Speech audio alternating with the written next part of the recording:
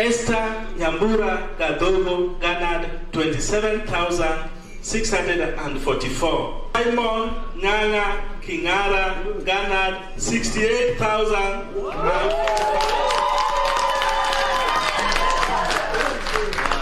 Constituency returning officer hereby declares that Simon Nyanga Kingara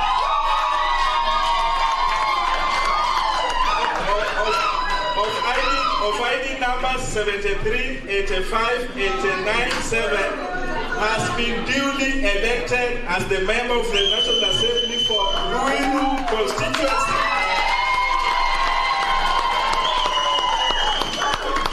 In the election held on the 9th day of August 2022. Congratulations. Shukuru sana watu wa Ruiru walitokea kwa wingi sana. Vita ilikuwa mkali sana kwa sababu ya chama. Chama ilikuwa na vita mingi, lakini kwa sababu ya nguvu ya Mungu nimeweza kupatiwa ushindi na wananchi wa Ruiru. Kwa hivyo niwashukuru na niwaambie nitaendelea kufanya kazi na wao. Wale walisimama na mimi, asante sana sana sana. Wale hawakusimama na mimi na bado ni watu wa Ruiru, bado tuko pamoja na tutakafanya kazi kama kongamano moja. Kwa sababu gani? Kama nimechaguliwa kama mtumishi wa watu wa Ruiru, itabidi nifanye kazi na watu wote wale wanaishi Ruiru. Kwa hivyo hakuna yule atapuswa katika Ruiru kimaendeleo. Kabila zote zitahushishwa katika kimaendeleo. Ofisi kama ilivyo kawaida yangu tutafanya na watu wote bila ubaguzi wowote, na hapo ndio tutaweza kuwa na ushindi kama Joseph Mburu Kahangara is the Lari MP-elect. Kahangara polled 26,702 votes to defeat the incumbent Jonah Mburu Mwangi, who garnered 10,931 votes. Now, in his remarks, Joe Kahangara termed the election as very challenging, noting that unlike his competitor who was funded, he funded their respective parties. He financed his campaigns. Now, he thanked his supporters for working with him during the 5 years he was out of parliament. The first, in that order, we have Joseph Mburu Kahangara, 26,702 votes. The next one in order is Frederick Ngige Kiguru, 779 votes. The third in order is Viscount James Kimathi, 1,208 votes. The fourth in that order of the ballot paper is Jonah Mburu Mwangi, 16,931 votes. The fifth is Devin Jogona Mwaura, 7,137 votes. Then the sixth is Naomi Wanjiko Wainaina, who has 396 votes. And the seventh is Joseph Karicho Wanjiro, who has garnered 3,734 votes.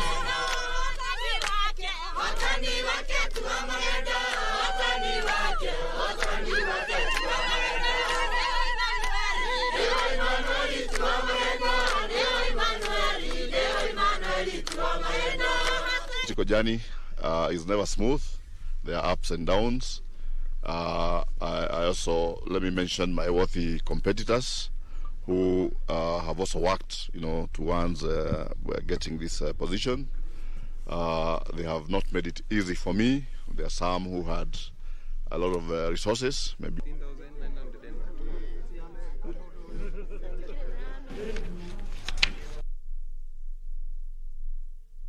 Well, with that story, it brings us to the close of the morning session here on KBC Channel 1, keeping up with Kenya Decides. It has been an absolute pleasure having you with us through and through, but we are not done with this live broadcasting. We have the Swahili team coming in as soon as we step out of studio. But for now, thank you so much for your valued time. My name is Jane Wamboi Kibera. Victoria.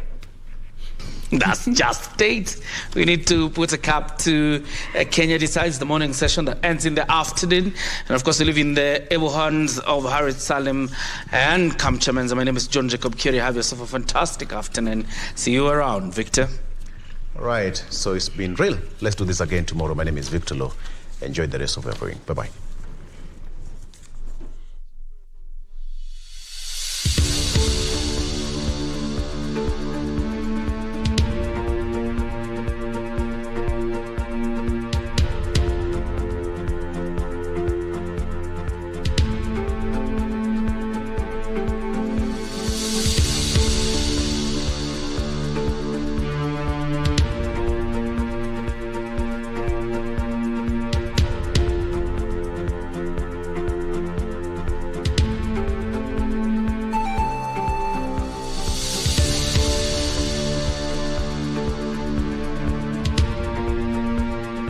Where's Kanchari?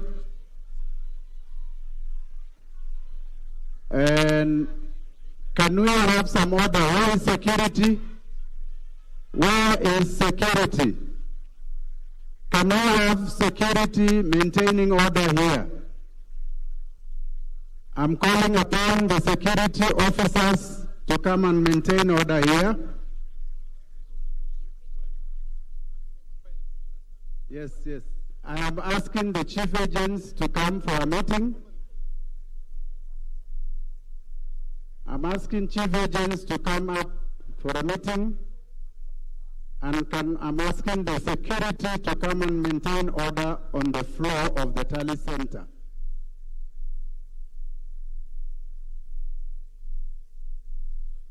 Kanchari, can you come up, please? Paul Mwangi, can you come up, please? Paul and Kanchari, can you come up? I don't see the one. Where is it? Kanchari and Mwangi, please come up. Kanchari and Mwangi.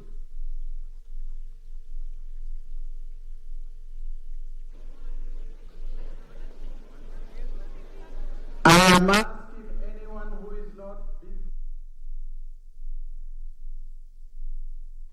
of the hall.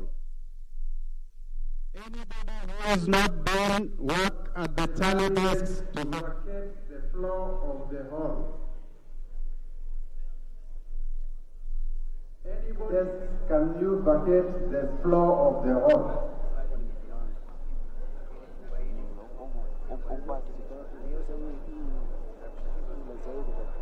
Anybody who is not doing work at the tally, if you are not an agent doing work at the tally desk, can you vacate the floor of the hall?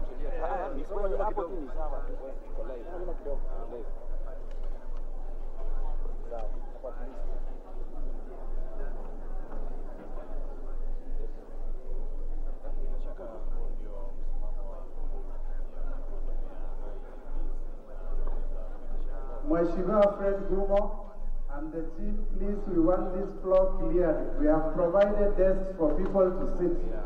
We have provided seats for people to sit.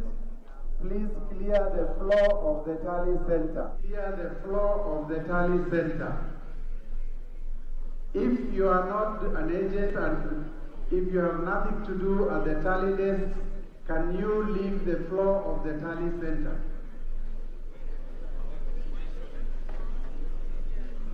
Anybody standing, can you leave the floor of the tally center?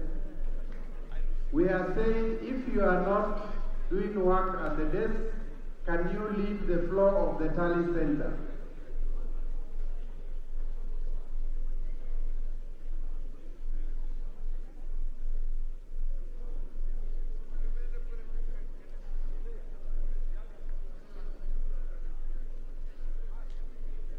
The people on the floor of the tally center who are not doing any work, can you leave the floor of the tally center? Security. Security.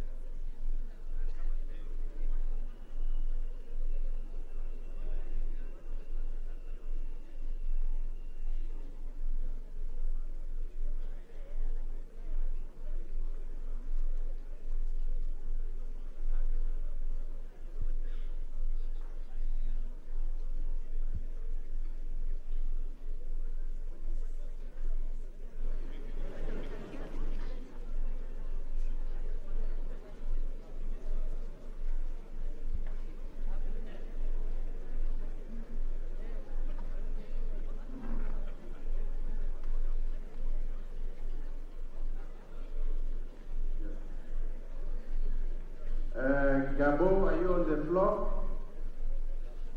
Gabo, are you on the floor? Can you deploy armed security here?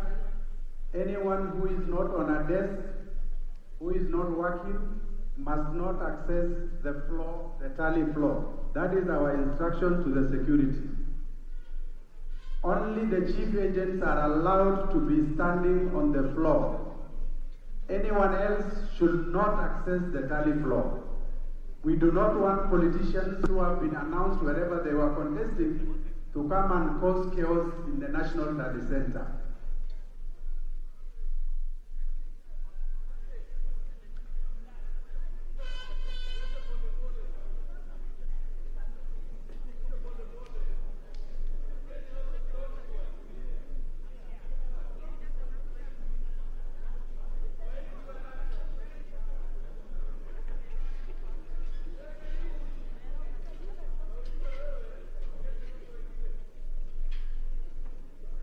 It must be.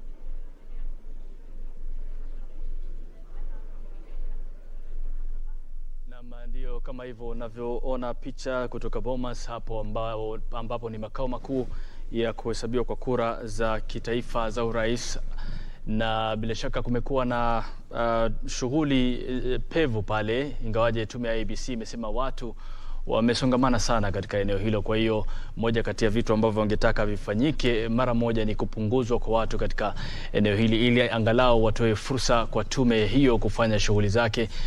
Nakumbuka hapo awali walipokuwa wanatoa taarifa walisema kwamba watu wamekuwa wakiwasumbua wale maafisa wa uchaguzi katika maeneo tofauti, na wakasema kwamba iwapo kuna mtu ana malalamiko yote, basi malalamiko yanafaa kuwasilishwa moja kwa moja kwake kama mwenyekiti wa tume hiyo, na sio kusumbuliwa kwa maafisa wa vituo mbalimbali ambao wamekuwa wakiendelea na shughuli zao, wengine wakileta karatasi zile za uchaguzi kupitia visanduku ambavyo vilitumika katika maeneo tofauti ya kupigia kura. Kwa hiyo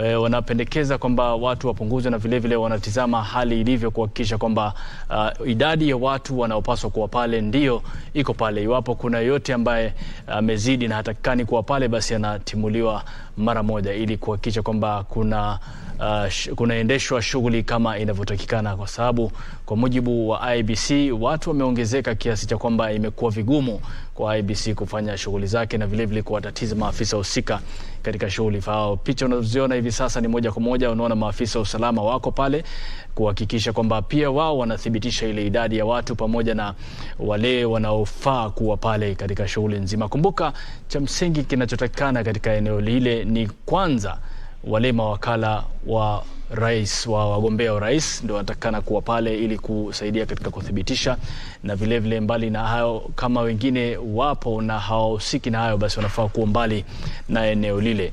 Ni shughuli ambayo sasa hivi inaona kwamba imesitisha kidogo shughuli ya IEBC katika ukumbi ule wa Bomas mpaka kutatuliwe lile tatizo ambalo limeonekana kuwashughulisha maafisa wa tume huru ya uchaguzi na mipaka IEBC katika eneo lile. Nakumbuka kwamba Wafula Chebukati ambaye ni mwenyekiti wa tume hiyo alitangulia kusema kwamba shughuli hii ipo shwari, na iwapo kuna mtu ana malalamiko yote, basi anafaa kuandika rasmi kuhusiana na kile anachokilalamikia na awasilishe malalamishi hayo kwa tume ya uchaguzi na vile vile maafisa husika, na sio kusumbuana na maafisa wadogo na wengineo wale wa tume ya IEBC. Ni picha za moja kwa moja kutoka Bomas ambacho ni kituo cha kitaifa cha ujumlishaji kura za urais hapa jijini Nairobi. Kumbuka, kwa mujibu wa sheria wana siku 7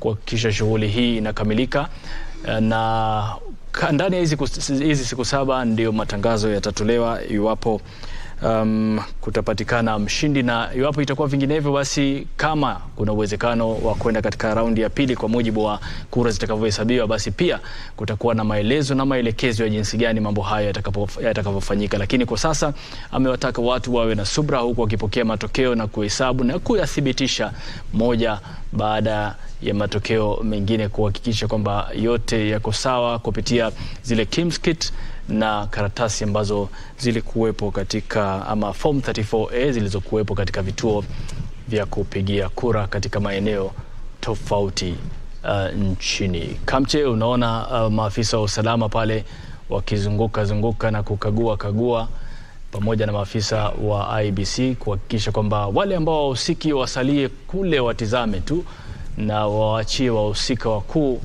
waendelee na shughuli zao. Kweli Harith, manake kama unavyoona pale ni kama IEBC inajitayarisha kutoa taarifa tu kuhusu zoezi zima linaloendelea pale, ni wapi wamefika.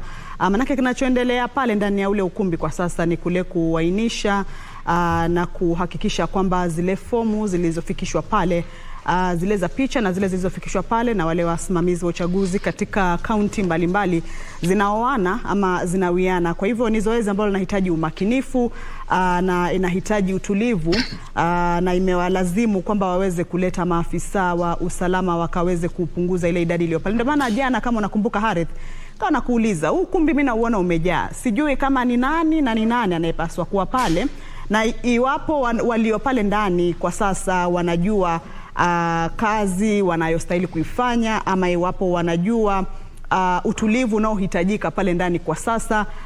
Manake fujo zozote basi hazihitajiki wala hazistahili pale ndani. Panahitaji utulivu na mwelekeo. Kama itakuwa ile hesabu na ifanywe kwa njia ya utulivu, kwa njia ya kueleweka, basi panahitaji upungufu wa watu, pasiwe pamejaa kiasi cha kwamba palete hofu ama palete wasiwasi wa jinsi shughuli yoyote inayofanyika. Kwa hivyo naona pale kamishna wapo tayari kutueleza ama kuzungumza mambo yanavyoendelea. Kumbuka awali walikuja kuzungumzia maeneo bunge 10, wakisema maeneo bunge 10 tayari yameweza kuainishwa zile hesabu za kiti cha urais.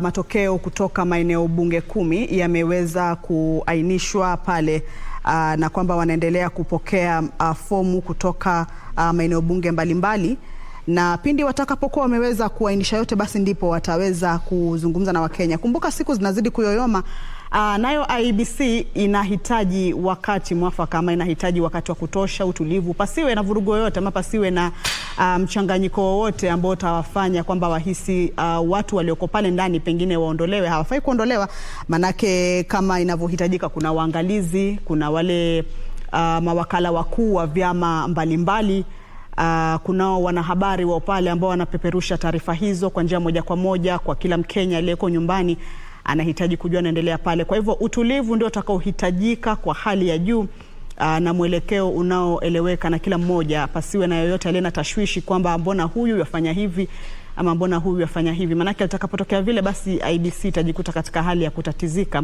Kwa hivyo ni lazima wawalete wale maafisa wa usalama walioko pale, wanaoshika doria katika eneo lile, kuhakikisha kwamba yeyote anayeleta vurugu basi hatapewa nafasi ya kusumbua maeneo yale. Kwa hivyo watakapopata utulivu, tutakuwa tunasikiliza ni yepi wanayosema. Kwa sasa ni ruhusu ni kuelekeze moja kwa moja hadi Bomas, tusikize makamishna wanasema nini. Anybody having a bag, security must search those bags. Anybody accessing the tally center with a bag must be thoroughly searched.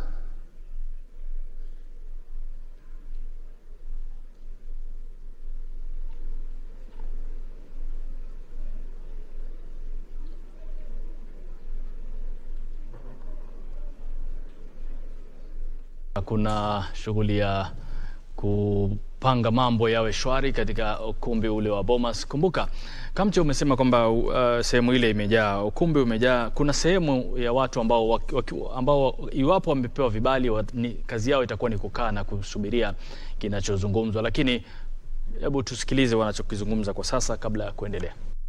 The chairman said, this is a tally center, it is not an interrogation center. Observers and agents will watch. If there are any issues, they will record for their own use. It is not going to be an interrogation center for returning officers.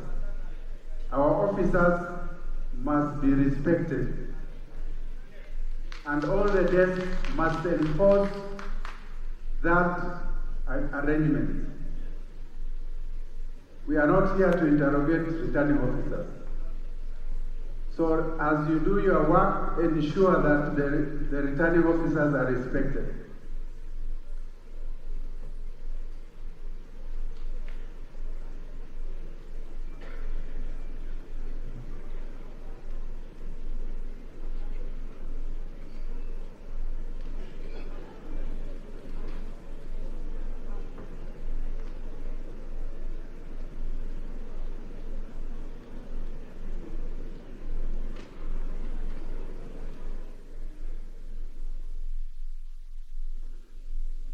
Now, at any one time, there are two coordinators on this floor.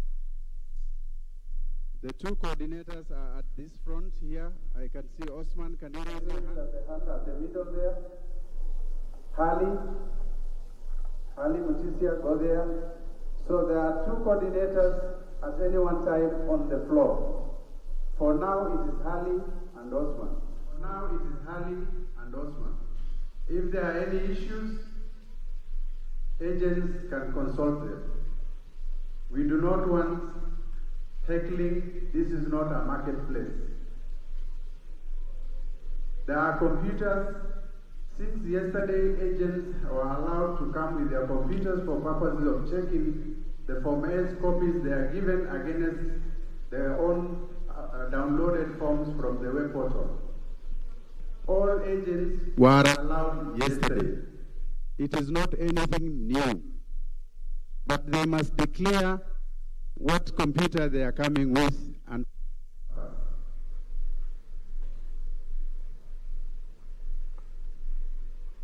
once again, no photos on the floor of this study center. Whether you are an observer or whoever you are, no photos. We do not want to see our officers, their photos being paraded everywhere.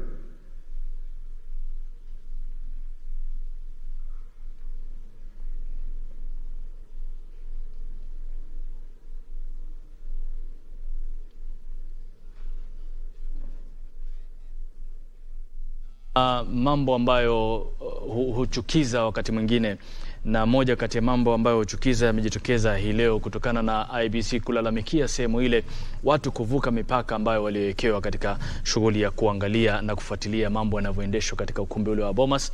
Na wamezungumza si mara moja si mara mbili hii leo wakisema kwamba waacheni maafisa wa tume ya IEBC wafanye shughuli yao. Iwapo wewe ni wakala, kaa pale na fomu zako utizame shughuli inavyokwenda. Iwapo wewe ni mwangalizi wa uchaguzi au unafuatilia, basi pia kaa kwa makini utizame mambo yanavyokwenda, lakini si jukumu lako kwenda kuwa kachero na kwenda kuwauliza maswali maafisa ambao tayari wana shughuli ambayo inasubiriwa kukamilika. Wa Kenya zaidi ya milioni 4 na wanasubiri milioni 40 na wanasubiri kujua matokeo yako wapi, na wewe ndio mwanzo unakwenda kumsumbua. Kwa hiyo makamishna wamesema kwamba waacheni hao watu wafanye shughuli zao, la sivyo walitoa onyo kwamba huenda yote ambaye atakaidi amri hiyo basi atatimuliwa kutoka eneo lile. Na baadaye ukishatimuliwa tena usiwe ni wa kulalamika, kwa nini nimetimuliwa, na tayari mmeelezwa mara 1, 2, 3 na zaidi kuhusiana na taratibu zinazotakana mahali pale. Unafahamu kwamba Kamche, eneo lile ni eneo ambalo watu wanasema kwamba macho yote yako pale, a very sensitive area kwa sasa. Kila mtu anataka kujua, kwa sababu pakikoseka kitu pale basi kidogo mchozi wote unakuwa hauliki.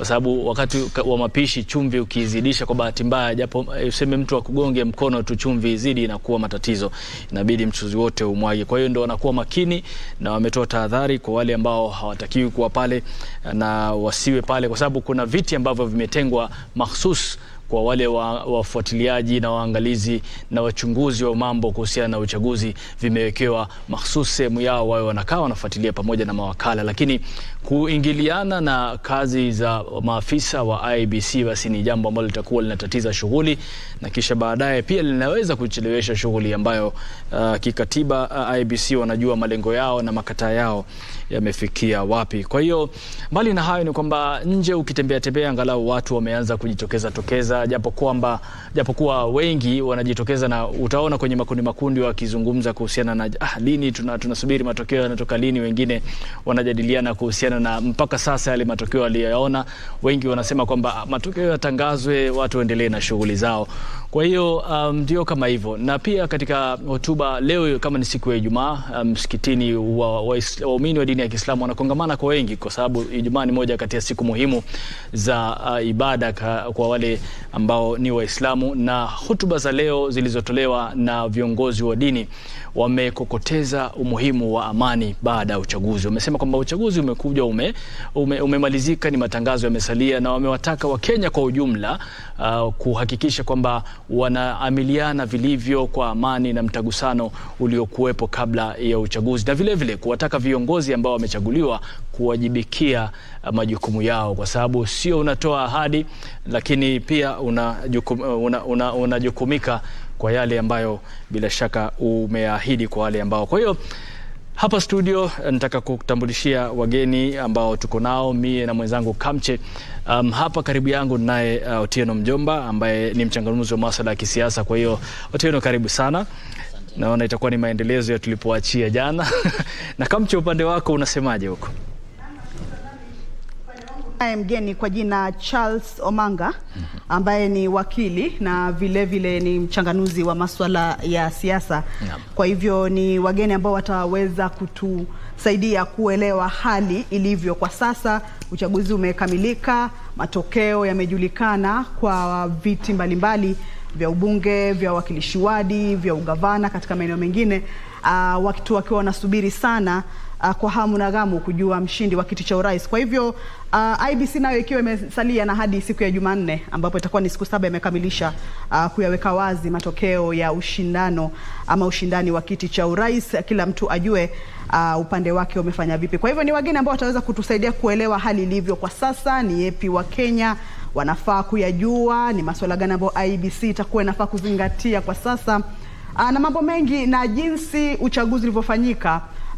Ushindi umekuwa kwa mirengo ipi, viti vya bunge, viti vya ugavana, maeneo mbalimbali, kama ni Pwani, kama ni eneo la Mlima Kenya, kama ni Nyanza. Je, ushindi umekuwa wa aina gani na itakuwa na maana gani kwa chaguzi zijazo? Itakuwa na maana gani kwa uongozi ujao? Kwa hivyo ni masuala mengi ambayo tutaweza kuyaangazia hapa Harith, kumfahamisha tu Mkenya hatua zilizosalia na mambo yatakapokwenda, hata matokeo yatakapotangazwa. Tutakuwa tunaelewa kwamba yule aliyetangazwa kuwa mshindi wa kiti cha urais atakuwa anafaa kuchukua mamlaka ama kuanza hatamu yake afisini. Kuna kamati ambayo tayari inajipanga kuweza kuhakikisha kwamba hatua hiyo itakuwa ipo tayari wakati mshindi atakapotangazwa, ikiwa ni kamati inayoongozwa na mkuu wa masuala ya umma ambaye ni Joseph Kinyua. Kwa hivyo hayo ni mambo ambayo yanaendelea kwa sasa, lakini tutakuwa tunayachanganua polepole hapa na wageni wetu Harith. Naam, asante sana. Kwa hiyo Otieno, nataka kuanza sasa mazungumzo yetu kuhusiana na kinachoendelea. Kwanza Bomas, umeona hali ilivyo, mpaka Chebukati na makamishna wenzake wamekuja juu. Naona na tuseme iwapo kutakuwa na matatizo kama haya ya watu kuingilia shughuli ya IEBC, unaona kuna hatari gani labda kwa mambo kama hayo?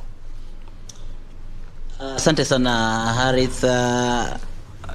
Tena leo tumepatikana hapa ili kuhakikisha kwamba tunaendeleza mjadala ambao tulikuwa nao jana, na ni kweli kwamba mengi yanayofanyika IEBC si ya kuridhisha, si IEBC bali Bomas, si mambo ya kuridhisha. Kwa sababu gani? Kwa sababu viongozi wenyewe wanapofanya matendo kama hayo, basi mwisho wa yote wanafanya nchi kuwa na tumbo joto na kufanya watu wenyewe kuanza kuhisi, manake hawa ndio wawakilishi wao. Kwa hivyo kwa njia moja au nyingine watu kule nje wanaanza kuona ikiwa mwakilishi wangu anahisi hali iko hivi, basi kuna shida mahali, na hivyo basi watu wanaanza kuwa na tumbo joto, na kwa njia moja au nyingine isipodhibitiwa vizuri, basi utaona mambo yakienda maji yakizidi unga. Hivyo basi ningependekeza sana viongozi wetu tuache na ningetumia neno utoto. Tuache utoto, kwa sababu kwa kufanya hivi sisi ndisi kioo cha jamii. Na ikiwa sisi ni kioo cha jamii, basi yale yote ambayo tunafanya sasa hivi Bomas inaangaziwa na watu wote kote nchini. Kidogo Otieno, tutakuja kwako hapo kwamba hao ndio kioo cha jamii, na bila shaka jamii ikijiona kwenye kioo kwamba hali ni hii, basi ndio kama hivyo. Lakini mbali na hapo Kamche, labda kupitia mgeni ambaye yuko karibu nawe, labda elezee kidogo kuhusiana na ni kipi ambacho kinajitokeza kutokana na viongozi kuonyesha hali kama ile na kutatiza shughuli katika shughuli za IEBC kwa sasa. Naam, Charles. Asante sana. Nadhani kile ambacho kinashuhudiwa katika ukumbi wa Bomas kwa sasa hivi kufuatia jinsi ambavyo viongozi ambavyo wako pale sio jambo ya kuridhisha. Na ni mambo ya kutamausha sana, kwa sababu hao viongozi ni wanajua ya kwamba IEBC ni tume huru, na sasa wakati ambao tumefika ni wakati muhimu sana ambaye yafaa viongozi na wananchi kwa ujumla na wale wagombezi, wale wamepata, wale wamepoteza, tuwe na subira ili tuhakikishe kwamba hatutatizi shughuli nzima ya kuhesabu kura. So kufuatia jambo ambalo limeshuhudiwa pale sio jambo la kufurahisha, na kwa maoni yangu mimi ningependa kuwashauri wale ambao wako pale wahakikisha ya kwamba wasitatize shughuli hii nzima, kwa sababu wakati huu watu wamekuwa na hiyo tumbo joto, watu wako na ile roho ambayo haijatulia, kwa sababu kila mrengo inavutia kwao, wanahakikisha wanasema tumetoa ushindi. Sasa masuala kama haya sio masuala ya kutiliwa mzaha. Ni jambo ambalo yafaa tuhakikisha kwamba tunaonyesha picha na sura ya uongozi, tusiwe ni kama watu ambao wako katika kiwanja cha densi ambaye hakuna taratibu yoyote. Kwa wakati kama huu Charles, ambao tumeona washindani hawa wanne ikiwa wawili wa mrengo wa Azimio na mrengo wa Kenya Kwanza ndio ushindani wao upo karibu sana. Je, hali hii tunayoiona Bomas ni jambo ambalo ni la kutarajiwa tukizingatia kwamba ushindani ni mkali sana na karibu sana? Wakati ambapo kura inakuwa kura ambao ushindani inakuwa mkali na tofauti ya kura haikui nyingi, mara nyingi huwa inaleta hiyo tension. So ile jambo ambalo yafaa ifanyike ni kwamba viongozi yafaa wahakikishe watu wakakamavu, kwa sababu kama viongozi wao wenyewe ndio wameanza tabia ya kutokuwa na mpangilio, kutofuata utaratibu wowote, sasa wananchi je ama wafuasi wao? So mimi ningependa kwamba yafaa tutulia ama viongozi wahakikisha wajaribu kuwasiliana na wale watu ambao maajenti wao, wale viongozi ambao wameweka pale kukagua na kuhakikisha kwamba mambo yanaenda shwari, wahakikisha wazungumuze ili isionekane ni kama pale ukumbi wa Bomas na ile shughuli nzima ya IEBC ni kama watu ambao wako katika soko huru, wale ambao kila mtu anauza kitu chake, anaita makastoma bila mpangilio wowote. Unadhani Charles, kama IEBC imeruhusu watu wengi kuingia katika ukumbi ule wakati wa zoezi hili la kujaribu kuainisha hizi forms ambazo zimefika pale kwao, unadhani wengi wameruhusiwa kuingia pale na wanahitaji kudhibiti ile namba, ama idadi ni sawa, sema tu walioingia pale tu ndo hali zao wanajiona tu kama wanaweza kuvuruga?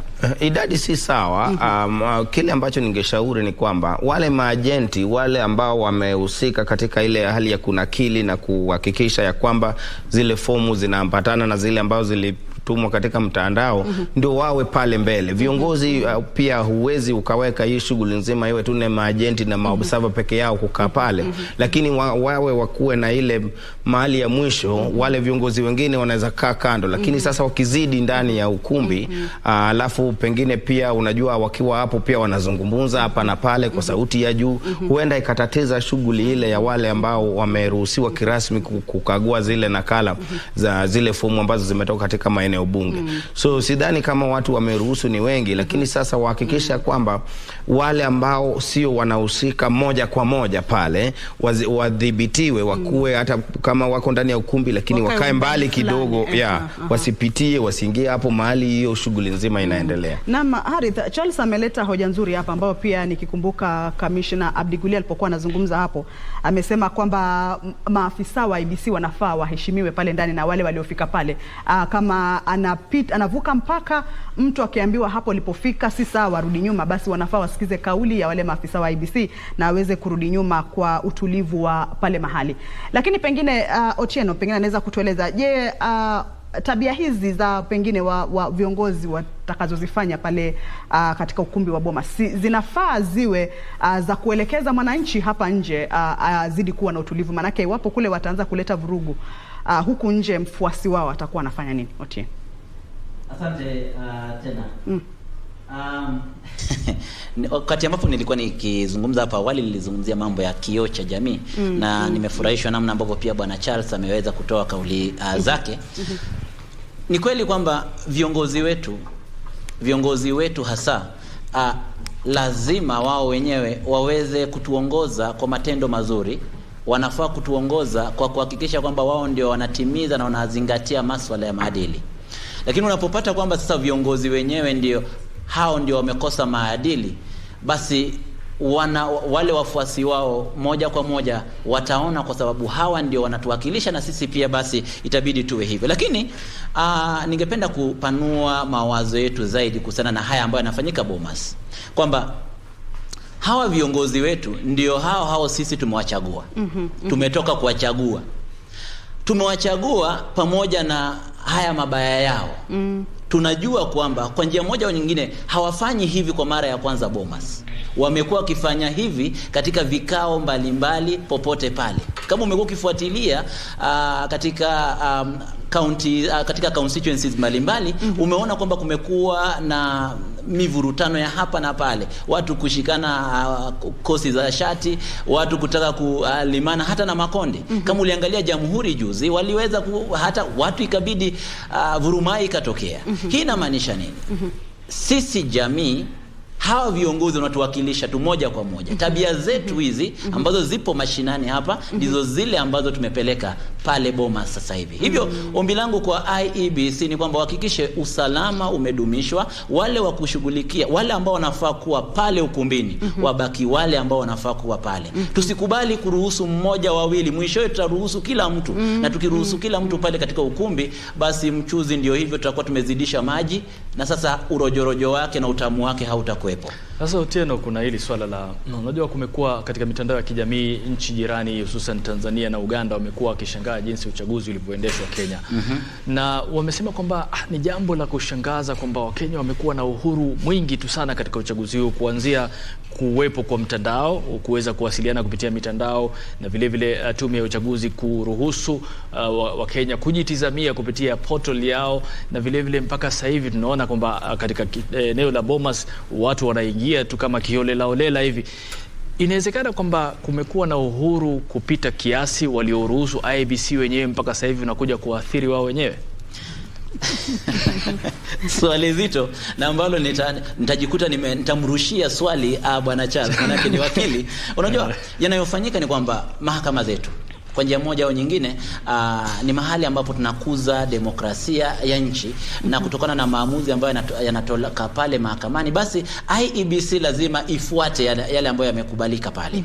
Na kwa ukiangalia kesi, nadhani kesi ya NASA mwaka 2017 pale Supreme Court, palitokea mjadala huu ambapo lazima mambo yangewekwa wazi hivi namna yalivyo. Na uwazi huu tunajua kwa Kiswahili kwamba sana ikizidi sana sio nzuri sana. Si nzuri. Tutakuwa tumeharibu. Na kwa sababu ya hiyo sasa tunafaa kuhakikisha tuna dhibiti mambo yetu. Zaidi ya kwamba tuna demokrasia, tuna uhuru, lakini uhuru usiodhibitika mwisho wa yote basi huleta ghasia. Na hivyo lazima tudhibiti uhuru huu ili mwisho wa yote mambo yawe mazuri. Kila kitu na mipaka yake. Charles, je, kumekuwa na uhuru kupita kiasi kwa IEBC kuwaruhusu Wakenya kufuatilia shughuli hii? Uhuru umepita mipaka mpaka sasa hivi matatizo ndio tunayo, na kama hayo katika ukumbi wa Bomas watu wanajiingilia tukiholela? Sidhani kuwa uhuru umekuwa kupita kiasi, kwa maana uhuru wenyewe kuna udhibiti wake na pia pale jambo ambalo tunashuhudia sio makosa ya wananchi wenyewe, ni pale kuna viongozi ambao wanaelewa sheria na wanajua ya kwamba jinsi ambavyo yafaa wakae wakiwa pale, kwa sababu unajua uhuru ni jambo ambalo hatuwezi tupa na maji ya kuosha mtoto, kwa sababu hata katiba yenyewe katika kipengele cha 35 34 imeleta uhuru huu, na hii uhuru kuna jinsi ambavyo yafaa tunaikuza. Na kwa hiyo sidhani kama uhuru imepita kiasi, kwa sababu hata sisi wenyewe wananchi ndio tuliomba ya kwamba ili tuwe na uhuru, ndio watu wasiwe na ile moyo wa aste, kwa sababu tusipokuwa na uhuru huu, na mahakama yenyewe ndio ilitupa nafasi kuhakikisha kwamba tume huru ya uchaguzi hakikisha inakuwa na hiyo multi agency na media council, ili watu wapate ujumbe unaofaa wakati inayofaa. Sasa kwa upande wangu sidhani kama uhuru ndio imekuwa zaidi, lakini sasa viongozi ambao wako pale ni ile hali tu, unajua hii ni sasa kama ushindani, lakini ushindani wa karibu sana ya watu wanakuwa kama kitu akiendi sawa, kunakuwa na hiyo tension. Sasa ndio hiyo vurugu ya watu kujaribu kuangalia, yani hawajaamini wale watu ambao wameweka pale, kwa sababu wale wanaleta tabu ni wanasiasa na viongozi mbalimbali ambao wameruhusiwa katika ukumbi ule. Wale maajenti wao wenyewe wako pale wanaendelea na shughuli yao. Sasa hii vurumai na hii mambo ya kuleta sintofahamu kwa wananchi ama wafuasi wa mirengo hizi miwili na wale wagombezi wengine, sio jambo ambalo yafaa tuyafurahie. Na ndio maana nilikuwa nimekuuliza pale awali, je, ni jambo la kutarajiwa kwa wakati huu? Manake Bomas kimekuwa kitovu cha ujumuishaji kura za urais kwa muda mrefu sana. Hata sijui kama ukirudi nyuma unaona kama miaka ya nyuma pia hali ilikuwa hivyo, ama kwa sasa je, kuna wageni wapi ambao wamekuja kwa sasa ambao tutasema wameongeza idadi wakawa wengi, ama idadi imekuwa ni ile ile, waangalizi, mawakala wakuu wa vyama vya kisiasa, wanahabari? Kwa hivyo je, hali ilikuwa inatarajiwa inaweza kuwa kama hivi kama miaka ya nyuma, ama kwa sasa kuna mabadiliko fulani? Mwaka wa nyuma hivi siku za mwanzo ambao uchaguzi imekamilika tu kushuhudia mambo kama haya. Tulianza kuyashuhudia wakati ambapo hata matokeo ya kura ya urais inaendelea kukamilika. Lakini kwa wakati huu tumeanza kushuhudia, ndio tumeanza tu. Na unajua tume ya IEBC kuna makataa ya siku 7. Sasa saa hii bado hata kuna zile fomu zingine ambazo zijanakiliwa au hazijathibitika. Sasa haifai tuanze na hii hali kama hii wakati huu. Bado ni mapema mno. Na hata tukiangalia hata uchaguzi hapo awali, hata mwaka wa 2017 iliyopita, hatukuanza kushuhudia mambo kama haya kama siku za mwanzo ambapo kura imeanza kuhesabika. Sasa ndiposa haifai tushuhudie, kwa sababu hao viongozi wanaleta tension ambayo haifai. Sasa wajaribu kujituliza, wawe na subra, ili wahakikisha kwamba mpangilio na shughuli nzima ya timu ya IEBC inaenda kwa ile njia ya shwari, njia iliyonyooka, bila kuanza kuleta tashwishi. Kwa sababu mambo kama haya ikishuhudiwa na wananchi wa kawaida, pengine wakadhania kwamba kuna maneno fichi ambayo inaendelea pale.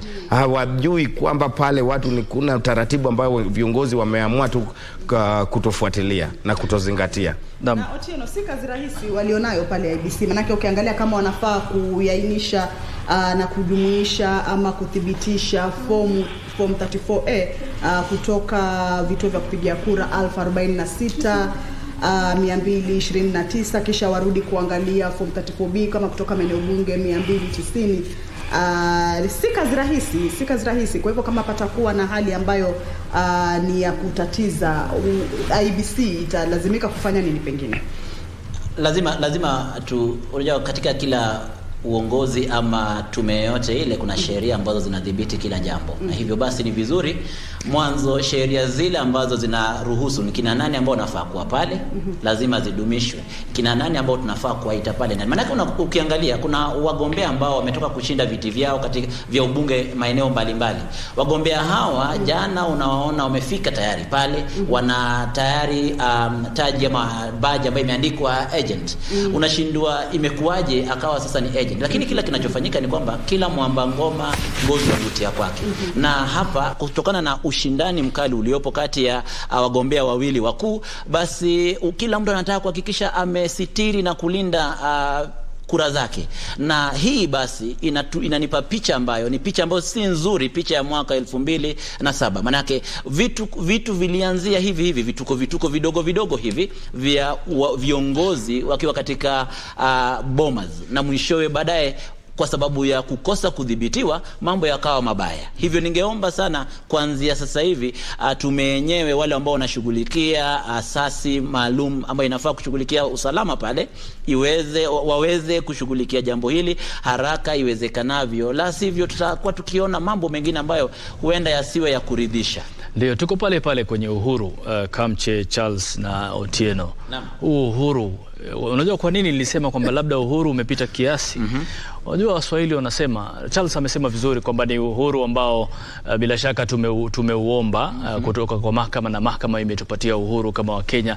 Lakini kabla ya kuja hapo, maana kuna kitu nilikuwa nataka kuizungumza kwamba ukiomba mvua basi ujiandae na tope. Lakini kabla ya kwenda huko Charles, Kamche, kuna wenzetu ambao katika maeneo tofauti, sijui umewasiliana na wanasema ukiomba mvua ujitayarishe na tope, ujitayarishe na miamvuli, na ujitayarishe kwenda shamba, manake rotba itazidi pale. Na hadi tunaarifiwa kwamba tuungane na mwanahabari mwenza aliyeko kaunti ya Kirinyaga, Gladys Mungai. Gladys, iwapo unanipata kwa njia sawa, basi tueleze siku ya 3 tangu wapiga kura wakamilishe shughuli hiyo.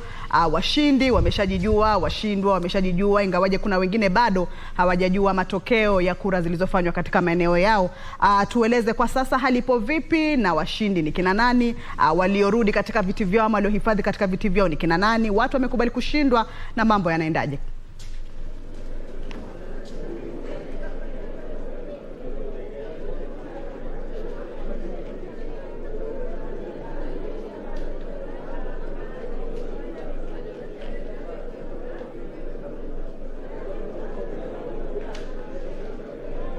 Na mwenzangu Harith Salim, bila shaka tunakupata kwa njia iliyoko shwari katika kaunti ya Kirinyaga, hapa tukifuatilia matangazo mbalimbali kuhusiana na viti mbalimbali ambavyo wananchi waliwachagua viongozi wao siku ya Jumanne. Na hii leo ikiwa ni siku ya 4 hivi baada ya siku ya Jumanne, bado tunafuatilia kinyang'anyiro cha ugavana, kinyang'anyiro cha mwakilishi wa kina mama na pia seneta wa kaunti ya Kirinyaga. Tayari viti vya ubunge pamoja na kiti cha urais, matokeo yake yamepata kutolewa kwa umma katika maeneo mbalimbali. Na ifahamike kwamba katika kaunti ya Kirinyaga ina maeneo bunge 4, na kufikia sasa eneo bunge la Mwea ndilo eneo bunge ambalo kufikia jana halikuwa limeleta karatasi zake ama matokeo yake ya upigaji wa kura katika eneo hilo ifikiapo hapo jana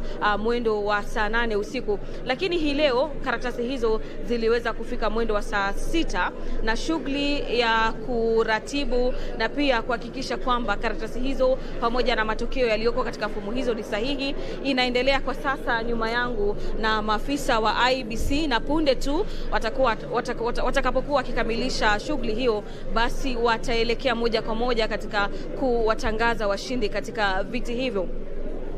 Katika kuangalia takwimu ambazo zimerekodiwa katika uchaguzi katika kaunti ya Kirinyaga ni kwamba katika kiti cha urais Daktari William Ruto anaongoza kwa kura ambazo zimepigwa kufikia sasa katika eneo hili. Katika kiti cha ugavana, gavana wa sasa ambaye ni Anne Waiguru ndiye anayeongoza katika zile kura ambazo zimepigwa katika eneo hili, lakini hilo mtazamaji litafahamika kwa ukamilifu punde tu afisa wa IEBC atakapokuwa akitangaza. Awali tumeshuhudia mambo mengi tu. Wafuasi wa gavana Anne Waiguru wamekuwa katika kituo hiki cha Catholic ambapo ni kituo cha kutangazia matokeo katika kaunti ya Kirinyaga, wakishabikia tu kuashiria kwamba huenda gavana huyu akatoa uongozi na kuiongoza kaunti ya Kirinyaga kwa awamu ya pili. Imekuwa ni shughuli yenye shughuli tele tu, maanake mtazamaji, katika siku 2-3 zilizopita shughuli za ubabe banana tu katika kaunti ya Kirinyaga, pale ambapo wale ambao wanahisi kwamba shughuli hii haijakuwa huru na haki wamekuwa wakizua rabsha katika maeneo haya. Ni shughuli ama ni hatua ambayo imefuatia maafisa wa usalama kuletwa katika maeneo haya ili kuimarisha usalama. Na hapo jana, mtazamaji, katika kituo cha Kirinyaga ya Kati, katika kituo cha Kirinyaga ya Kati, ni kwamba hapo jana mwendo wa saa 1 hivi kulikuwapo na rabsha pale ambapo mashini pamoja na karatasi za kupigia kura ziliweza kuharibiwa na kusababisha maafisa wa tume ya IEBC kurejelea shughuli hiyo, lakini hapakuharibika neno, mtazamaji, manake tayari maafisa wa tume ya IEBC walikuwa na takwimu za kulingana na jinsi ambavyo wananchi katika eneo bunge la Kirinyaga ya Kati walipiga kura, na baada ya kurejelea zoezi hilo basi matokeo yakaletwa katika kituo cha Katoliki ambapo ndipo tume ya IEBC inapojumuisha kura. Na kumekuwa pia na vuta nikuvute katika eneo bunge la Gishugu, pale ambapo mwaniaji huru ambaye anafahamika kama Purity Wangoi Ngirishi pamoja na wakili wake waliteta na kusema kwamba uchaguzi haukuwa wa huru na wa haki, na kutaka mwendesha shughuli hiyo katika kituo hicho kurejelea shughuli ya kuhesabu matokeo. Kulikuwa na vuta nikuvute hapa na pale, lakini baada ya kusaka ruhusa kutoka kwa mkuu wa msimamizi wa shughuli za kupiga kura katika eneo hili, akapatiwa ruhusa ya kurejelea kuhesabu zile fomu, na baada ya kuhesabika basi matokeo yakawa ni yale yale. Na matokeo katika eneo bunge la Gishugu, mtazamaji, pengine kwa kufahamisha jinsi ambavyo yalikuwa, ni kwamba Ann Mombi Waiguru alijizolea kura 36,667 akifuatwa na mpinzani wake wa karibu Wangoi Ngirishi kwa kura 21,288. Kukawa na tofauti pale ya jumla ya kura kama 15. Katika eneo la Ndia, mwaniaji huria Purity Ngirishi anaongoza katika eneo hilo kwa kura 26,177. Gavana Waiguru ana kura 24,861. Wanafuatwa kwa nambari ya 3 hivi na seneta wa eneo hili ambaye tayari ameshatangaza kwamba amejiondoa ama amekubali kushindwa katika eneo hilo. Basi mtazamaji, imekuwa ni shughuli tene, ni shughuli imekuwa na mambo mengi yamekuwa kijiri, mtazamaji, manake shughuli za utoozi, matumizi ya gesi ya kutoa machozi imekuwa tu ni yenye kujikita katika eneo hili, na kufikia sasa waniaji wote wa viti mbalimbali wametakiwa kufika katika ukumbi huu wa Katoliki kusubiria matokeo. Afisa anayesimamia shughuli hii Jane Gitonga amewambia kwamba waje, lakini hakutakubaliwa kuzushwa kwa rabsha katika eneo hili pale ambapo watakuwa wanatangaza mshindi. Anasema kwamba wakubali tu matokeo jinsi ambavyo yatakavyokuwa, na yule ambaye pengine hajaridhishwa na jinsi mambo yalivyo atakuwa anaelekea mahakamani. Na hapo jana katika eneo bunge la Gishugu tulishuhudia Wangoi Ngirishi pamoja na wakili wake Ndegwa Njiru wakisema kwamba kinyang'anyiro hiki hawatakubali wapo Wangoi Ngirishi atashindwa, na kwamba tayari wameanza kukusanya ushahidi watakaokuwa wanaelekea nao pengine mahakamani ili kupinga uongozi ama ushindi wa gavana Ann Waiguru iwapo atatangazwa kuwa mshindi katika matokeo yanayotarajiwa kutangazwa baada ya muda usiokuwa mrefu. Kwako Harith. Gladys, bila shaka ni taarifa ambazo sio sisi tu hapa studio bali wengi wamekuwa wakisubiria, hususan katika kaunti ile ambayo tulijua itakuwa na kupimana nguvu kwa njia tofauti, ukiangazia yote ambayo yamekuwa yakitokea katika eneo hilo. Lakini kuna jambo ambalo limejitokeza hapa, Charles na Otieno. Tumeona kwamba visa vya watu kuanza kulalamika na kutokubali matokeo vimeanza. Kumbuka Kirinyaga ndio hiyo, Eldas pia kulikuwa na hali sawia na hiyo, na vile vile Isiolo mgombea wa gavana anasema kwamba kuna hali iliyokuwepo pale haikuridhisha katika hesabu ya matokeo ya kura. Kwa hiyo hili labda linaashiria nini? Kwamba kwa sababu shughuli tangu ilipoanza tuliona watu wanakubali, wanasema sawa, tumekubali, wanawapongeza wenzao. Sasa hili limeanza kutokea katika maeneo haya matatu. Ya leo kuna shida, kuna tofauti na jana. Ukiangalia jana watu wengi walikuwa kikubali. Ndio. Na tukabaki kwamba ikiwa hali itaendelea hivi basi demokrasia, Kenya imekuwa kidemokrasia. Lakini leo hii ukomavu huo tumeutupilia mbali. Na umeona tumeambiwa pale kwamba kuna vitoa machozi vimekuwa vikirushwa. Na kama wamezoea sasa kule Kirinyaga wamezoea vitoa machozi. Njoo Bomas uanze kuona sasa dalili zenyewe. Tabia za wale wanatoka pale wakienda tena wapi? Wakichaguliwa watakimbia tena pale Bomas. Bomas mtu anaenda bado na mihemuko hiyo na hali ile aliyokuwa nayo. Hasira za huku zinabebwa kupelekwa kule. Na mwisho wa yote tunaona yale yanayofanyika pale Bomas. Ndipo tunasema kwamba wale wanaofaa kushughulikia masuala ya usalama wa pale wanafaa kuwa makinifu zaidi. Kwa sababu gani? Ujue ulitueleza kuhusu mvua. Na wakasema pia kwamba hakuna masika yasiyokuwa na mbu. Bila shaka kumenyesha tayari. Kunyesha hapa kuna maanisha tulitarajia uchaguzi umekuepo, mambo yanaendelea vizuri, tumepata viongozi tunaowataka, lakini mwisho yote mbu wanatokea wapi?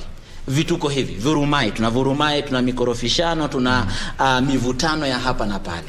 Tusipodhibiti mambo haya mapema na kuanzia kule chini hadi katika Bomas kwenyewe, basi hatutakuwa tumetimiza yanayofaa kutimizwa. Kwa hivyo jana tulipokuwa tukizungumza nikasema kwamba IEBC japo imefanya vizuri na watu wengi wakaguzi na waangalizi wengi wanasema imefanya vizuri, lakini ikiwa hatutadhibiti pressure hiyo, tukizungumzia jana pressure nzuri na mbaya, basi italeta hali ambayo haitakuwa. Lakini Otieno, nafikiri hali hii haitoki kwa tume ya IEBC, kwa sababu kama tulivyoona shughuli za IEBC tangu waanze mpaka sasa. Ndio maana pia tume ya IEBC katika eneo la Bomas wamekuwa wakilalamika kwamba wanasumbuliwa na hawa viongozi wanaokuja ambao umewataja wanapeleka. Kwa hiyo tatizo linatokana na hawa viongozi ambao wanakuja kutatiza watu ambao wanaendelea na shughuli yao. Na jana tulimsikia Commissioner Justice akisema vizuri tu kwa upole na kwa njia ya ucheshi kwamba tulieni, tuachieni ya mambo tuyafanye, mtapata matokeo ambayo yanaridhisha. Kwa hiyo IEBC mpaka sasa bado tunaipatia asilimia kubwa tu ya ufanisi katika uchaguzi huu. Kwa hiyo wasumbufu wanajulikana. Hata hivyo ninachomaanisha ni kwamba japo wasumbufu wanajulikana, wale ambao IEBC tayari wana nguvu ambazo wanafaa kutumia kuhakikisha kwamba wamedhibiti hali hii. Bila shaka ndio maana mwenyekiti wa IEBC akisema kwamba akatoa tahadhari na onyo kwamba yeyote ambaye itakuwa na kaidi amri zetu hapa tutamtimua. Na tumeona tayari dalili zimeanza. Maafisa wa usalama wamekuwa wakizunguka pale, wanapiga doria pale ndani kuona ni nani ambaye anastahili kuwa pale, na kama hutakiwi kuwa pale bila shaka unatupwa nje. Jambo ambalo ni zuri nakubaliana na hilo, na ningeomba lizidi kuendelea zaidi ili tudhibiti viongozi hawa ambao kwao kuleta michafuko kwao ni fahari kwao. Naam, Charles. Nafikiri yale tulikuwa tunayazungumzia labda kuhusiana na matokeo ambayo yanaendelea kumiminika na kutiririka katika sehemu ile ya Bomas. Kumekuwa na shughuli nyingi tu. Sasa kwa mfano tuseme kupitia wewe kama wakili, na tunajua kwamba wengi walioko pale ni wakili akiwemo mwenyekiti mwenyewe Wafula Chebukati, ni kipi ambacho sasa hivi labda kitakuwa akilini mwa mwenyekiti tuseme wa IEBC? Manake wanasheria mnajuana wenyewe mnaitana nyinyi ndio mnaitana wasomi, nyinyi ndio mmesoma. Hebu tupeni kisomo chenu.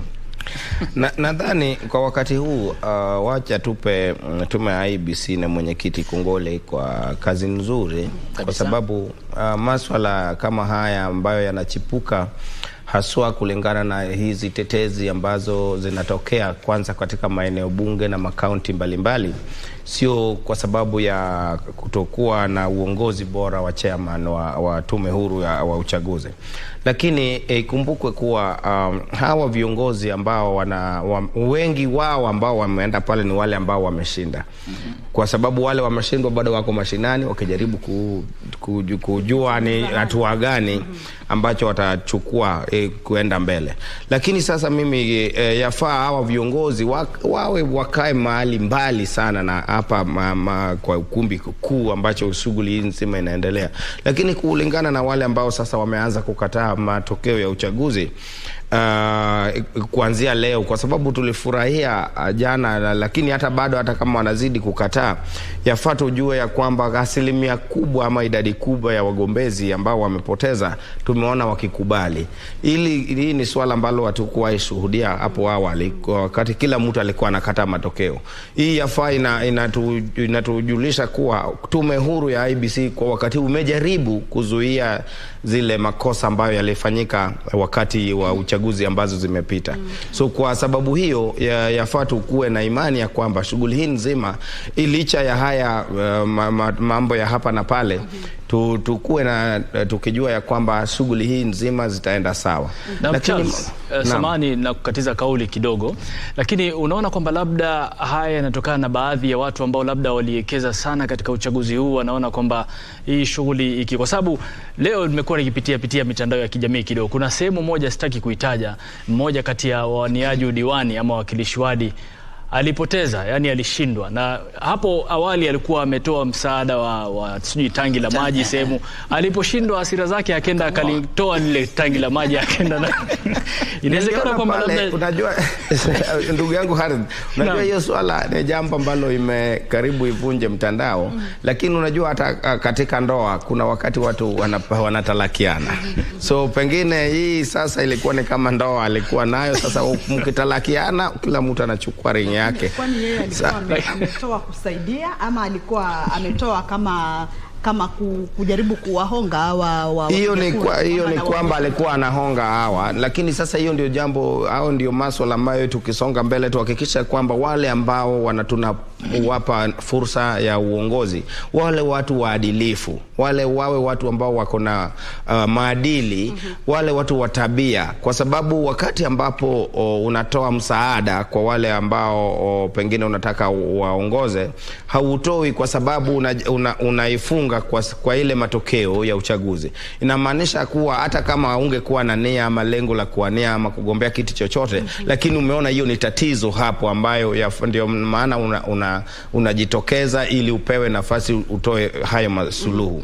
So wakati ambapo unaenda unatoa kile msaada ambacho ulitoa, inadhihirika wazi ya kwamba haukuwa na nia ya kuhakikisha kwamba kusaidia ama kutatua zile shida ambazo wale watu ile maeneo wako nayo. So viongozi kama hawa ni sharti wa Kenya wawe waangalifu zaidi, ili tuhakikishe ya kwamba mtu yeyote ambayo tunapatia fursa ya uongozi ya humu nchini, iwe diwani, seneta, wakilishi kike, gavana, rais, ni watu ambao wana tabia, ni watu ambao roho yao tukichunguza tunaona ni watu ambao wako tayari kuleta suluhu kwa yale tatizo ambayo nchi inatukumba kama wananchi tukufu.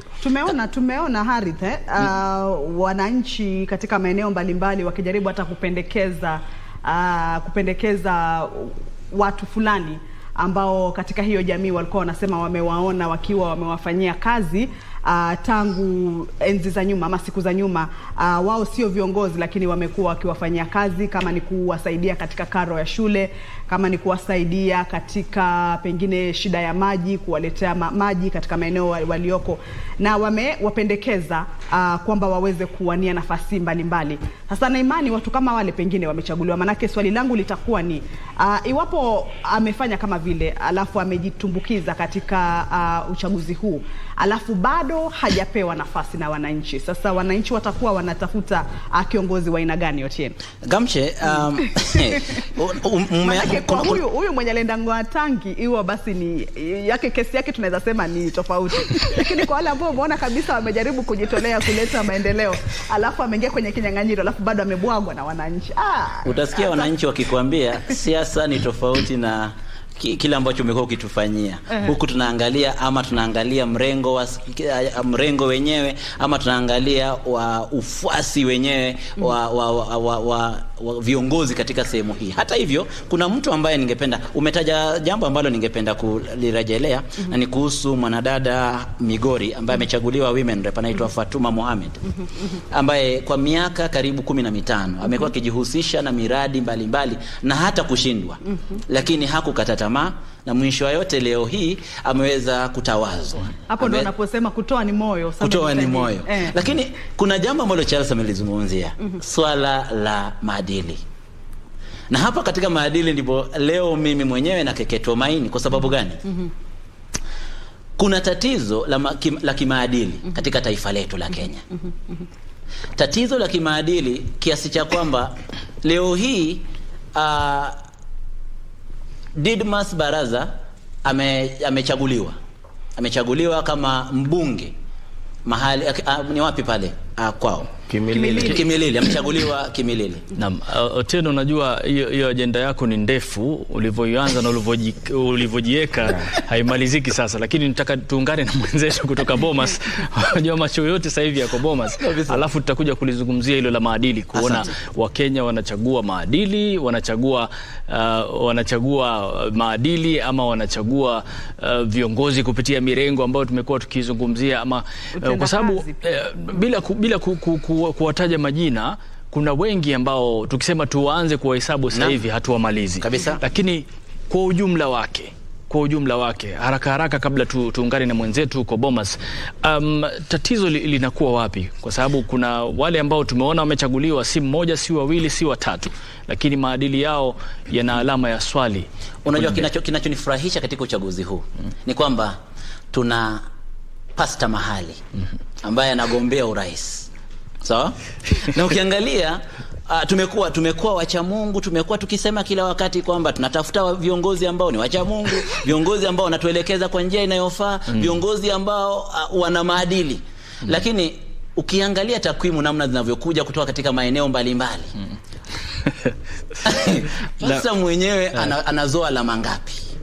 Kwa hiyo alafu rudi kwa hawa wengine wanazoa alama ngapi? Na ukirudi mwishowe kuanza kuingilia kwa undani, unapata kwamba tatizo maadili ni swala ambalo lazima tulizingatie kwa mapana na marefu. La sivyo watoto wetu wanaangalia haya yanayofanyika sasa hivi. Miaka ijayo 10 wao pia watakuwa viongozi wakiwania nafasi za uongozi. Wao ndio watakuwa MPs. Tusimamie hapo kidogo. Nataka niungane na Sarafina, kama unanipata kwa njia iliyo safi, na kuona tayari huko Bomas umekuwa kufuatilia mambo huko. Tumekuwa tukitizama tu, tukaona mara makamishna walalamikia hili, walalamikia lile, tunaona maafisa polisi wanatembea kukagua mambo. Hatujui kipi hasa kinachoendelea. Wewe huko hapo. Kwa hiyo hatutaki kufanya kile wanachoita kubahatisha, na hebu tueleze ni nini hasa kilichokuwa kinaendelea na mpaka sasa mambo yako vipi hapo?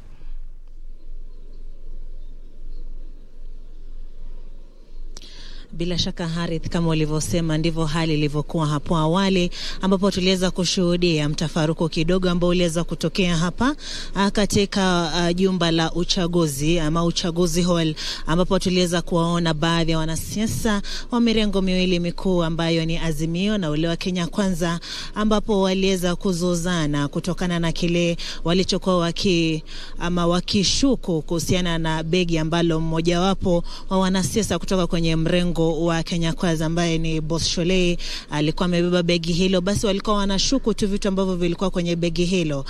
Basi wakaweza kuzua mtafaruku mkubwa sana hapa kwenye jumba hili la uchaguzi hall. Hivyo basi kupelekea wale makamishna wa Tume Huru ya Uchaguzi na Mipaka IEBC kuweza kufika hapa ili kuweza kudhibiti kisa hicho ambacho kilikuwa kinaendelea, ambapo tulimuona yule kamishna anaitwa Gulie ambaye aliweza kusema kwa kufikia hivi sasa basi hawatataka kuwaona wanasiasa wakiwa hapa katikati, ambapo shughuli nzima ya kuhesabu na vile vile kudhibitisha fomu za 34A na 34B zinaendelea. Akasema kwa wale ambao tu wanakubaliwa hapo ndani ni mawakala wa mirengo hiyo miwili mikuu ambayo ni Azimio na Kenya Kwanza, ambao ndio wanatarajiwa ama kama wanavyotarajiwa vile vile na sheria wanakubaliwa kuwa hapa ndani, vile vile kulingana na maelezo yaliyotolewa na mahakama kuu kuhusiana kuwa ndio wanatarajiwa kuwa hapa ndani, ila hawatarajii kuweza kuwaongoza ama kuwahusisha hawa maafisa wa Tume Huru ya Uchaguzi na Mipaka IEBC, bali tu wanafaa wawe pale ili kushuhudia jinsi ambavyo shughuli nzima ya kuhesabu inaendelea, vile vile kudhibitisha fomu hizo za 34A na 34B na vile vile kutiwa sahihi kabla ya fomu hizo kuweza kupewa mwenyekiti wa Tume Huru ya Uchaguzi na Mipaka Wafula Chebukati ili aweze kutangaza. Vile vile Harith na Kamche, kama mnaweza mkaona ni kuwa meza ambazo zipo hapa katikati zimeza kuongezwa kutokana na hapo awali, kwani hapo awali kulikuwa na meza kama vile 7-6, lakini kufikia sasa tukihesabu ni meza karibia vile 9 ambazo zimeweza kuongezwa hapa katikati. Kwa sasa ni meza 9 ambazo wapo maafisa wa Tume Huru ya Uchaguzi na Mipaka IEBC wanaendelea tu kudhibitisha hizo fomu za 34A na 34B, na vile vile hapo awali mwenyekiti wa Tume Huru ya Uchaguzi na Mipaka Wafula Chebukati aliweza kutujuza kuwa mawakala ambao wameweza kuwasili hapa kutoka kwenye vituo vya kupiga kura ama vile vituo vya kuhesabu kura kwenye magatuzi ni zaidi ya 130 ambao wameweza kufika hapa kuweza kuleta hizo fomu ili ziweze kudhibitishwa, na vile vile wakaweza kuambia maafisa wa Tume Huru ya Uchaguzi na Mipaka IEBC kuwa wachukue muda mchache sana, muda kama vile dakika 15 katika kudhibitisha fomu moja ili waweze kumaliza shughuli hii nzima kwa haraka. Vile vile jambo ambalo tunashuhudia kwa sasa hapa kwenye uchaguzi hall ni kuwa hali ya usalama vile vile imeweza kudhibitiwa. Tumeweza kuona maafisa wa usalama wameweza kufika hapo, wapo wanatangamana na watu ambao wapo hapa ndani katika uchaguzi hall, na vile vile pale katika mlango ambapo tunaingilia. Tukija hapa mwanzo, kabla uingie lazima uwe na hii kadi ambayo tumekuwa tukitumia kuweza kuingia hapa ndani. Kwa hivyo wale ambao hawana hii kadi wanapata ugumu sana kuweza kuingia hapa ndani. Vile vile wameweza kujuza kuwa iwapo waja hapa ndani basi na begi lazima liangaliwe vizuri, lichunguzwe. Kama waja na tarakilishi ama laptop waja nayo hapa ndani basi vile vile lazima ikaguliwe na useme ni kwa nini waileta hapa ndani. Vile vile tumeweza pia kushuhudia mtafaruku kidogo pale kwenye lango ambapo tuliweza kuwaona wanasiasa wa mirengo hiyo miwili mikuu ambao ni Kenya Kwanza na Azimio. Walikuwa tu wana tashishi kidogo pale. Tumeona maafisa wa usalama wakiweza kuzungumza nao. Basi tunatarajia kuwa wameweza kutulizwa, manake tunawaona wameshaketi kwenye viti vyao katika sehemu ambao walikuwa wametengewa, na tunaendelea kusubiri tu hao makamishna wa Tume Huru ya Uchaguzi na IEBC waendelee kuja hapa na kutujuza wameweza kudhibitisha fomu ngapi, kwani mwisho walipokuwa hapa wamedhibitisha, walitueleza kwa walikuwa wamedhibitisha kama vile kutoka kwenye maeneo bunge karibu 15. Kwa hivyo kwa sasa tunatarajia kuwa nambari hiyo imeweza kuongezeka. Kwako Harith na Kamche.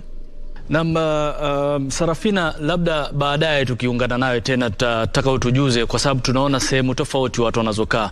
Utujue labda ni wapi maafisa wa IEBC wanafaa kukaa, ni hizo meza za katikati peke yake ama vipi? Ikiwa utatuonyesha taswira ilivyo na mawakala wanafaa kukaa wapi au maajenti, na vile vile wafuatilizaji na waangalizi wa uchaguzi huu wanafaa kukaa wapi, ndio angalau tupate kuona, kwa sababu kiwambo chetu kikija tunaona tu viti vimetengwa katika maeneo tofauti, watu wamekaa, wengine wanatembea.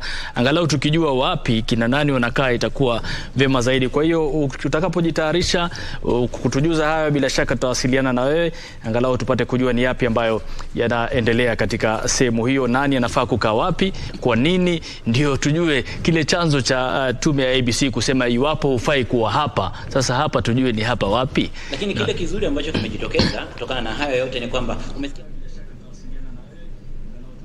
tume yenyewe imechukua kushughulikia tatizo la usalama katika kule Bomas. Kwa hivyo jambo ambalo limekuwa zuri. Na tumsikize kidogo Sarafina atueleze. Katikati ni mawakala wakuu wa mirengo tofauti ama vyama hivyo vine vya kisiasa ndio wanaruhusiwa hapa ndani, na so kila mtu, so wanasiasa wote ambao wamekuja hapa, manake sehemu ambayo wanasiasa wanakubaliwa kukaa, basi sijui kama tutaweza kuipata vizuri.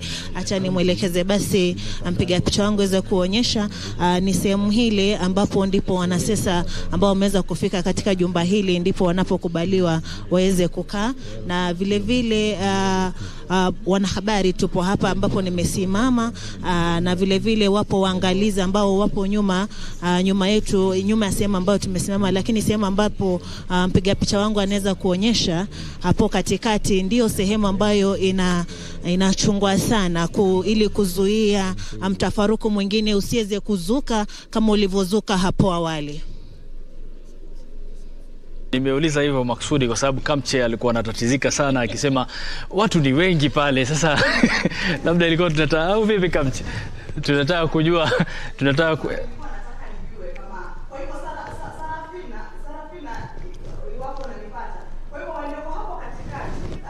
wamechanganyikana na maafisa wa IBC, maajenti wale wakuu, vile vile na waangalizi, ama pale katikati ni kina nani?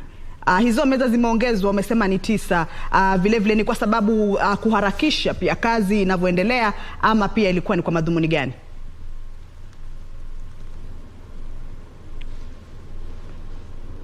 Bila shaka Kamche, hapa katikati hapo jana kulikuwa na meza 7 peke yake, ama zilikuwa 5 6 hivi, lakini kwa sasa ni meza 9. Hizo meza 9 zina wale maafisa wa Tume Huru ya Uchaguzi na Mipaka IEBC ambao wanadhibitisha fomu za 34A na 34B. Kwenye hizo meza pia kuna wale mawakala ama wale agents wa vyama mbalimbali, hasa hiyo mirengo mikubwa ambayo ni Kenya Kwanza na Azimio, vile vile Agano na Roots Party, ambao pia nia yao haswa ya kuwa kwenye meza hizo, kama vile mwenyekiti wa Tume Huru ya Uchaguzi na Mipaka alivyosema, sio kuambia maafisa hao wa IBC jinsi ya kufanya kazi, bali ni kuangalia tu jinsi shughuli hiyo ya kuhesabu na vile vile kudhibitisha inavyoendelea. Basi hapa katikati ni mawakala ama hao agents na vile vile maafisa wa Tume Huru ya Uchaguzi na Mipaka IBC ambao wanadhibitisha fomu hizo za 34A na B, lakini waangalizi wamekaa nyuma yetu. Sijui kama mpiga picha wangu ataweza kuzipata picha hizo.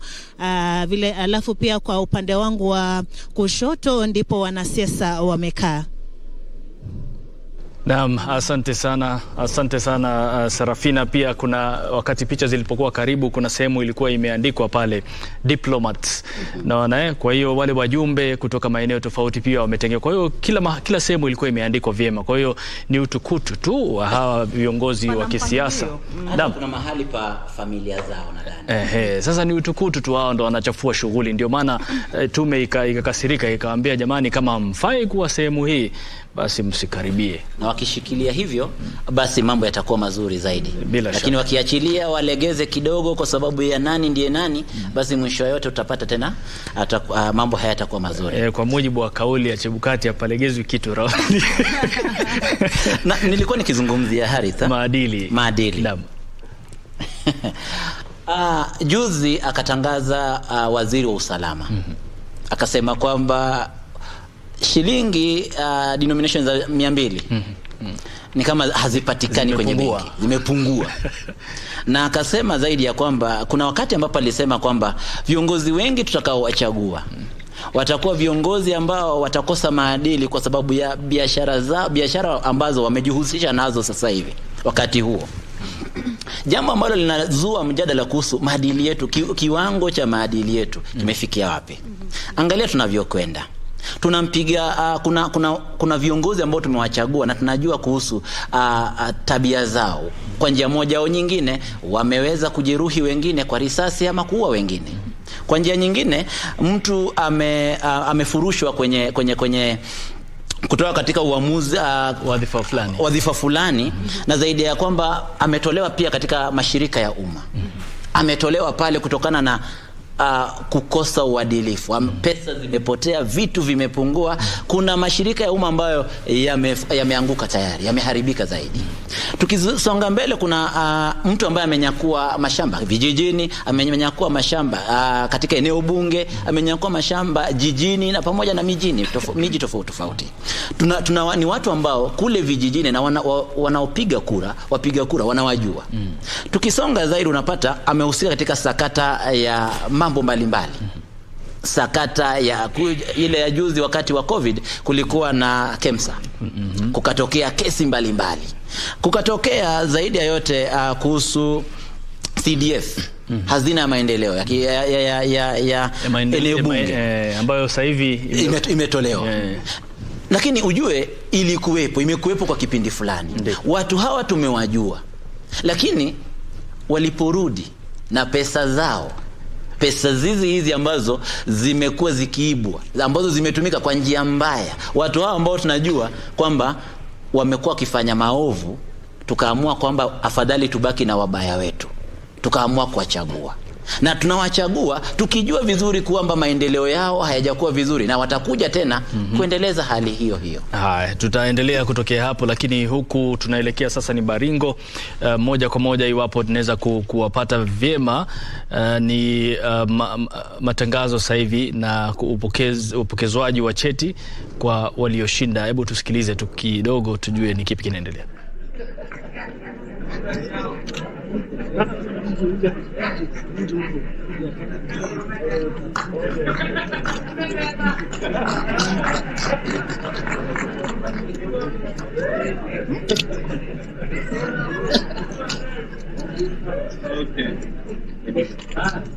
Thank you.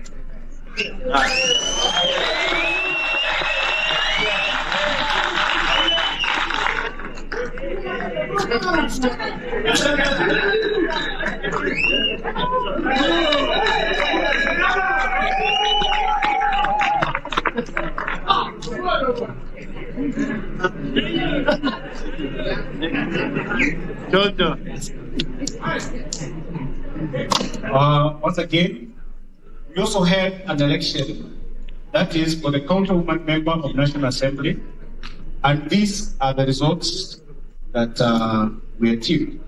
We had a total of 5 competitors in this election, and this is how the election worked. Once again, there are 281,053 registered voters in Baringo. And out of that, the one who came to vote, this is how they pair. Cheruyot Gradwell Desire Tumbo, 40,302 votes. Kipkogei Sarah Jemkoril, 4,605 votes. Lomong Rebecca Arupe Ruto, 25,129 votes. Sargon Florence Shematia, 144,039 votes. And then we had Toronto Naomi, who scored 2,523 votes. And now, may I call over Madam Florence Shematia Sargon.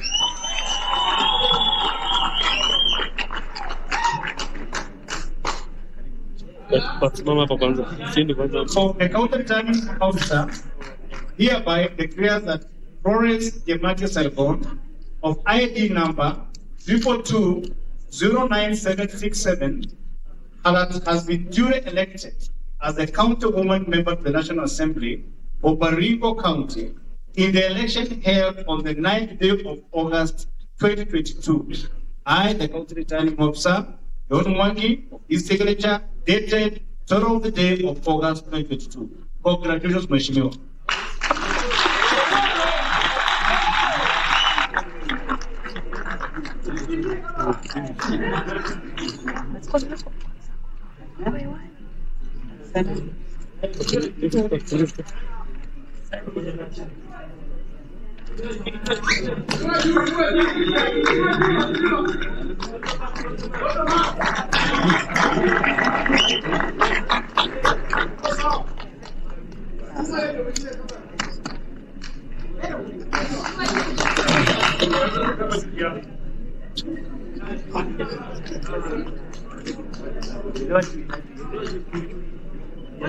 Yes.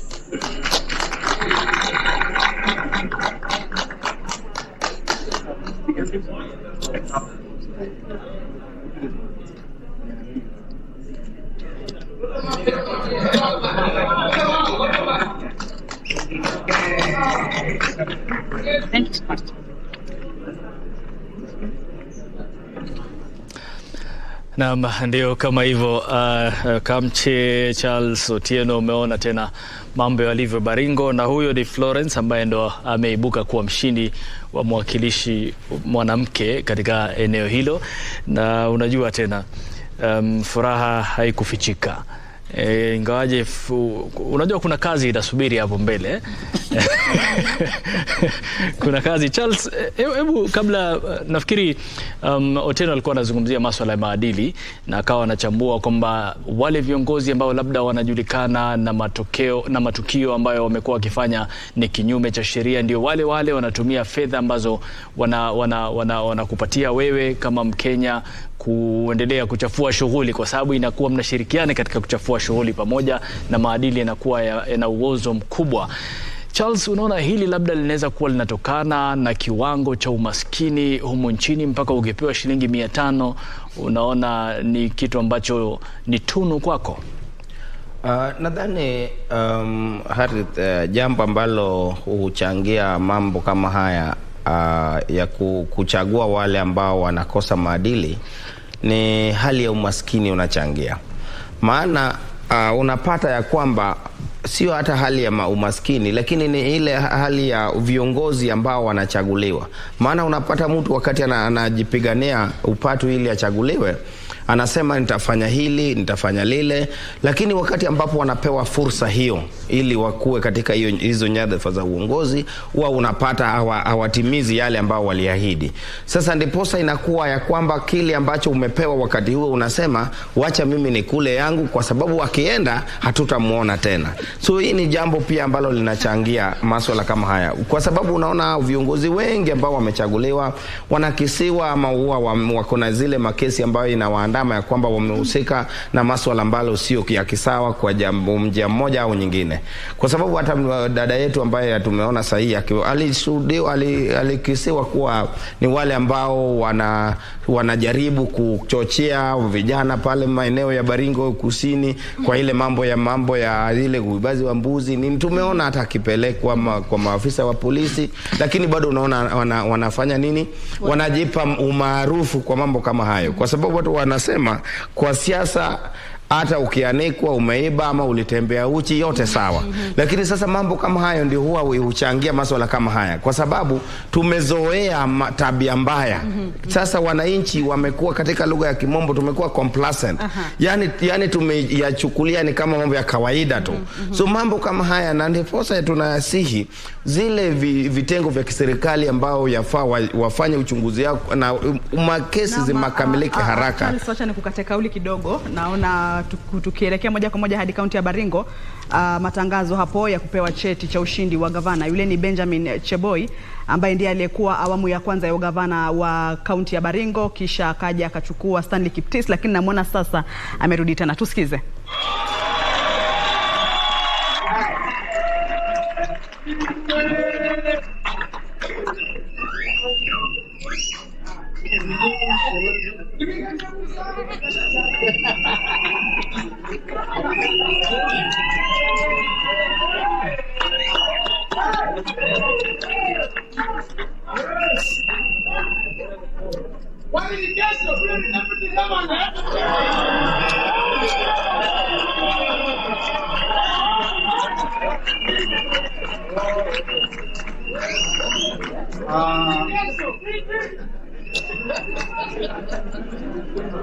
I now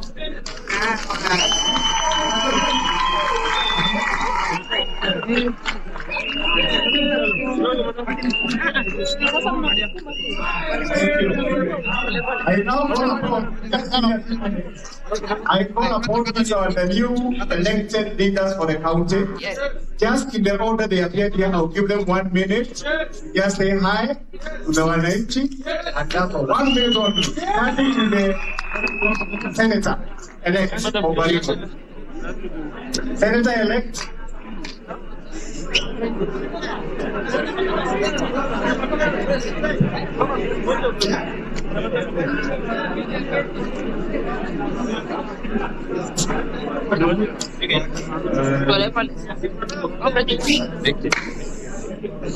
Our Cardinal Ndugu Mwangi and the entire IBC team, the great people of Baringo County, our governor-elect, Bwana Cheboi, the First Lady, our women elect, Honorable Chairman Chair, our county senior officials present here, from the security leadership all the way to our county leadership, all our chief agents, our elected MCs present here, the great people of Bariki County present here. I would like to take this opportunity to very, very sincerely thank God for this very special. It's been a journey for the last 2 months. Not even 2 months, actually, from April, when we went through the nomination process. That is when the people of Barito did express their desire. Na mtazamaji, ni kauli za wale waliopokezwa vyeti vya ushindi katika kaunti ya Baringo, huyo akiwa ni seneta mteule. Wamesherekea ushindi wao hapo wakitoa kauli za kuwashukuru wale wafuasi na wale waliowapigia kura. Bila shaka huwa ni wakati mzuri, wakati unapongangana, kwenda mbio kuanzia mwanzo wa kampeni hadi kukamilisha kampeni, alafu kisha unakuta matokeo yanakwenda upande wako. Tulikuwa tunazungumzia kuhusu maadili ya viongozi, tulikuwa tunazungumza hapa na Charles, lakini na imani kwamba umeweka hoja zako tayari. Nilikuwa niko na swali ambalo nitokana na kurudia ulielezea, manake hawa viongozi wanapochaguliwa, kumbuka ama wengi wanapoonekana kwamba kuna tashwishi katika maadili, huwa inamponja Mkenya ama inamweka Mkenya katika njia panda iwapo kutakuwa na ile kesi imeenda mahakamani alafu hapajaeleweka ni je kweli amepatikana na zile hatia ama hajapatikana. Sasa anaporudi huku kufanya kampeni, na sisi tunafahamu kwamba kama alikupelekwa mahakamani hakuna kilichosemekana, mnamwacha Mkenya katika hali gani? Manake yeye atakuwa anasema koti yenyewe bado haijamfunga, pengine ama koti yenyewe bado haijampata na makosa. Sasa kwa nini sisi tumhukumu tukiwa upande wa huku? Kwa dakika kidogo tu alafu tuvuke upande wa Bomas. Kwa upande wangu, I think jambo ambalo huwa inachangia, because kwa sababu hao viongozi wengi hao ambao wako na mambo ya maadili, huenda unapata ya kwamba wale ambao waliruhusiwa kugombea ni wale ambao kesi zao bado yako kotini, hajakamilika. Lakini pia koti ina ratiba yake. Sasa ndipo tulikuwa tunasema na ninashauri ya kwamba yafaa zile vitengo ya kufanya uchunguzi, iwe EACC, DPP, wa kitengo ya DCI, wake huwa waharakishange haya. Ndio maana ile ushahidi kipelekwa pale mahakamani, uamuzi tupate kwa haraka, kwa sababu wakati ambapo kura inafika kabla mtu hajathibitika ya kwamba ni kweli alijihusisha, huwa anarudi kuambia wananchi ninaonewa, hakuna ushahidi, wananiwekelea maneno. Sasa anapata ile huruma kwa wananchi, kwa maana ni kama anadhalilishwa. Naam. Kwa hivyo yote 9-10 ni pia mahakama, upande wa maadili, mahakama ijikaze katika kuweza kuhakikisha kwamba kesi kama hizo zinashughulikiwa na mapema. Harith, naarifiwa kwamba tuvuke upande wa Bomas, ambapo O'Brien Kimani sijui kama yupo tayari. Naam, bila shaka Bomas, tunaelekea, unajua tena macho yote sasa hivi yako Bomas, na tunataka tuwaachie wenzetu fursa ili angalau wapate kutujuza chochote kinachoendelea, na iwapo wana watu ambao wana yapi mawili matatu ya kuzungumza, bila shaka tutakuwa tunasikiza kutoka kwao kwa sasa. Na moja kwa moja kwako O'Brien, kama unatupata kwa njia safi, usukani ni wako sasa.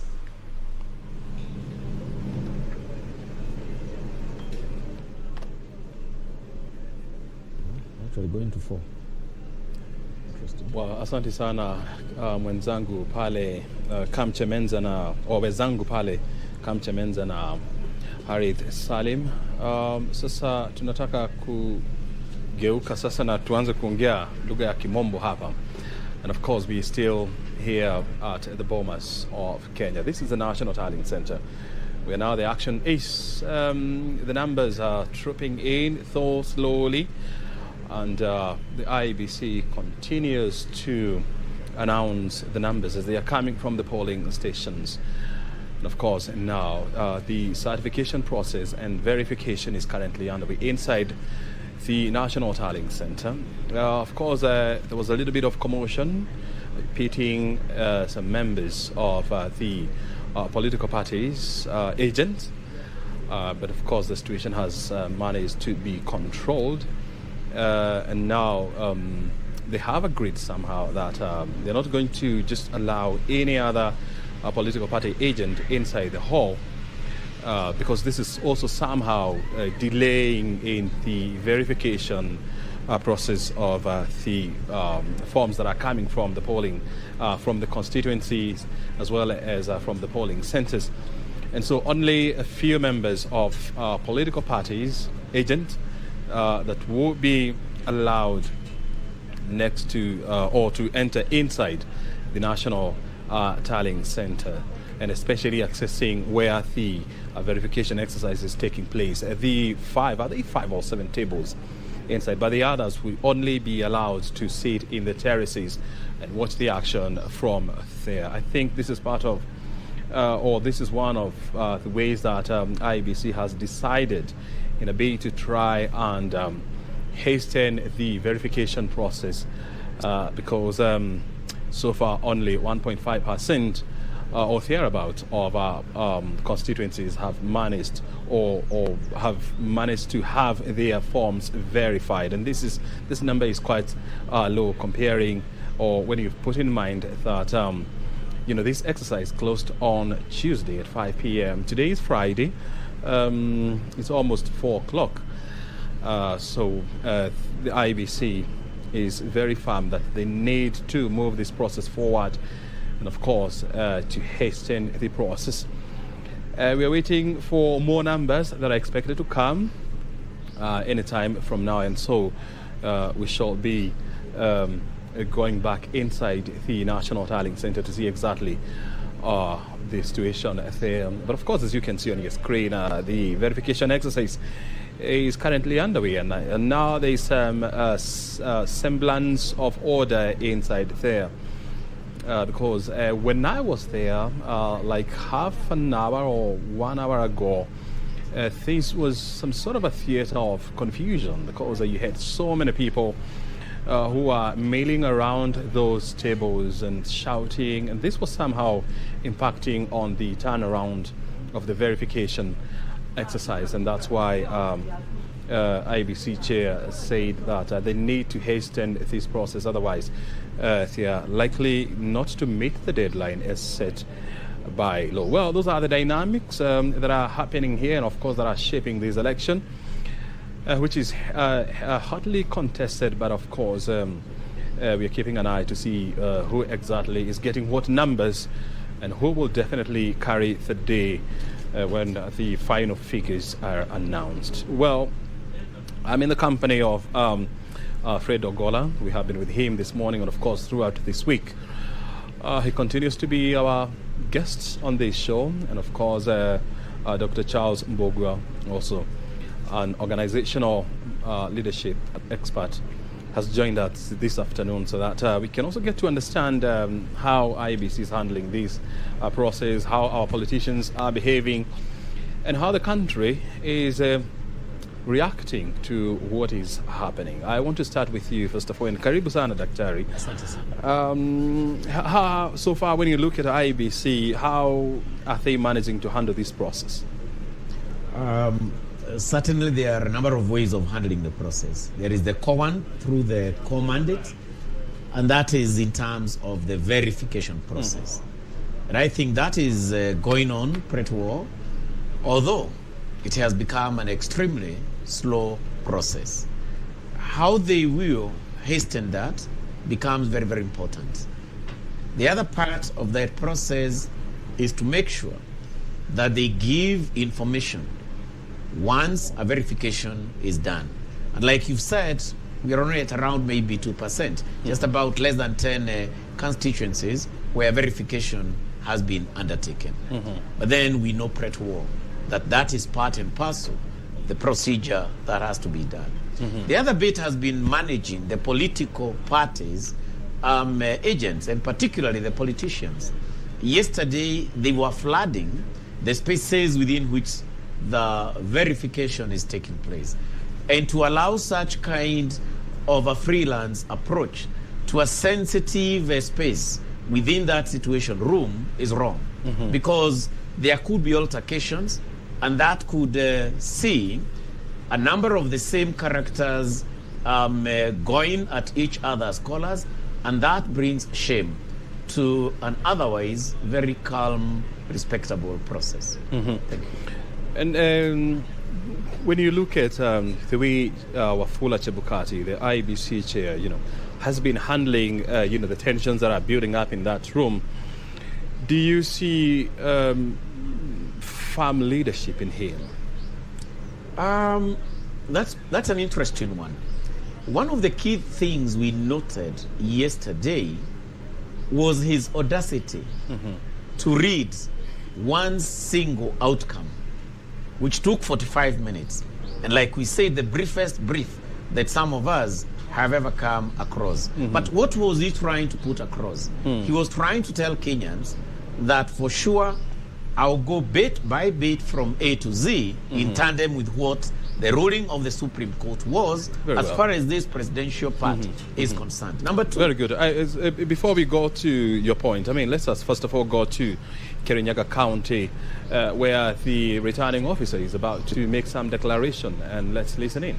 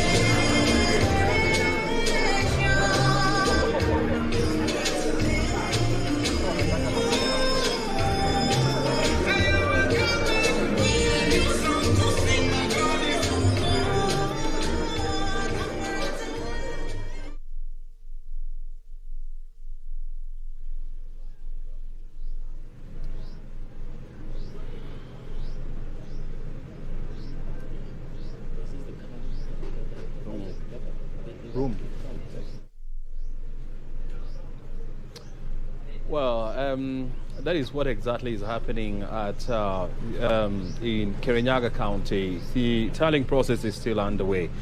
The verification process as well is currently underway, and we are waiting for the returning officer to give us a signal as to when the winner there is likely to be announced. This hotly contested election between the incumbent Anne Waiguru and Madam Gireshi. We difficultly waiting to see who is going to carry the day, because the two Governor.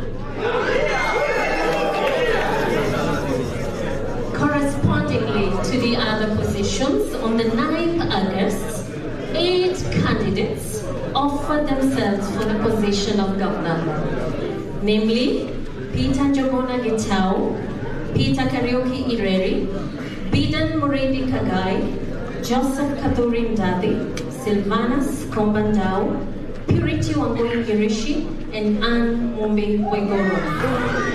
I will now proceed to announce votes cast in favor of each candidate.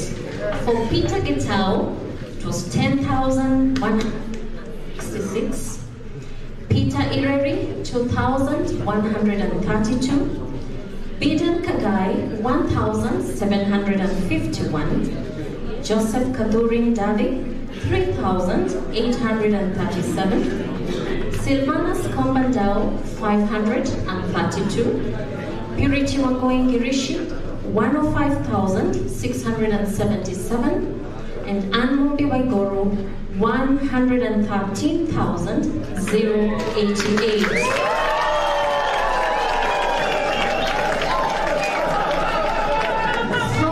Foregoing, I thus declare that Anmumbi Waigoro is the governor-elect of Kirinyaga.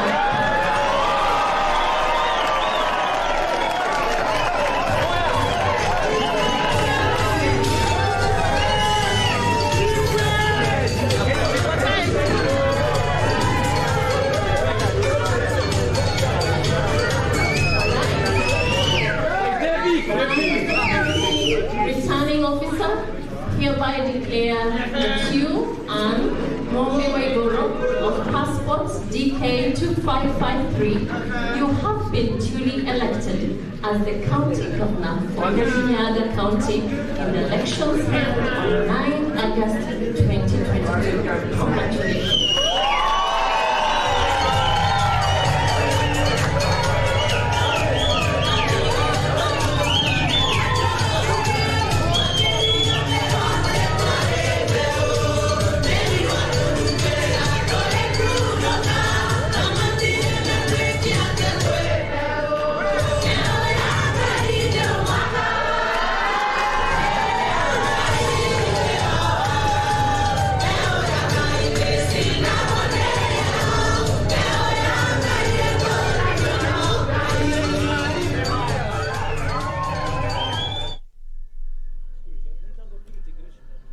Congratulations. Wow. Wow. Finally, the results are out, and it's Anne Waigoro. What a farm hug from her husband there. And of course, the numbers as follow. Anne Waigoro has clinched the Kirinyaga gubernatorial seat with 113 votes against Purity Girishi, who managed to secure 105 votes. And she has been presented with a certificate by the returning officers. So if you're just joining us, Anne Waigoro has just clinched the Kirinyaga gubernatorial seat with 113 votes against her closest competitor, that is Purity Girishi, who managed to score 105,000 votes. So that is the situation, and she has just been presented with the certificate by the returning officer. So the pictures that you can see are from Kirinyaga County. I do not know who is on the floor, but now we have to come back here at the National Tallying Center, where the conversation is taking place about what's going on around the country as well as here at the National Tallying Center. But before we continue with our conversation that we were having here, I want to first of all to hear from you. I mean, gentlemen, this was a hotly contested case between Waigoro and, of course, Girishi. But now that Waigoro has been declared the winner, what do you make of this contest between the two ladies? Remember that the previous contest here was between Anne Waiguru and Martha Karua, who is now was the running mate for Azimio, and it went to court. So this is a very close contest, a difference of around 5,000. Now the question is the next move. Unfortunately, we haven't seen anybody conceding defeat. So that still could be that somebody may want to go to court again, could create a precedence. Remember, here is a battle of Girishi was in UDA before. Then she left UDA and went to another party when Anne Waiguru took up. So this was a very serious. There's a lot of history and context here, and the fact that they are very close also says a lot that the county was not able to separate clearly. Let's say A from B, but of course now down to numbers, it was just, you can say this was down to a few details. A few details somebody got right and wrong. Maybe you could see that this was a very UDA area. The fact that Ngirishi was seen to be, for example, leaning towards Azimio also could be another reason. And of course, we are not seeing the same tallies feeding into Azimio's numbers when they come, like the one we have seen, the projected numbers which are being brought by the, let's say we call the media houses. We haven't seen the one official from IEBC. It will be nice to compare and see whether there's any relationship between those two. Nevertheless, it's just a woman versus a woman, and a woman has won against a woman. Does look more interesting. Yeah, this is quite interesting. Historically, it's good to look at what we have had. Anne Waiguru and Martha Karua come from the same place, Geshogo. Interesting. Then we heard Purity Ngirishi coming in, and she's the one who brought UDA into Kirinyaga, and in a very courageous, emphatic way. Then along the way, she had a conflict with Waiguru, and she opted out. And indeed, she was vying as an independent candidate. So one of the key contexts that we need to focus on is that this contest had men in it, for your information. But they are nowhere to be seen when it comes to the massive votes that went the way of the women. And so Kirinyaga County has set the pace for Kenyans in terms of the strength of a woman when it comes to what would be termed as going for it. So maybe we need to ask ourselves, is there a scenario in Kirinyaga in terms of culture, in terms of upbringing, that is giving us women who are coming out so strongly at such kind of a level? And most probably women who might even take us to a presidency where we have got a woman as a president in Kenya. That is how I would extrapolate this scenario that we have just got from Kirinyaga. But when you look at Ngirishi, and Fred was trying to bring in this contest, I mean, Ngirishi was very firmly in UDA at its formation stage, and somehow she left. She went, I can't remember to which party, and then she came back to support UDA. Do you think there was a factor that this is one of the factors that influenced her loss? Number one, there is a lot of trust by the Kirinyaga people in Ngirishi, because she has been supporting particularly women and youth in business. That's one key part. And so as she brought UDA and part and parcel of the campaigning theme of bottom-up to Kirinyaga, she resonated well. Number one, having been the mother of UDA in what would be termed as Kirinyaga. So as then number two, she made sure that she never made a mistake of choice. So her decision to go for it as an independent candidate showcased partly her fidelity to UDA. So she didn't join Jubilee, where she most probably would not have reached the kind of votes that she has reached. But her past, her connectivity to the populace and therefore the electorate is certainly a record that the Kirinyaga people talk about. That's a fact. And Waiguru knew that she was a force to reckon with. And that's why Waiguru wanted first to elbow her early enough, because had it been otherwise, most probably Waiguru would have lost. Very well.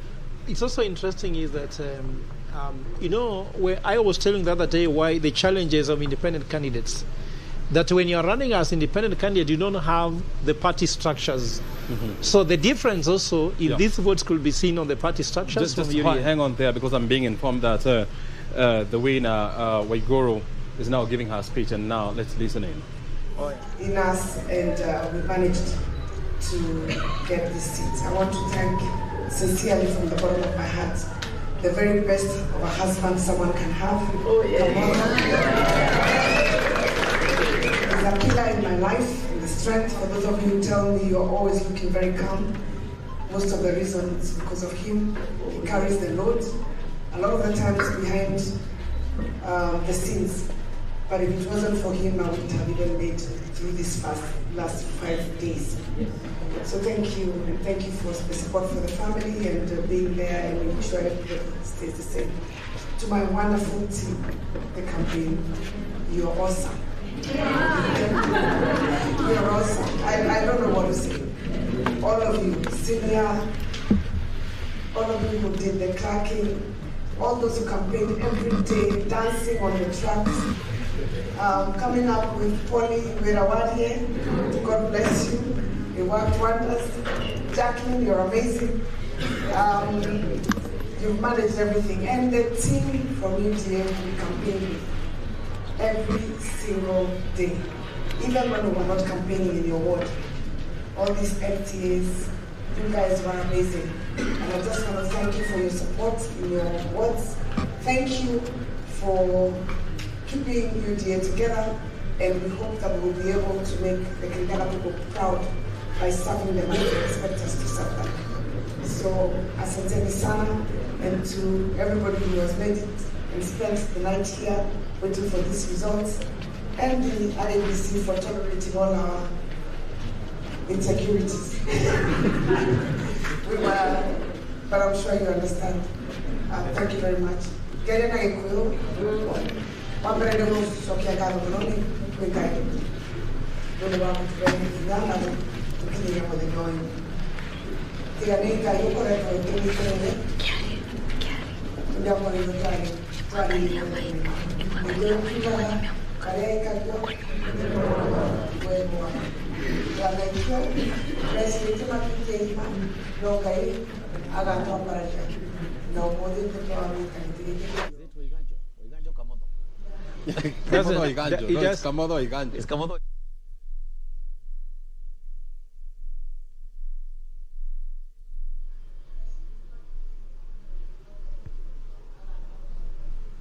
That is Kirinyaga County Governor-elect Anne Waiguru, giving her victory speech there at in one of the polling stations in Kirinyaga County. Remember, she has just been declared as the winner of the gubernatorial contest, where she managed to garner 113,000 votes against her closest rival, that is Purity Ngirishi, who managed to secure 105,000 votes. We just rounded up the numbers because they can be mouthy.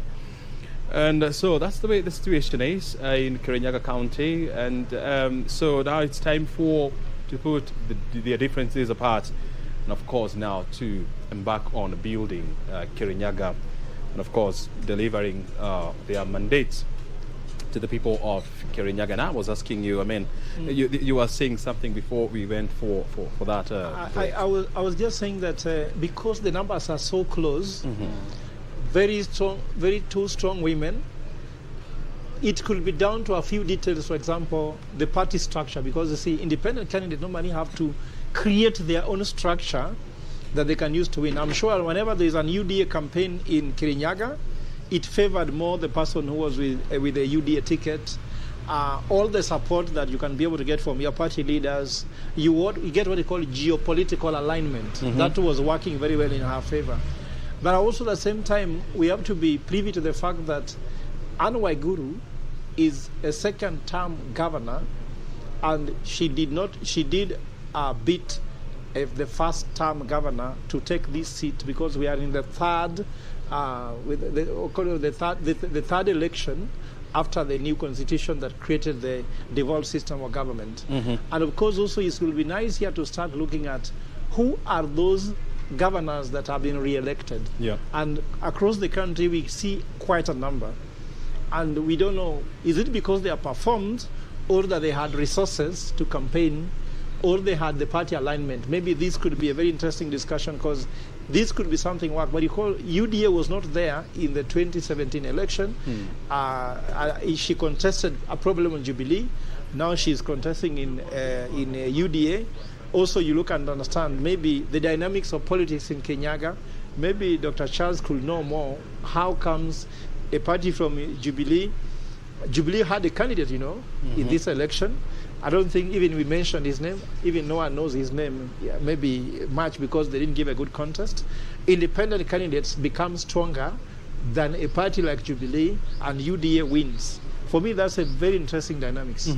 Well, I mean, I do not want us to devolve our conversation to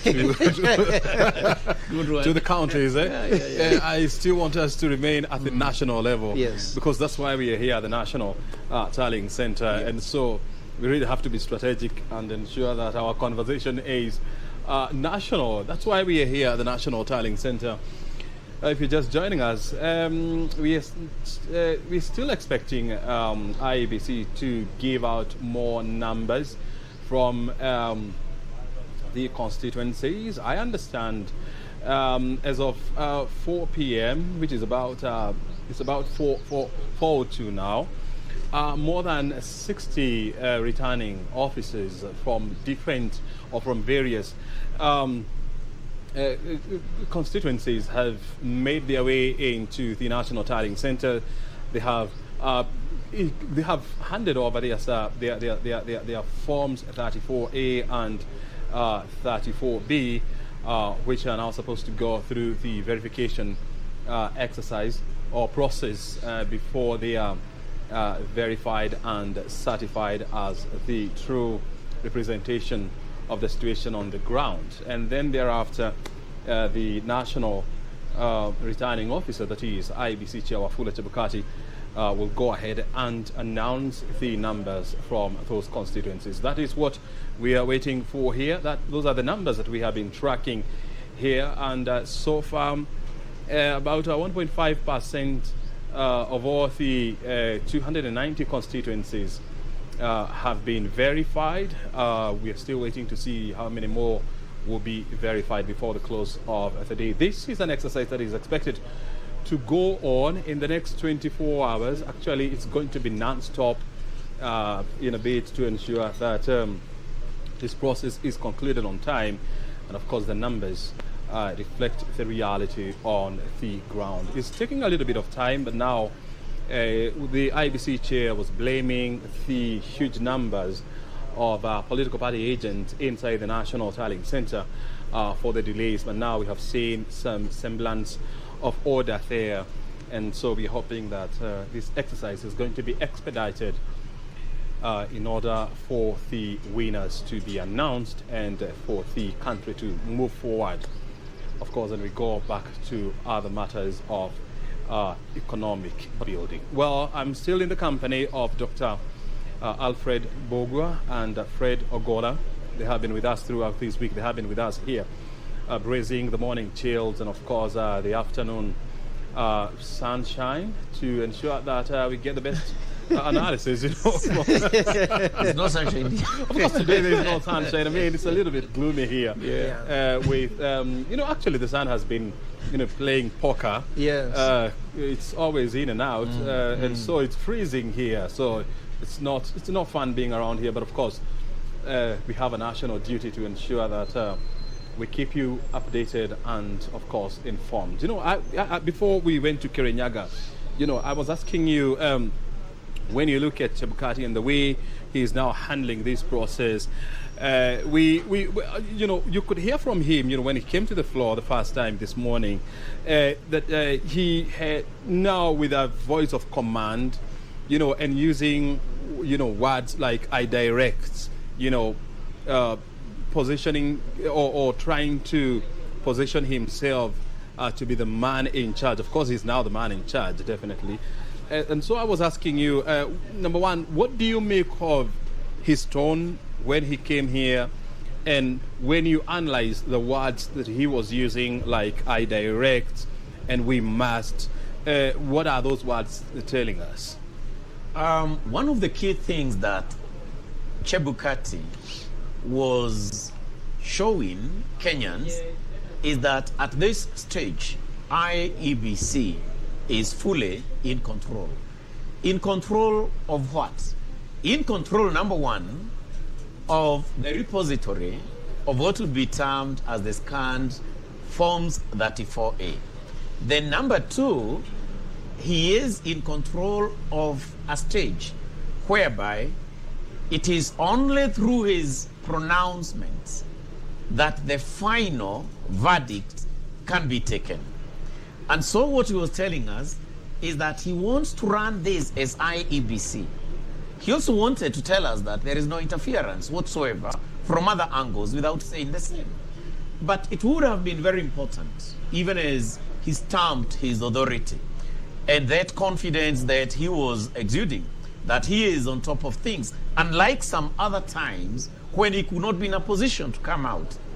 He should have, in one way or the other, disclosed, if there is, some of the hitches that IEBC is going through, be they technical, be they ethical issues pertaining to Forms 34A, so that he diffuses the tension that is coming from narratives about compromise as far as a difference between the scanned images and what is within the photos is concerned. That, to me, members, is key.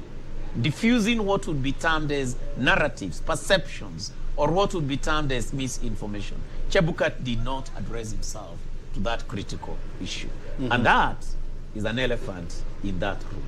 It's an elephant in that room. Yes, it is. He has also directed that, we need to have fewer numbers of political agents because they are somehow derailing this process. And in the process, creating more anxiety in the country. And there was a little bit of commotion here, pitting some members of these political parties. But somehow they have managed to be ushered out. And so, do you expect now this process, to be expedited? Yeah, we expect nothing less than that. Look at this way. There are different people in this Bomas of Kenya with different KPIs. Some people have KPIs to be seen on camera. Some people have KPIs to be seen to be fighting for their candidate. Some people have KPIs to keep security. Remember, security in Bomas of Kenya is no joke. In fact, it's a security that you can even fear. Security is too much that you even fear the security itself. So, Chebukati has a KPI to release credible, transparent, and verifiable results on time. Other guys have different KPIs. So he says, excuse me, if this process does not end on time, it is not done credibly, it's not done transparently, and it's not done verifiably, I have a problem. For you, you'll be happy because you have been seen on TV creating chaos, creating delays. Your KPIs could be create delays.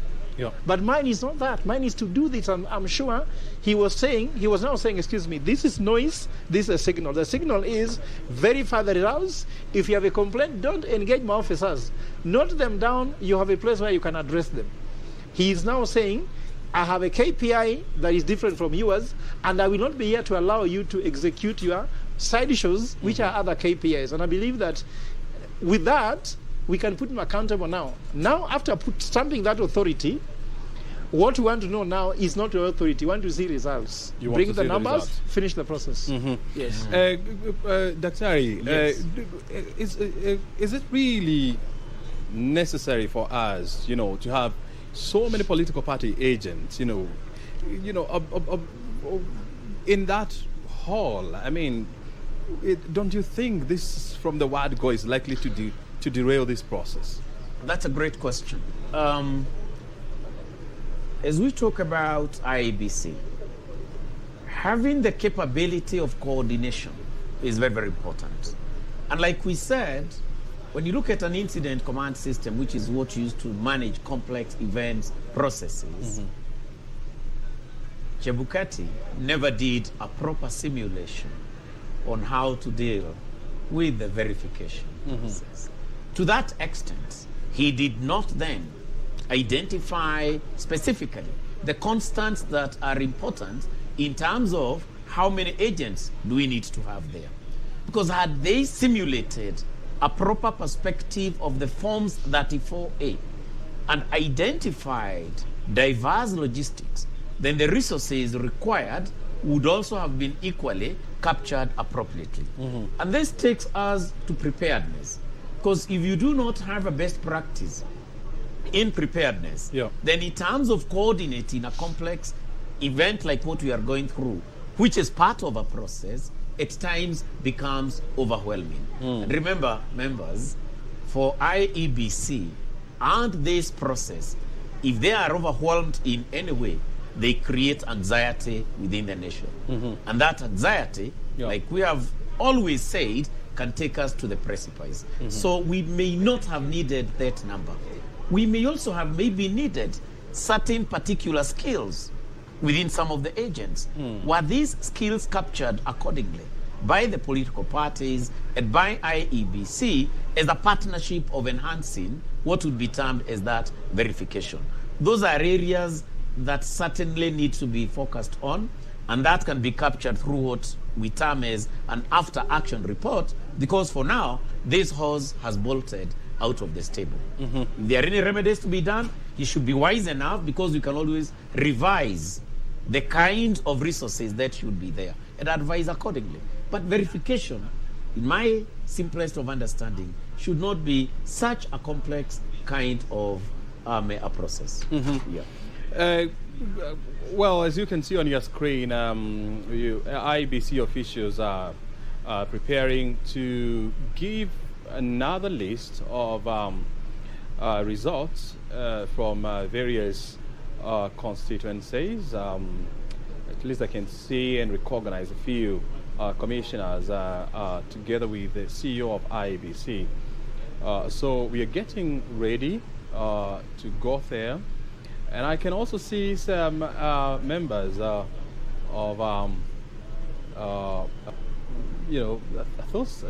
these politicians. Is that Gladys Nanok? Is it? Bosch? Yeah, I can see them. Yeah. There is Justus Nyangaya. There is Gladys Bosch Sholei. There is IEBC Vice Chair Juliana Cherea. So I think it is very important and critical at this point to hear what they are saying. So let's listen in, and then we'll come back. Chief agents of representatives of the various presidential presidential candidates, and we've reached a number of resolutions. One,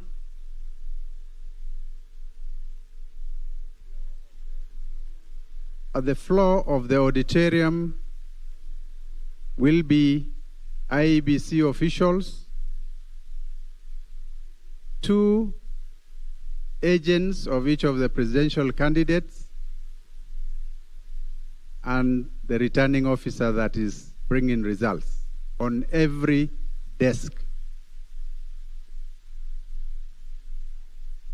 In addition, we will have the chief agent and a deputy who will alternate, and one of their lawyers. And those are the only people who will be allowed on the floor of the auditorium. Everyone else who comes into this building will sit at the respective marked areas in the dais. Nobody else is allowed to access this floor of the auditorium apart from the people that I've described. Secondly, presidential agents are allowed to have a laptop for purposes of having downloaded the forms 34A from the public portal or from the API access given to them. They can download in their one laptop, and they will be allowed to counter-check the result forms downloaded from the web portal against what the returning officers will provide them with. And so every agent will have one laptop per desk. We've allowed, even yesterday, there were some agents that had laptops. There is something circulating in the media that one politician was kicked out having brought in a laptop. There was nothing wrong with the laptop of that political party agent having it in the Tallying Center floor. So that kind of misinformation, character assassination, the Commission does not encourage and would want those propagating such lies to restrain themselves so that the country can be peaceful. We have 2 coordinators of IEBC managing the floor each time. And if there are any issues being raised by any agent or any chief agent, the coordinators will be the first point of contact, and the coordinators will escalate to the Commission if need be.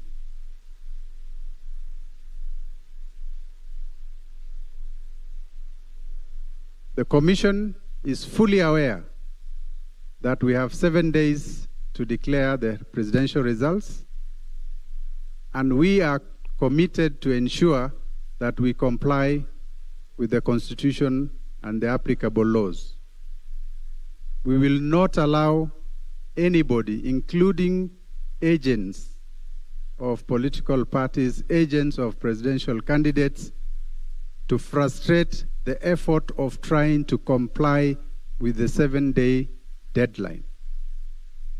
And therefore, we have agreed that agents will play a facilitative role in terms of trying to expedite the verification process on the various, that is taking place in the various desks.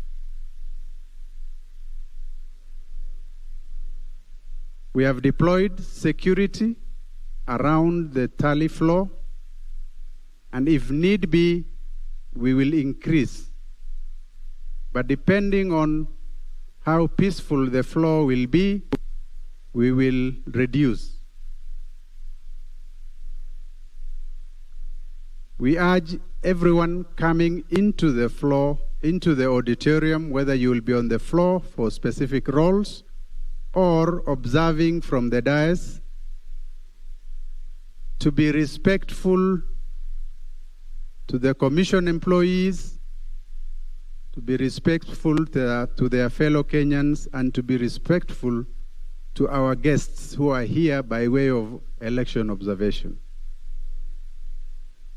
Let us all maintain decency, and we have already established how we can complain, how complaints can be escalated in case there will be any. And so for all those who are coming and who are not supposed to access the floor, to remain seated calmly and observe from the comfort of the seats we provided at the dais and the stairs.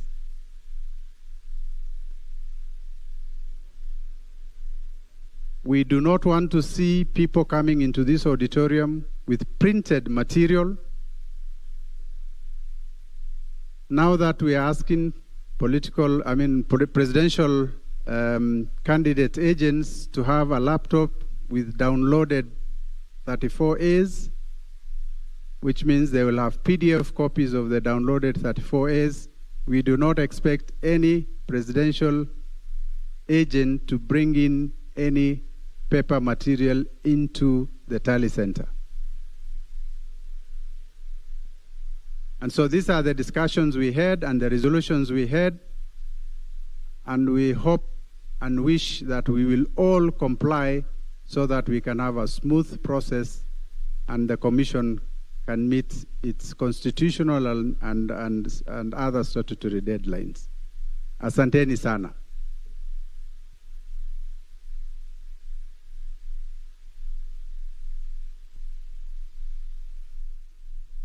There is misinformation, disinformation, talking about the Commission systems having been compromised.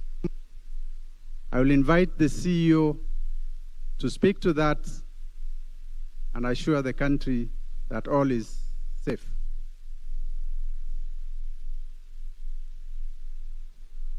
Thank you very much. there are information, or misinformation or disinformation going around that the commission systems have been compromised, and that even the results portal that we are hosting has also been compromised. We would like to assure the country that nothing like that has happened. Of course, we anticipated that there are people who will try to hack our systems, and we put mechanisms in place to ensure that our systems are basically secured. We are monitoring all our systems at all levels, at network level, at application level, at database level, and even at operating system level. Nothing like that has happened. Of course, we know people are not sleeping. They want to make sure that our systems are down. I don't think there is any time that even our portal has twinked, that it was down for even a second. This is because of the mechanism we have put in place. So we assure the whole country that our systems are actually secure. And if there is any doubt, please talk to us. Don't send misinformation outside there. Please talk to us, and mechanisms we have put in place are foolproof. Thank you very much. Good day.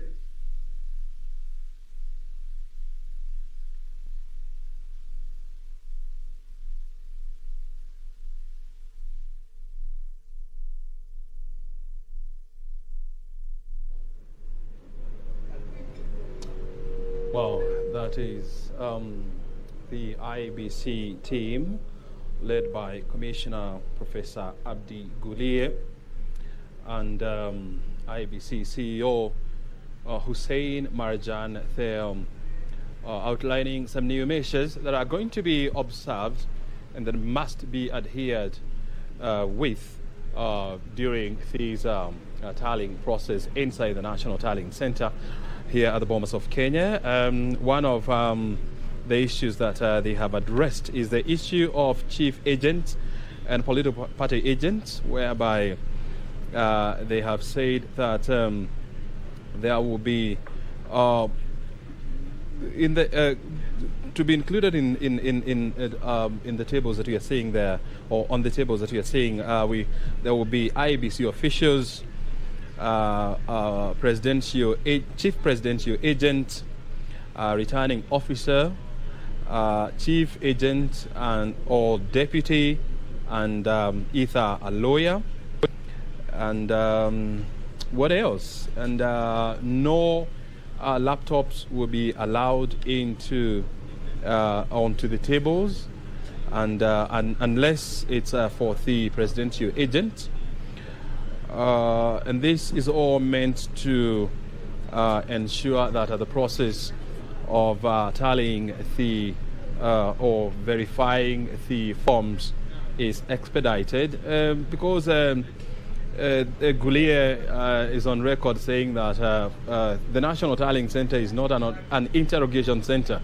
It is a place where forms are being verified, and then they are announced to the public. And so this kind of order now is expected to expedite the whole verification exercise, which has been quite slow, threatening to derail this process. And so we expect this process now to pick up, and it is going to be fast. They have also said that they have also increased the number of security agents inside the hall to deal with or to ensure that there is order and these new regulations are adhered to. And if the need be, more will be added. And if there is compliance, then they are likely to be, or the security officers, the numbers will be lowered accordingly. And so we continue to monitor the situation here at the National Tallying Center. Verification exercise is currently underway. We expect more constituencies or numbers from more constituencies to be given in the course of the day. But here at the National Tallying Center, Bomas of Kenya, we continue to analyze the situations there.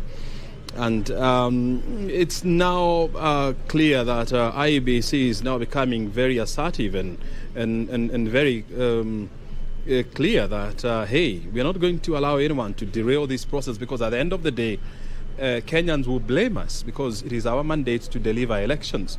Do you see this coming out from their conversations going forward? It is quite clear, evident, and they are sure-footed. And like we had mentioned a few minutes ago before IEBC came on air, is the fact that we needed a few items addressed. And one key item was that issue of hacking, which has been well brought out that indeed there have been attempts at hacking the system, but that they have got relevant walls that are in place to make sure that the fidelity of whatever data and indeed the functioning of the system is assured. That reassurance to Kenyans is very, very important. The other bit is an item that may have been omitted due to lack of simulation. What kind of resources were needed? Who should be within that verification space? So there are three key persons. We have got the chief agent, the deputy chief agent, and the legal officer of what would be termed as the organization. That is the political party. So it means that there before it was opaque, but now there is clarity. So that regular briefing must be in a position to respond to emerging issues and in a timely manner so that it does not reach a point whereby it swells and finally becomes a flooding or a floodgate as far as the process is concerned. Then lastly, is very interesting. IEBC has realized what politicians can do. Number one, they've done their tally. So they can force, in a very interesting manner, IEBC to quicken this process so that IEBC is even blind to the nitty-gritties, the forensic component of verification, which can take us to the Supreme Court. And so when you allow the political class now to address IEBC, instead of the chief agent who has been appointed to do that, then certainly we already have got travesty of justice against what is expected. So their communication right now is the command that must come when you are managing this kind of an event as part of a process. Is the directing that must come on board. Is the control that must be delivered. So that when we have got that command, the communication that is there, the control and the management, then IEBC remains clear on what it must deliver. So that the noise from this political party, from this coalition, from these leaders, then is decimated. And the due purpose of that situation room, the command post, becomes only one: verification and nothing else. To me, that is an IEBC that is now flexing its muscles. Very well. Fred, why do you think IEBC is restricting laptops inside the National Tallying Center or any other printed material? Of course, you know that even when you are flying a plane, you will switch off your phone.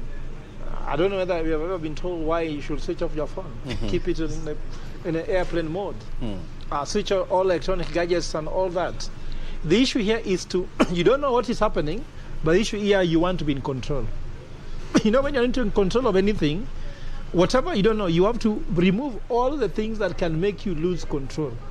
Because that's the time when the pilot needs to be in control. IEBC is saying, I'm the pilot. Why are you touching these gadgets? Are you flying a plane?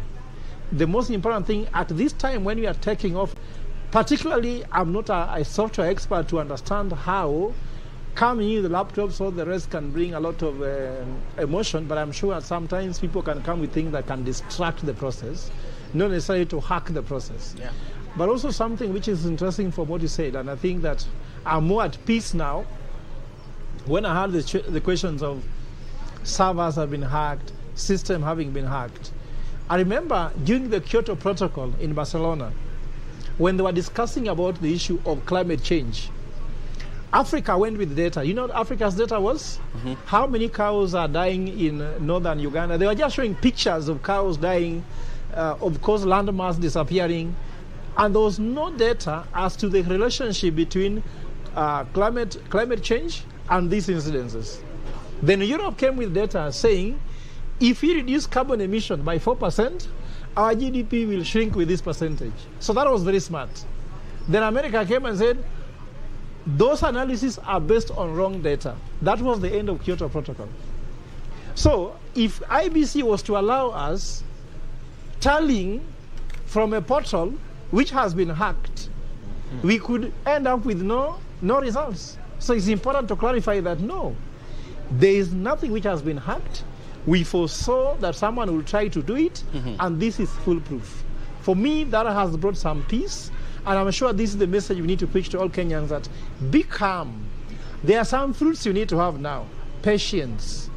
Everybody needs to be patient. Once you become patient, you'll find that you have peace. But if you're in a hurry, then you find yourself you're not in peace, and no one can give you patience. Just go find it, find something to do. Don't peddle lies, like he says. If you have any concern, there's a way to address them. He said something very, very clearly, that there's what you call a dispute mechanism. If you have anything you are disputing, there's a process to follow it. You, my brother and sister in social media, all those people on the streets, if you have no process to be able to send it to your party leader, send your complaints to the right channel. Trying to brainwash people on social media is not going to help our country. Thank you. Why would anybody inside that hall wants to delay the verification exercise? Of course, you see what's happening. If you are playing a football match and you are 2-1 goal, you are praying the match will end at this time, is it not? But if you are losing, what do you pray? You pray that this match should not have results.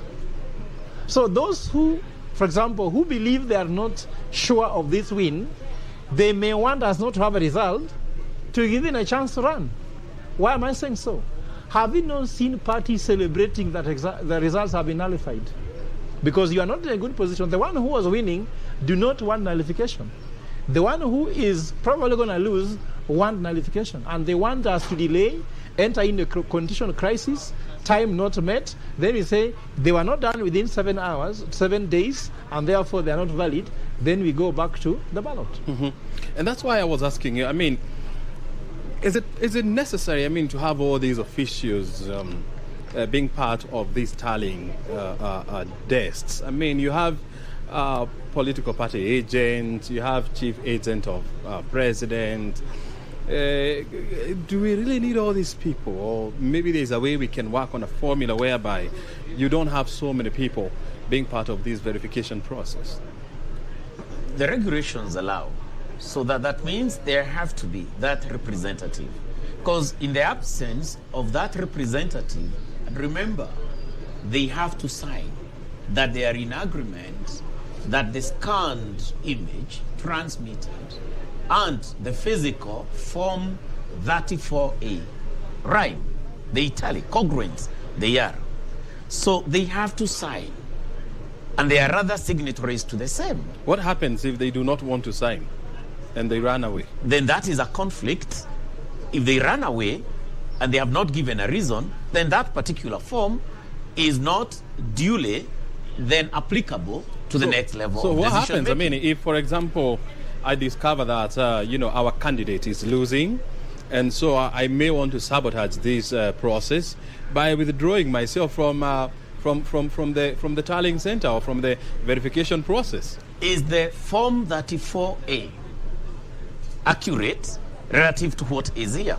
Because the only time that then one would want to run away, number one, would be a person who is not of sane mind. But if truly you can see this data, you are comparing this and that. 1, 2, 3. 1, 2, 3. Signed. So that it is a replica of what should have been there. Number one, I would read mischief in such kind of a party agent, and consequently such kind of a party. Which is and not it is rare possible. in our political system, mischief. But then IEBC, bearing in mind their observers, among other actors, would have no option but indeed to go ahead and indicate that there is clarity of conformity between the two forms. But I think yes, the Chebukati was clear the other day that these forms, they are what they are. We cannot change them. Yes. You can only note discrepancies that can help you take to Supreme Court. So I think that even if you disagree with them, you cannot ask them to change them. You only note it, and you can be able to bring evidence. If there is something which is glaring, IBC can say, let's verify this one, or let's make a follow-up here and there. But I think that's at their discretion. If they refuse to agree to your complaints, you can take them to Supreme Court, because that is the super referee. IBC is the referee. Very well. And therefore, in terms of that, from where he has got into this, then the parties have got minimal opportunities, ground, leeway to actually disagree with this. Yes. Because the only time then that can be resolved, and that's what I headed to, is now going to the Supreme Court. Because that is the only one that then can sort out such kind of discrepancies or complaints that can come And remember, on board. Form 34A and B, they are constitutional documents. Yes. And when you disagree with it, which form does it become? You cannot change that form, because it was signed by your presidential agent in the polling station. Yeah. It remains a constitutional document, and no one can change. You are just verifying it's not changed. Polling station, if they refuse to sign, then it is not Form 33A or B. Very good. Yeah. Gentlemen, thank you very much. I mean, we will keep on watching the situation inside the National Tallying Center. And of course, we'll continue to analyze the issues as they unfold here at the Bomas of Kenya. Well, the images that you are seeing on your screen coming to you live from inside the National Tallying Center here at the Bomas of Kenya, where now a order has been observed now, or is being observed now. As you can see, there is some. The tables are quiet. They look now organized, as opposed to what we were witnessing about 1 hour, 2 hours ago, whereby that floor was. It was some sort of a confusion with so many people, roaming around or roaming about. But now, as you can see, people are now seated and they look settled as they go about the verification process of forms 32A and 32B. Well, we're waiting to see and to hear more numbers, coming from the constituencies. And as I was telling you, as of 4 o'clock today, around 60 returning officers from different constituencies had made their way here at the National Tallying Center to present their forms to IEBC for verification. And so, in a minute from now, we expect to hear the new numbers, which is going to help in informing the direction this exercise is taking. Well, we are here, as I have been saying, for the long haul. We'll be giving you more updates and more analysis as time goes by. But time now to hand you back to Broadcasting House, because now here the sun is out and we need to do a little bit of sunbathing here, because it's quite rare to see sunshine around these areas. So Harry, then Kamche, back to you in Broadcasting House. Kimani, umesema kweli eneo hilo huwa lina baridi sana. Kwa hivyo haya, chukueni mapumziko haya mafupi mkenda kwenda kuota jua, angalau msikie mwili umeingia joto. Studioni bado nao wageni, Charles Omanga, vile vile Otieno Mjomba, vile vile mtangazaji mwenza Harith Salim. Na mengi yamezungumziwa tangu tulipochukua pumziko haya. Harith, tumeona mengi ambayo yametokea kutoka kaunti ya Kirinyaga, ambapo aliyekuwa gavana wa kaunti hiyo Anne Waiguru vile vile ameweza kuhifadhi kiti hicho na ametangazwa kuwa mshindi wa kiti hicho, na vile vile akapewa cheti chake. Upande wa Bomas tumeona makamishna wa IBC wakijitokeza kuelezea hali ilivyo, wakitaja masuala kadhaa ikiwemo ni kina nani ambao watakuweko pale katikati, manake ukumbi wa Bomas ni mkubwa sana.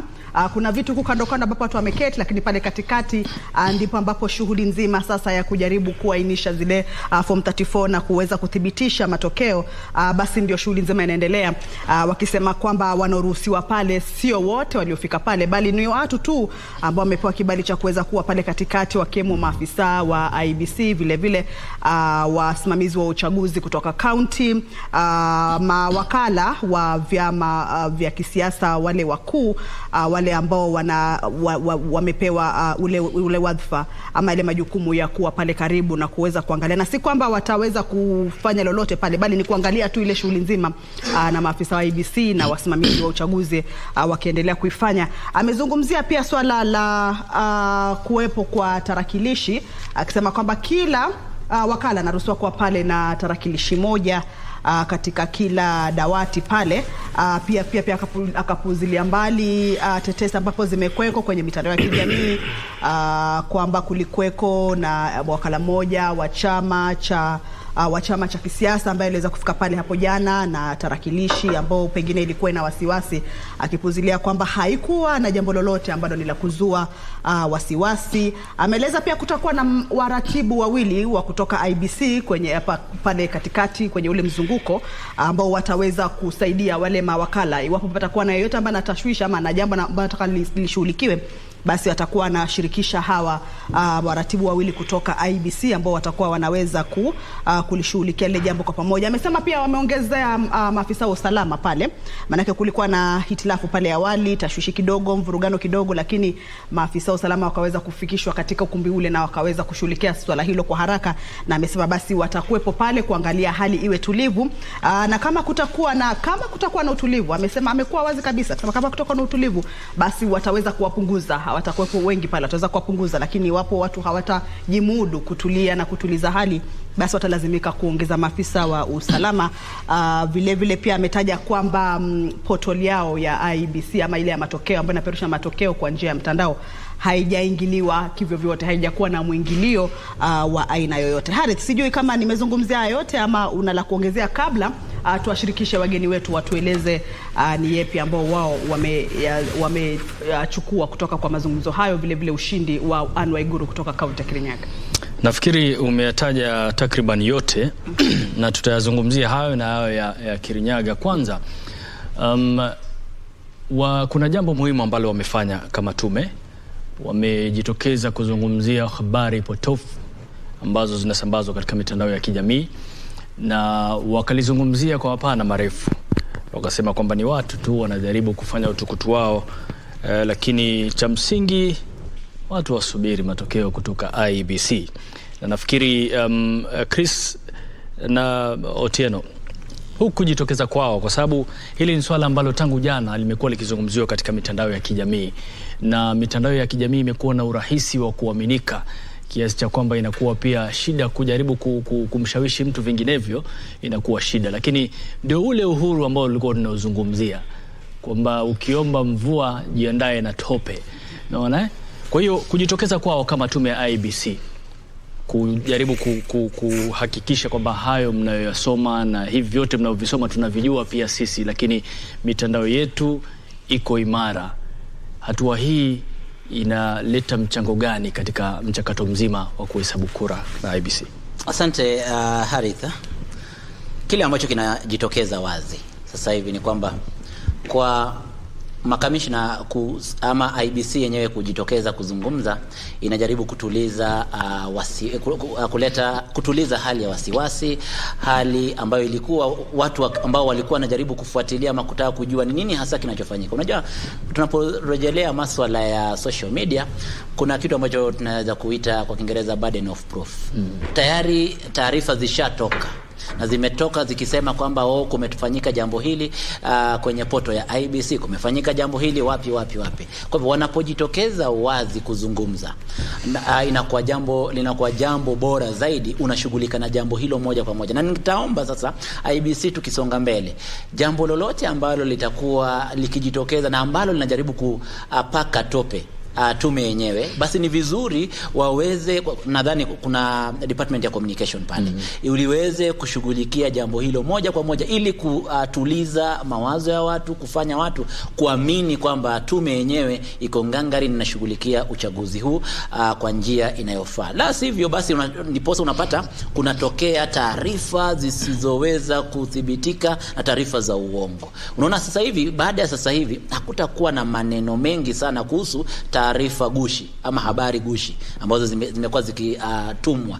Natarajia tena kwamba wao hao watakuwa tayari, si IBC bali wale jamaa ambao wanazidi kufanya mambo ya blogging watatoka tena na mambo mengine kuhusu IBC. Kwa hivyo itabidi IBC iwe macho, iwe mbioni kuhakikisha kila kitu kipo shwari. La pili ambalo limeweza kujitokeza, tulikuwa tukizungumzia swala la usalama.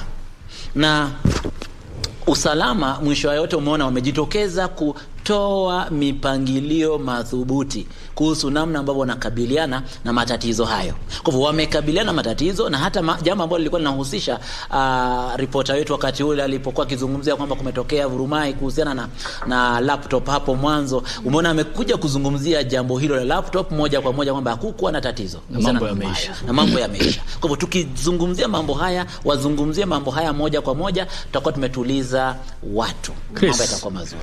Kipi unachokizungumzia kuhusiana na kauli za IBC na taarifa hayo waliotoa kwa vyombo vya habari na walioko pale na kwa Kenya kwa ujumla? Nadhani ni jambo la maana sana ambayo tume imefanya, kwa sababu unajua zile uvumi na jumbe ambazo huwa zinaenezwa katika mitandao za kijamii saa zingine huwa zinakuwa habari za kupotosha. Na mambo ya usalama ya kimitambo ya tume huru, usalama ya wale ambao wanahusika na hii shughuli nzima ya kuhesabu matokeo ni jambo ambayo yafaa yazingatiwe zaidi. Lakini pia pale unajua hii masuala ya tarakilishi, mara nyingi tumejua hii mambo ya mitandao huenda ikawa kuna tatizika kwa sababu kama wana share mtandao moja, tuseme hiyo mtandao mmoja ndio hata wale ambao wamekuja na tarakilishi yao ya kibinafsi, nadhani wamechukua hatua hiyo ili kuzuia uvumi kama ambayo ilitokea jana ya kwamba kuna mwakilishi wa chama fulani ama mrengo fulani ambaye alitolewa pale nje juu ya masuala ya tarakilishi. So nadhani ni ili kuzuia ama kuziba yale mianya ambazo zinaweza kuwa ni njia ambazo zinatumiwa kutoa habari potovu. So jambo hili ni jambo la maana sana, na tena unajua kwa wakati huu uchaguzi na mambo ya uchaguzi wa urais, haswa katika ile wakati wa mpito, transition, ile wakati ile serikali nyingine yule aliyekalia kiti sasa hagombei tena, inakuwa ni mambo ambayo inakuwa na ile ari, na watu wengi wanakuaga kama umezingatia uchaguzi huo kama uchaguzi wa maana sana kuliko ile uchaguzi ambayo rais ambaye amekalia kiti bado anataka bado anagombea. So wakati wa mpito inakuwa wakati wa muhimu sana, ndipo sasa yafaa watu wanakuaga makini na wahakikisha ya kwamba shughuli nzima na ile hatua yoyote ambayo inachukuliwa ni hatua ambayo inaelekea katika ile safari ambayo inaleta utulivu kwa hata wale wagombezi na hata wale wafuasi wa mrengo yoyote ile. Na naona IBC imeona ni vyema ijitokeze kimasomaso kila wakati, pengine kama kutakuwa kumetokea tashwishi kama hizi ama semi kama hizi ambazo zinaweza kuwa katika mwelekeo mbaya, imeonelea ijitolee na mapema iweze kuzungumzia hilo swala kwa minajili tu ya kuweza kupunguza pengine kama ni wasiwasi kwa Wakenya, ama kama pengine kuna mipango yoyote ya wanasiasa ambao kama vile alivyokuwa amesema tunajua ama tuliona kwamba jambo kama hili la kusemekana kwamba kumekuwa na mwingilio wa portoli yetu, tuliona kwamba kuna tetesi kama hizo zitajitokeza, lakini tumeweza kudhibiti hilo na kwamba hakuna jambo lolote la kushtua katika hilo. Kuna hoja moja ambayo imetolewa na wale wazungumzaji ambao walikuwa na O'Brien Kimani pale, mmoja amesema kwamba itawezekana pengine IEBC kadri inavyoendelea kuthibitisha zile fomu pengine ije kwa vyombo vya habari, ije ieleze hii fomu hii tumethibitisha iko sawa. Kila fomu, pengine kwa kila fomu waje waeleze. Sidhani kama hiyo itawezekana, kwa sababu kama hizi fomu ni zaidi ya 46 na sasa tukisema ya kwamba because zote hazikuji kwa wakati mmoja ama kijumla ambao utakuwa una hesabu hii fomu hii tumethibitisha, fomu hii tumethibitisha, zinakuja katika mwendo tofauti. Sasa ikawa tutakuwa wanakuja kututangazia ya kwamba fomu hii tumepata, tumethibitisha, huenda ikachangia kuchelewa kwa kukagua ama kutoa matokeo halisi. Kwa sababu tumeona hata wakati huu watu walikuwa wameanza kuwa na roho ile tumbo joto ya kwamba shughuli nzima iende katika ile mwendo ambao Wakenya wanatarajia. Sasa ili tuhakikisha ya kwamba, ndiposa hata nimefurahi ili wapatie wale watu ambao maagenti nafasi na wale maafisa wa IEBC kufanya ukaguzi kwa haraka, na kwa sababu kama watu wako wengi pale, sasa pengine huwa kuna distractions. Sasa hiyo inakuwa kama kizingiti katika ile kufanikisha ile shughuli iende kwa haraka.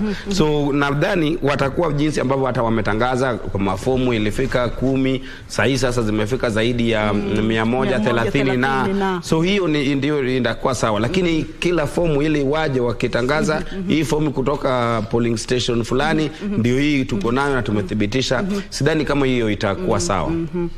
Na Kamche, kinachofanyika ni kwamba unaona sasa hivi wamefika kiwango cha kila wakati wanapojitokeza wanakuja kusoma taarifa kuhusu idadi ya kura za maeneo bunge fulani.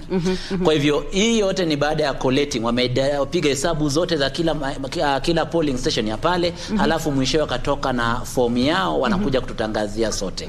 Kwa hivyo nadhani ndio yale ambao wanafanya. Tukienda kwa hatua ya kila polling station, unajua hapo ni fomu zaidi ya 46 na hapo tutakuwa tumeleta tatizo. Kwa hiyo wamerahisisha kazi. Na asante tena. Sasa tunaelekea katika kaunti ya Mombasa, ambapo nikigeuka nyuma hivi nilikuwa namuona tayari Anburu anatusubiri kwa hamu kutujuza yale ambayo aliyonayo, ambayo amekuwa akiyadurusu na kuyafuatilia tangu asubuhi. Anburu, habari za huko kwanza, na ni yapi mapi ambayo unatujia nayo? Mzuri sana Harith Salim, ukiwa hapo Broadcasting House, na nakuja kwako moja kwa moja kutoka kituo cha kujumulisha kura cha kaunti ya Mombasa ambayo iko katika Kenya School of Government. Na kufikia sasa zile tali ambazo zimefika hapa, zile hesabu za kura zimefika hapa, zimetoka kutoka kaunti ya Kisauni, that is maeneo bunge ya Kisauni, Nyali na Changamwe. Kulingana na returning officer ambaye yuko hapa, amesema bado tunasubiria hata hesabu za kutoka Mvita, Jomvu na Likoni. Na kwa sababu mimi nilikuwa maeneo ya Nyali, tuliweza kujumlisha za kule Nyali, tukapata kuwa mbunge wa kule ambaye alikuwa ni Mohamed Ali aliweza kupata kura 32,988 akiweza kumshinda mwenzake ambaye ni Said Abdallah wa chama cha ODM, na ambaye alipata kura 18,642. Na ukiangalia upande wa Jomvu pia zile kura za kule zimeweza kujumlishwa, na pia mbunge wa eneo lile aliweza kupata kura Badi Twalib alipata kura 13,850 akifuatwa unyo kwa unyo na Renson Thoya wa chama cha Jubilee ambaye alipata kura 9,404, na mwisho wa tatu alipata ni Karisa Nzai wa UDA ambaye alipata kura 5,439. Maeneo ya Kisauni pia vile yameweza kujumlisha, na yule mbunge wa upande ule ambaye ni Rashid Bezimba mwenye kushinda kiti hicho alipata kura 34,747 akifuatiwa na Mbarak Hamid wa chama cha UDA ambaye alipata kura 12,336, na pia tukapata Beatrice Gambo wa chama cha Jubilee ambaye pia alipata kura 6,533. Katika eneo bunge hili la Mvita nilikuwa na mwenzangu ambaye aitwa Mwanamkuu Kombo ambaye ataweza kutuambia tu labda zile jumlishi za kura walizopata katika eneo bunge hili, na pia kutuambia ni yapi ambayo yalijiri kutoka kwa eneo bunge hili. Karibu sana Mako. Labda tueleze tu kumejiri nini huko katika eneo bunge la Mvita. Asante sana Ann. Na mtazamaji, kukuarifu tu yale ambayo yalikuwa yakitokea katika eneo bunge hili la Mvita ni kwamba tumekuwa na changamoto si haba siku tatu hizi, ambapo awali kulikuwa na sintofahamu 2-3 katika vituo mbalimbali. Tashwishi ya kwanza ikiwa vituo vingi vilifungua kuchelewa, hii ikapelekea mpaka kufungwa kuchelewa kwa vituo hivi, hali ambayo iliweza pia kuathiri ile shughuli ya kuhesabu kura. Kwa hiyo ile shughuli ya kuhesabu kura ilianzwa kuchelewa, pia ikapelekea shughuli kuisha kuchelewa, na hii ikapelekea pia ujumlishaji wa kura, ambapo kituo kikuu cha kujumlisha kura kilikuwa Sheikh Nasor Kibwana, ambapo pale ilikuwa the Constituency Tallying Center, ambapo tulikuwa pale kwa siku 2 za nyuma, na mpaka sasa hivi tulikuwa tumekita kambi kule, ambapo tulikuwa tunatarajia kupata matokeo. Na jana usiku mida saa 3 hivi tuliweza kupata mbunge ambaye amechaguliwa, MP elect wa eneo bunge hili la Mvita. Kumbuka kwamba mtazamaji, kiti hiki kimeachwa wazi baada ya Abdulswamad Sharif Nasir kutoka na kuenda kugombea ugavana, na sasa hivi kiti hichi kilikuwa wazi na kilikuwa kinapiganiwa na candidates 12. Yani kuna wawaniaji 12 ambao walikuwa wanapigania kiti hichi, lakini mmoja tu ndio alifanikiwa kupata ushindi, ambaye ni Mohamed Sud Machele. Na Mohamed Sud Machele kupitia tiketi ya ODM aliweza kupata kura 22,611, ambapo aliweza kumpiku mwenzake kutoka chama cha ODM Omar Mahmoud Shalo, ambaye ndio alikuwa mpinzani wake mkubwa sana, ama mpinzani wake mkali, ambapo alijizolea kura 11,628. Na kitu ambacho tunafurahia katika eneo bunge la Mvita hili ni kwamba tunashukuru kwamba Omar Shalo aliweza kukubali matokeo na akasema kwamba amekubali kushindwa. Endapo awali kulikuwa kuna sintofahamu kidogo, tulikuwa tunatarajia, ama yeye mwenyewe alikuwa amesema awali kwamba endapo matokeo yatatokea vizuri atakwenda kuelekea mahakamani, lakini baadaye jioni aliweza kukubali na akasema kwamba hataenda tena mahakamani. Kwa hivyo kufikia sasa, labda ni kipi kinachoendelea katika eneo bunge upande huo wa kuhesabia hizo kura, kwa sababu tumebakia na kura za seneta na kura za mwanamke mwakilishi wa eneo bunge? Na mtazamaji, ni kwamba kwa sasa hivi kulikuwa na pia tatizo kidogo, ambapo matokeo yale ya urais kujumlishwa pale kutoka vile vituo vyote katika eneo bunge la Mvita. Tulikuwa na vituo 203 ambavyo vyote vilifika pale kujumlishwa katika kile kituo cha ujumlishaji, lakini matokeo yale ya urais yalishindwa kujumlishwa kwa sababu system ama vitandawazi vilikuwa vinaleta shida. Yule returning officer pale ama msimamizi wa kura katika kituo kile cha eneo bunge la Mvita, mpaka kufikia leo asubuhi alituarifu kwamba kuna mikakati ambayo inafuatwa na maafisa wa IEBC kuhakikisha kwamba matokeo ya mwanzo ya kutoka eneo bunge la Mvita yataweza kuwasilishwa, lakini mpaka sasa hivi tulikuwa hatujafanikiwa kupata ile form 34B. Lakini pia kwenye nafasi ya mwakilishi wa kike na pia senator, kwa upande wa senator bado matokeo pia hayajakamilishwa kujumlishwa pale, lakini matokeo ambayo yamejumlishwa ya mwakilishi wa mwanamke yameweza kujumlishwa, na kuna matokeo ambayo tumepata muda sio mrefu, ambapo kwa sasa hivi kwa eneo bunge la Mvita ambaye ameibuka sio matokeo ya mwisho, ila ni matokeo kulingana na upande wa Mvita, eneo bunge la Mvita, ambapo mwanamke ama mama Zamzam Chimba anaongoza kwa kura 17,383 kupitia chama cha ODM, akifuatiwa kwa karibu na Fatma Bakari Barayan ambaye ni kupitia tiketi ama kupitia chama cha UDA na kura 16,741. Sawa, nitakuruhusu urudi upate kutuletea hesabu zenye ziko. Sasa Harith, ulivyosikia ni kuwa kwamba chama cha ODM kimeweza kupata wabunge wale ambao walikuwa hapa ndio wameweza kuretain seats zao. Ila tu Machele ambaye ameweza kuwa mbunge wa kwanza, yani mbunge mpya katika eneo la Mvita. Tukiweza kukumbuka kwamba Abdul Swamad Sharif ameweza kwenda kugombania kiti cha ugavana. Pia tusisahau vile before 2 weeks tutapata kuweza kuchagua gavana wa kaunti ya Mombasa tarehe 23 mwezi huu. Kwako Harith, labda kuna kitu ungetaka niweze ku-clarify? Asante sana Anburu. Bila shaka wabunge wapya wamepatikana, lakini katika eneo la Kisauni nafikiri Bedzimba alikuwa amebwagwa katika kipindi kilichopita. Kwa hiyo nafikiri mbunge alikuwa Ali Mbogo ambaye alitaka kuwania ugavana kupitia Wiper pamoja na Sonko, lakini nafikiri amepata majira na amerudi tena kuchukua nafasi aliyokuwa nayo kabla ya kuondolewa na Bedzimba. Lakini swali ni kwamba umesikia mwenzako akizungumzia kwamba katika eneo la Mvita Shalo amekubali matokeo. Hayo maeneo mengine yako vipi? Kwa sababu tunaona kwamba Kisauni na Changamwe hatujui wapinzani wamesemaje, kwa sababu tunataka kufahamu, je, wameona huu mchakato na shughuli nzima imekwenda vipi na wameridhishwa kama alivyoridhishwa Shalo na wengineo katika maeneo tofauti nchini? Eneo la Nyali pia hawakuridhishwa, wapinzani hawakuridhishwa, na pia wamesema wangetaka baada ya kila kitu kufanyika wataenda kotini kuhakikisha kwamba wanaweza kupata usawa, kwa sababu wanasema kwa kura ziliweza kuibua upande wa Nyali, lakini hayo tutajua baadaye, kwa sababu wamejiunga pamoja. Wale wote wapinzani wamesema wataenda kotini. Maeneo yale mengine pia wamekubaliana, ila bado Likoni hatujajua kumeenda vipi kufikia sasa, lakini tunatumai kuwa kila kitu kitaenda kisawa.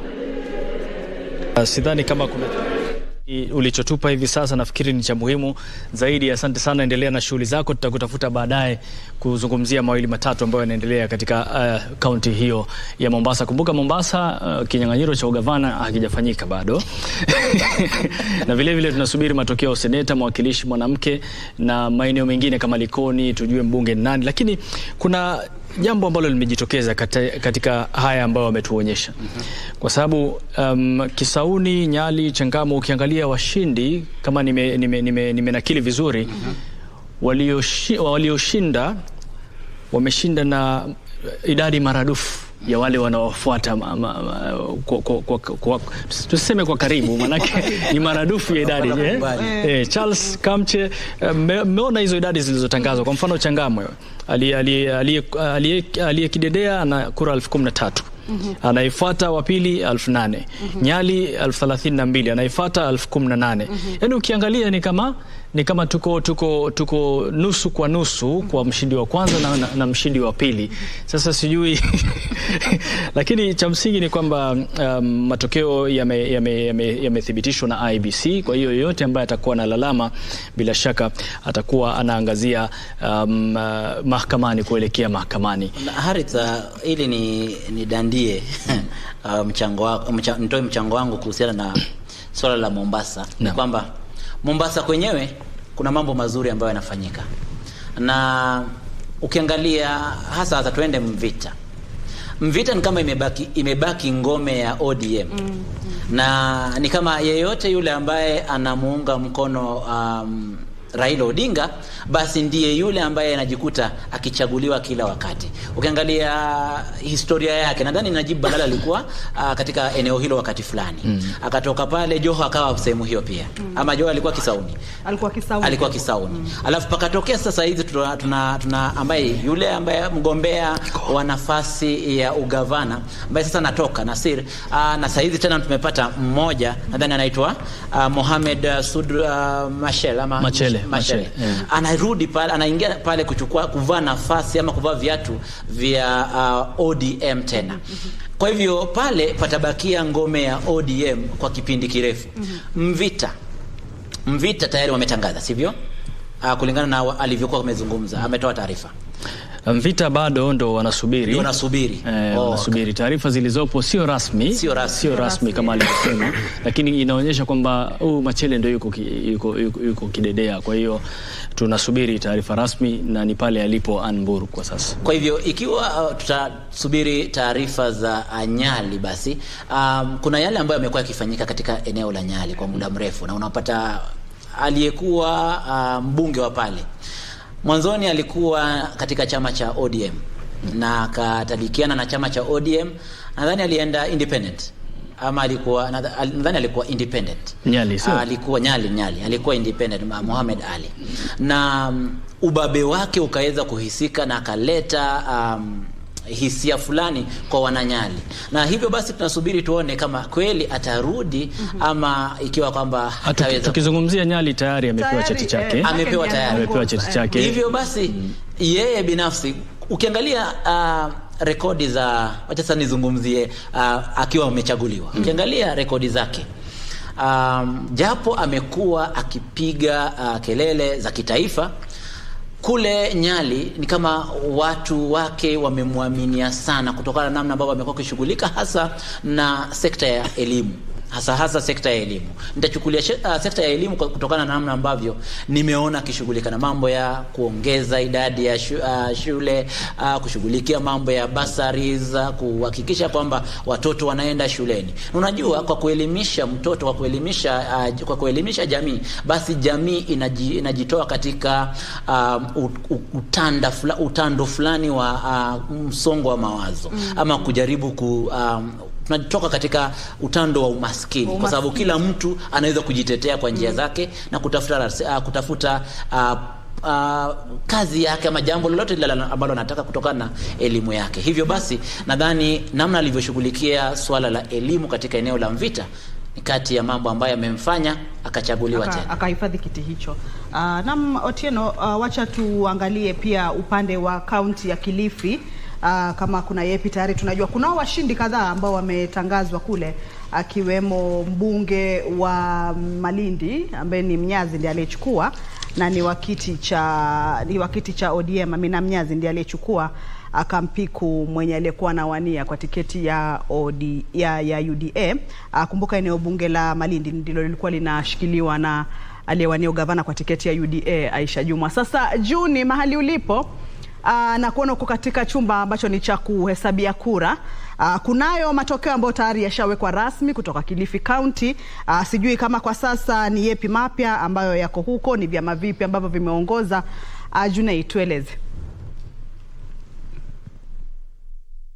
Hujambo Kamche, tuko katika kituo cha kujumuisha kura cha Pwani University, ambapo hii leo huenda tukalikunja jamvi hapa katika kaunti ya Kilifi, manake yule anayesimamia zoezi la kujumuisha kura Hussein Gure bado anaendelea na sajili yake, na atakapomaliza atakuwa na tueleza. Kwa sasa ni maeneo bunge matatu tu peke yake yameweza kuwasilishwa katika dawati lake, na natuarifu kuwa bado anaendelea na hesabu ya kujumuisha. Endapo atakapomaliza tu ataweza kutupatia mbivu na mbichi aliyekuja wa kwanza, wa pili, na kama una malalamishi ni hatua gani utakazochukua baada ya yeye kutangaza matokeo hayo. Na kwa sasa nilikuwa na wenzangu waliokuwa wametapakaa katika gatuzi nzima la Kilifi, wenzangu Hibak, Caroline Mramba, Asha Hamis, Sylvester Chibero, Raja Bwanje.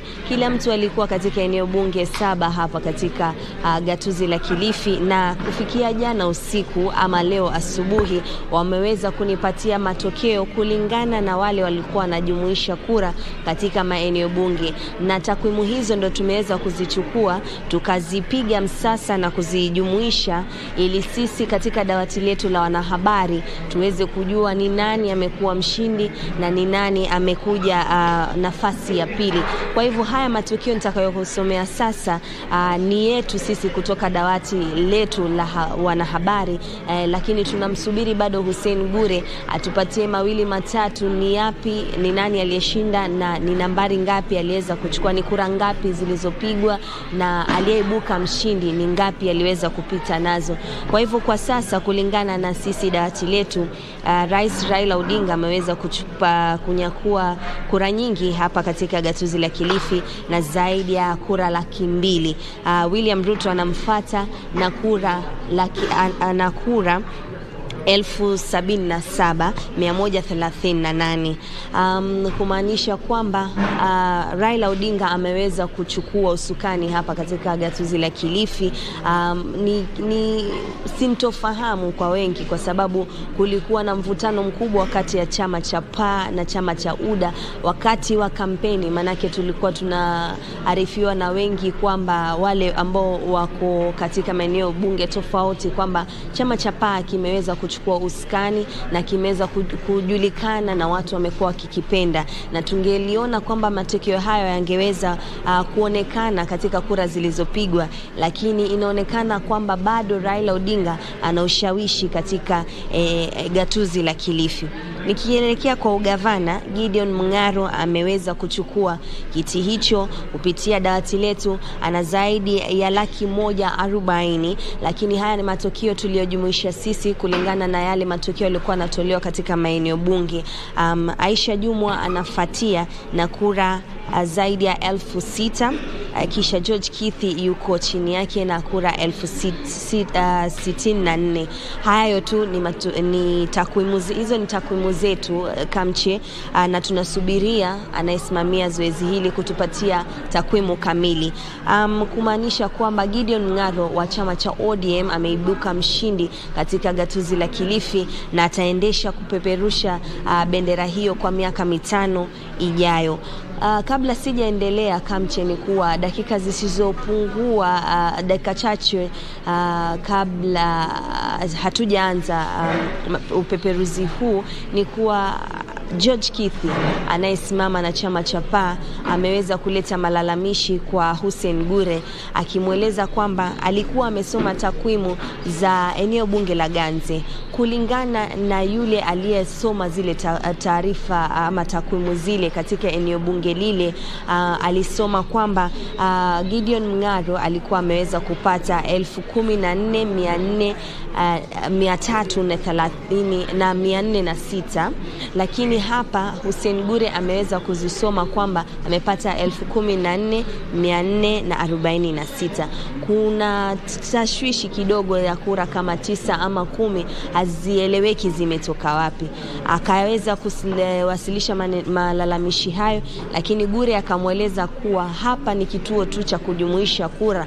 Kama kuna malalamishi aweze kuchukua ushahidi alio nao, asubirie siku za kwenda kotini kuwasilisha malalamishi yake ndio aweze kupata haki yake. Hakumsimamisha, akamwambia ataweza kuchukua kama lalamishi, kisha baadaye akielekea kotini achukue ushahidi wote alionao ili aweze kuwasilisha lalama lile, lakini hakuna mtu yoyote anaweza kusimamisha zoezi hili la kujumuisha kura. Kwa hivyo yeye anaendelea, yoyote yule atakayekuja na lalama ataweza kulinakili, lakini hawezi kusimamisha zoezi zima la kujumuisha kura. Bado tuko hapa, kuna hali ya sintofahamu. Je, bado ana lalama zingine? Manake pia amenigusia kuwa eneo bunge la Magarini pia akona shida nalo, lakini haya yote ni msema kweli ni Hussein Gure atatueleza kufikia sasa ataendelea vipi na malalamishi ambayo atakuwa anaendelea hapa kituoni. Tumemwona tu George Kithi na Gideon Mung'aro waliofika hapa. Aisha Juma bado hatujamuona, kwa hivyo hatuwezi jua kama na malalamishi. Katika mitandao ya kijamii pia hatujaona kama wameweza kukubali matokeo na kusalimu, labda wanasubiri tu mpaka Hussein Gure atakapozitaja ama atakapozisoma zile takwimu zake, kisha baada hapo tutaona kama Aisha na George wataweza kuyakubali matokeo ama watakuwa wanaelekea mahakamani.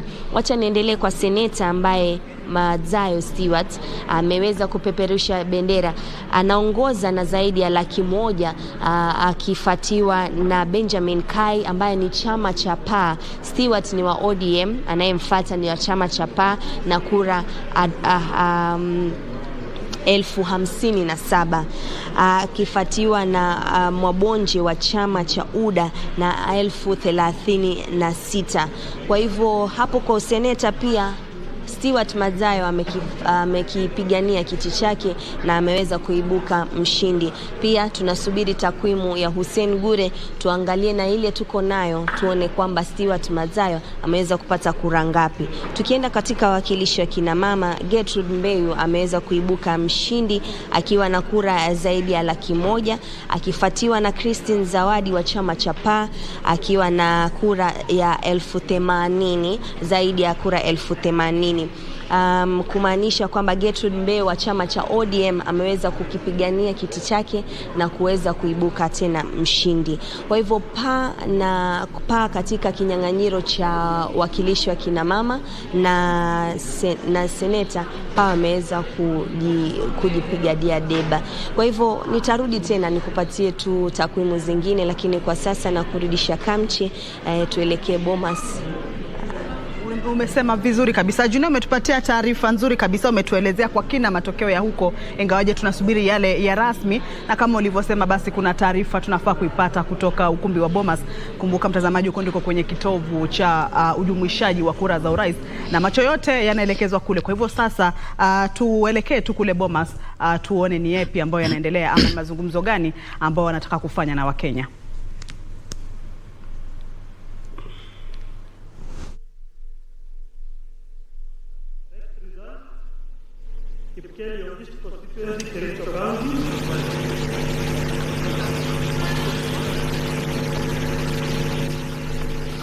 Total registered voters for Kipkelio constituency, Kericho County, 63,679.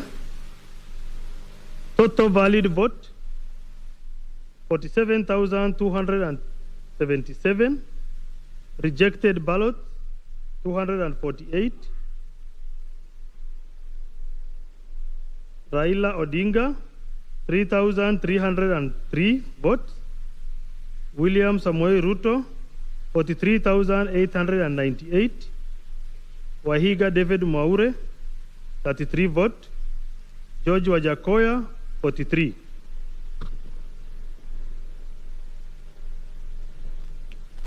Next result is from Mwingi North constituency, Kitui County.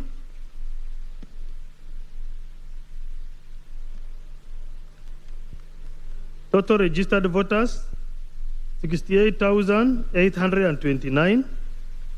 Valid vote cast, 43,817. Rejected ballot, 282. Raila Odinga, 31,655. William Ruto, 11,508.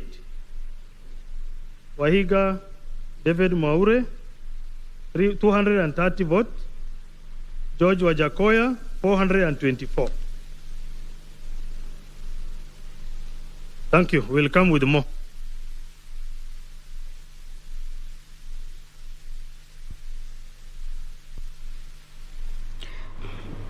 Ambapo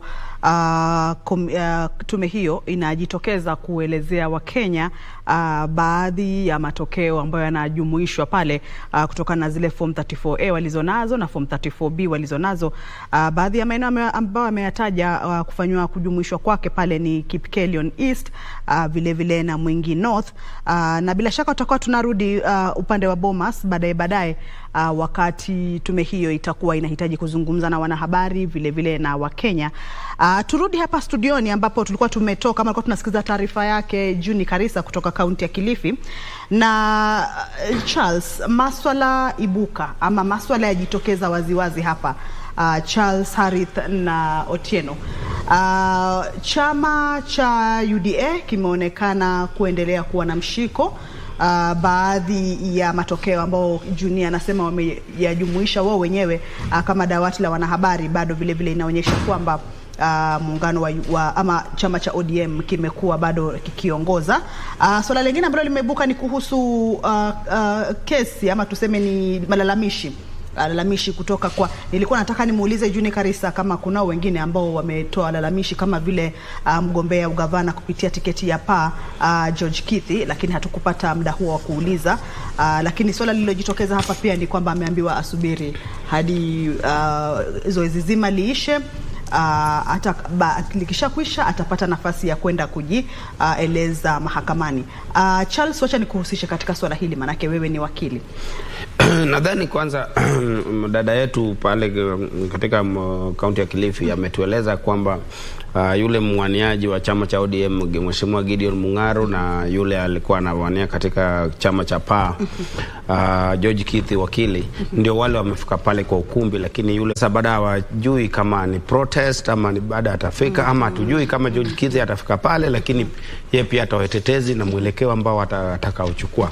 Kwa maana tunajua ya kwamba Kithi alikuwa katika mrengo wa Kenya Kwanza, chama cha PA ambaye inaongozwa na aliyekuwa gavana Amason Kingi. Yeah, so mambo kama haya tetezi imeanza kutokea pale na haya ni masuala ibuka. Kuna hujaendelea, kuna msimamizi wa kura eneo hilo amesema kwamba hawezi kusimamisha zoezi zima. Yatatangaza matokeo, manake George Kithi anasema kwamba eneo la Magarini limetangaza hivi, lakini kufikia upande wa county wakatangaza hivi. Sasa yeye anasema mbona lisuluhishwe hapo kabla tusonge mbele. Msimamizi wa kura anasema hilo litabaki hivyo, hatuwezi simamisha zoezi, tutasonga mbele. Kama unataka kwenda mahakamani, enda mahakamani. Nadhani unajua kuna ngazi mbili hapa ya kuthibitisha matokeo. Kwanza ni katika hiyo polling station na kwa bunge, ile maeneo kuu ya ujumlishaji wa kura katika maeneo bunge.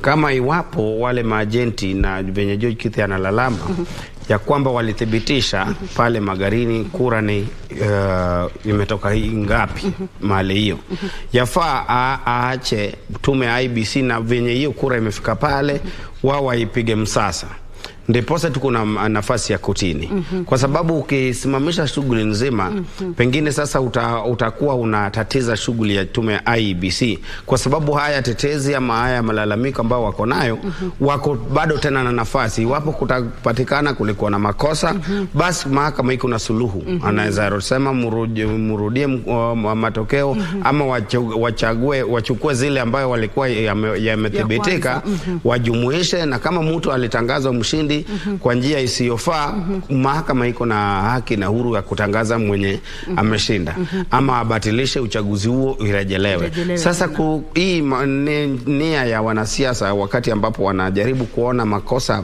hapa na pale ya kwenda kutaka kusimamisha shughuli nzima, yeye hawezi sema na kuzuia tume kutangaza matokeo. Wala ni mahakama kama anataka, yeye ni wakili, anaenda mahakamani, mahakama kama kuna shahidi tosha isimamishe, lakini sio kuenda kusema ya kwamba tusimamishe kutangaza matokeo, kwa sababu sio matokeo yake tu hiyo, bali kuna mambo mengi na matangazo ya vitu mbalimbali ambayo pia yafaa yatangazwe. Sasa mimi naona kwa maoni yangu, wacha mwenyekiti mwenye anasimamia kutangaza uchaguzi huo, kama ametosheka ya kwamba zile nakala ambazo amepata, kwa sababu baada ya kutoka katika constituency office ya Magarini, wao pia hapa katika county tallying center pia walikuwa na wale maagenti na wale watu tena kuthibitisha kwamba kile ambacho wanatangaza hapo ni sawia na ile ambapo ilitangazwa katika maeneo bunge. Naam, Otieno, ni lalama halali hizo, lakini swali ni hitilafu kama hiyo inaweza tokea, pengine msimamizi wa kura ama msimamizi wa uchaguzi katika kiwango cha constituency anaweza tatizika, apeane idadi tofauti, alafu ikifika kule yule msimamizi wa kiwango cha county naye apeane hesabu tofauti, na ikiwa ni eneo bunge lile moja. Unajua kinachofanyika ni kwamba sisi sote ni binadamu. Na binadamu huenda tukawa na ila wakati fulani, ama tuna dosari zetu, na hawa returning officers ama presiding officers kwa njia moja au nyingine pia ndani yao wana msukumo wa mirengo. Kuna wale ambao wanapenda mrengo fulani zaidi ya mrengo mwingine, lakini pale wamejikuta wakienda kufanya kazi. Hivyo basi kuna uwezekano kwamba yule aliye na nia mbaya anaweza kufanya hivyo, akabadilisha na kubatilisha taarifa ama ripoti zenyewe. Zinapofika pale mbele unapata mambo tofauti. Kwa mfano, japo hili si la mtu kubadilisha, lakini inaonyesha irregularities ambayo ilijitokeza. Nadhani sehemu ya Garissa ama sehemu za maeneo ya Northeastern, ambapo presiding officers walipatikana, badala ya wao kufika pale asubuhi na mapema kuandaa kila kitu, waliamua kwanza kwenda kupiga kura. Naam, Otieno, naambiwa kipaza sauti chako kina hitilafu fulani, kwa hivyo Charles, wacha nirudi kwako. Tuzungumzie hili swala la umaarufu wa hiki chama cha PA. Chama cha PA na chama cha UDA, tukiangalia kama eneo bunge la Malindi, ambapo tunaona mbunge wa Malindi aliyekuwa mbunge wa Malindi Aisha Juma aliyekuwa anawania kiti cha gavana kwa tiketi ya UDA. Na imani kuna mbunge alikuwa anawania kwa tiketi ya UDA, lakini hakuweza kupata, licha kwamba Aisha mwenyewe ametoka pale na alikuwa na ushawishi wa kiasi chake, lakini mbunge pengine ambaye alikuwa anampigia upatu apate kiti kwa tiketi ya UDA pia hakupata. Nadhani kile ambacho kimeleta utatizo, lakini bado yafaa tukubali ya kwamba chama cha ODM bado kilikuwa na umaarufu kule kaunti ya Kilifi. Alafu jambo lingine ambalo huenda ikachangia ni kwamba chama cha PA ambayo pia ilikuwa katika ndani ya hii mrengo wa Kenya Kwanza pia alikuwa na mgombezi pale. Sasa na huenda ikawa sasa mgombezi wa UDA na mgombezi wa PA waenda wakagawanya kura. Lakini sasa tukiangalia hata kura ya urais jinsi ambavyo imetangazwa, tumeona ya kwamba mwaniaji wa Kenya Kwanza Mheshimiwa Ruto ameweza kuzolea kura zaidi ya 78,000. Hiyo ni kuonyesha kwamba kuna jinsi ambayo walipata upenyo na kuanza kujaribu kubadilisha sasa ile kutokuwa ngome ya chama cha ODM jinsi ambavyo ilikuwa hapo awali. Kwa sababu utakumbuka kwamba Kilifi ndicho county pekee uchaguzi uliopita waniaji wote waliingia na chama cha ODM. Sasa chama cha PA ya Governor King ni chama kichanga sana ambacho kilibuniwa miezi michache kabla tujaendea uchaguzi ambao umekamilika. So pengine huenda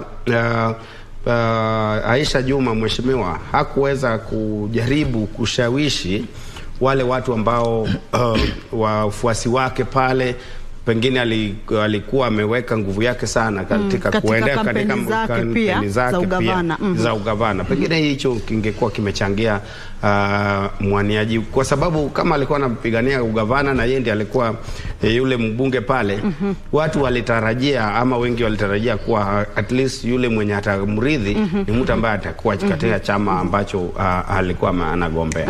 Naam, Chris Kamche Otieno, hilo swala la UDA na Aisha Jumwa, sijui, kwa sababu kinachoonekana ni kwamba alishindwa kutekeleza yale yalitarajiwa kutekelezwa, wajibu wake katika eneo lile, na ule umaarufu ambao alikuwa nao ni kwamba alijithamini zaidi kupitia ule umaarufu, kwa sababu umaarufu nafikiri ulianzia tangu alipoteuliwa na chama cha ODM kabisa. Sasa ni labda alijithamini zaidi kwamba na akajiamini zaidi, ama ilikuwa namna gani? Kwa sababu ukiangalia hata katika nyadhifa nyingine nafikiri ni diwani mmoja tu ndio amepata kiti mpaka sasa katika eneo analotoka yeye, kwa sababu hata kiti alichokuwa amekiacha cha ubunge wa Malindi kimechukuliwa na Amina Mnyanzi kutoka ODM. Naam. Unajua kinachofanyika, nadhani kuna maeneo bunge 7 Kilifi.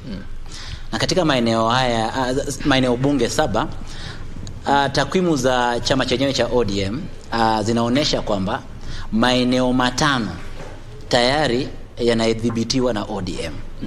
Maeneo mawili ambayo hayakuwa yametangazwa, ambapo maeneo mawili ambayo yamesalia ni kwamba matangazo rasmi hayakuwa yametolewa. Hivyo ina maana, alafu ukiangalia governor ni Mung'aro. Alafu kwa mujibu wa idadi ambayo bado haijathibitishwa. Naam, anaongoza. Alafu Mazayo pia anaongoza. Ndiyo.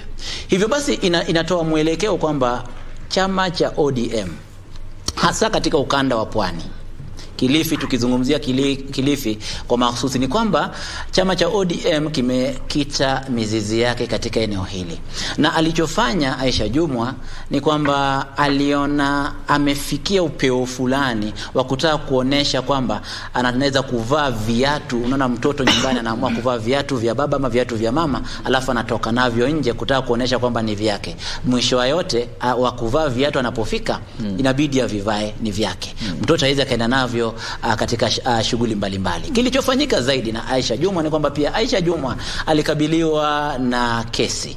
Nadhani kesi hii pia kwa njia moja au nyingine iliweza kumtatiza. Manake kwa njia nadhani sijui kwa kipindi fulani lazima angejikuta amejiwasilisha mahakamani kufuatilia na kusikiliza kesi yenyewe. Kwa hivyo hii pia huenda ulikuwa mzigo mzito ambao ulikuwa ukimtatiza sana, na kwa hivyo akakosa kupata nafasi kamili ya kufanya kampeni zake vizuri, na mwishowe basi waliokuwa kwenye ground wakavuka hivyo. Lakini mbali na hivyo unafahamu kwamba kama utakumbuka ni kwamba UDA na mrengo wa Kenya Kwanza ulizuru eneo la Kilifi mara si moja. Halafu pia tunakumbuka pia kulikuwa na mvutano kati yake na kati ya Amason Kingi katika kampeni, na alijitokeza katika moja ya kampeni zake akimlaumu gavana Amason Kingi akisema kwamba huyu atatatiza shughuli za Kenya Kwanza na UDA katika kaunti ya Kilifi. Je, hili ndio limekuja kutokea? Kwa sababu ukiangalia chama cha PA kimekuja na makali mengine, ni chama kipya.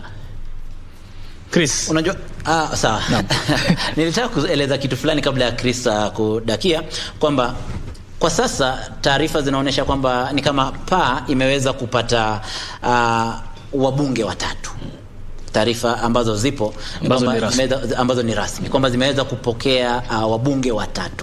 Inaonyesha pia kwamba imekuja kwa makali yake. Hata hivyo, nini kinachofanyika? Unaona kunapokuwa na sibling rivalry, kwamba pale kuna Aisha Jumwa ambaye anawakilisha UDA, alafu hapa pana Amason Kingi ambaye anawakilisha PA.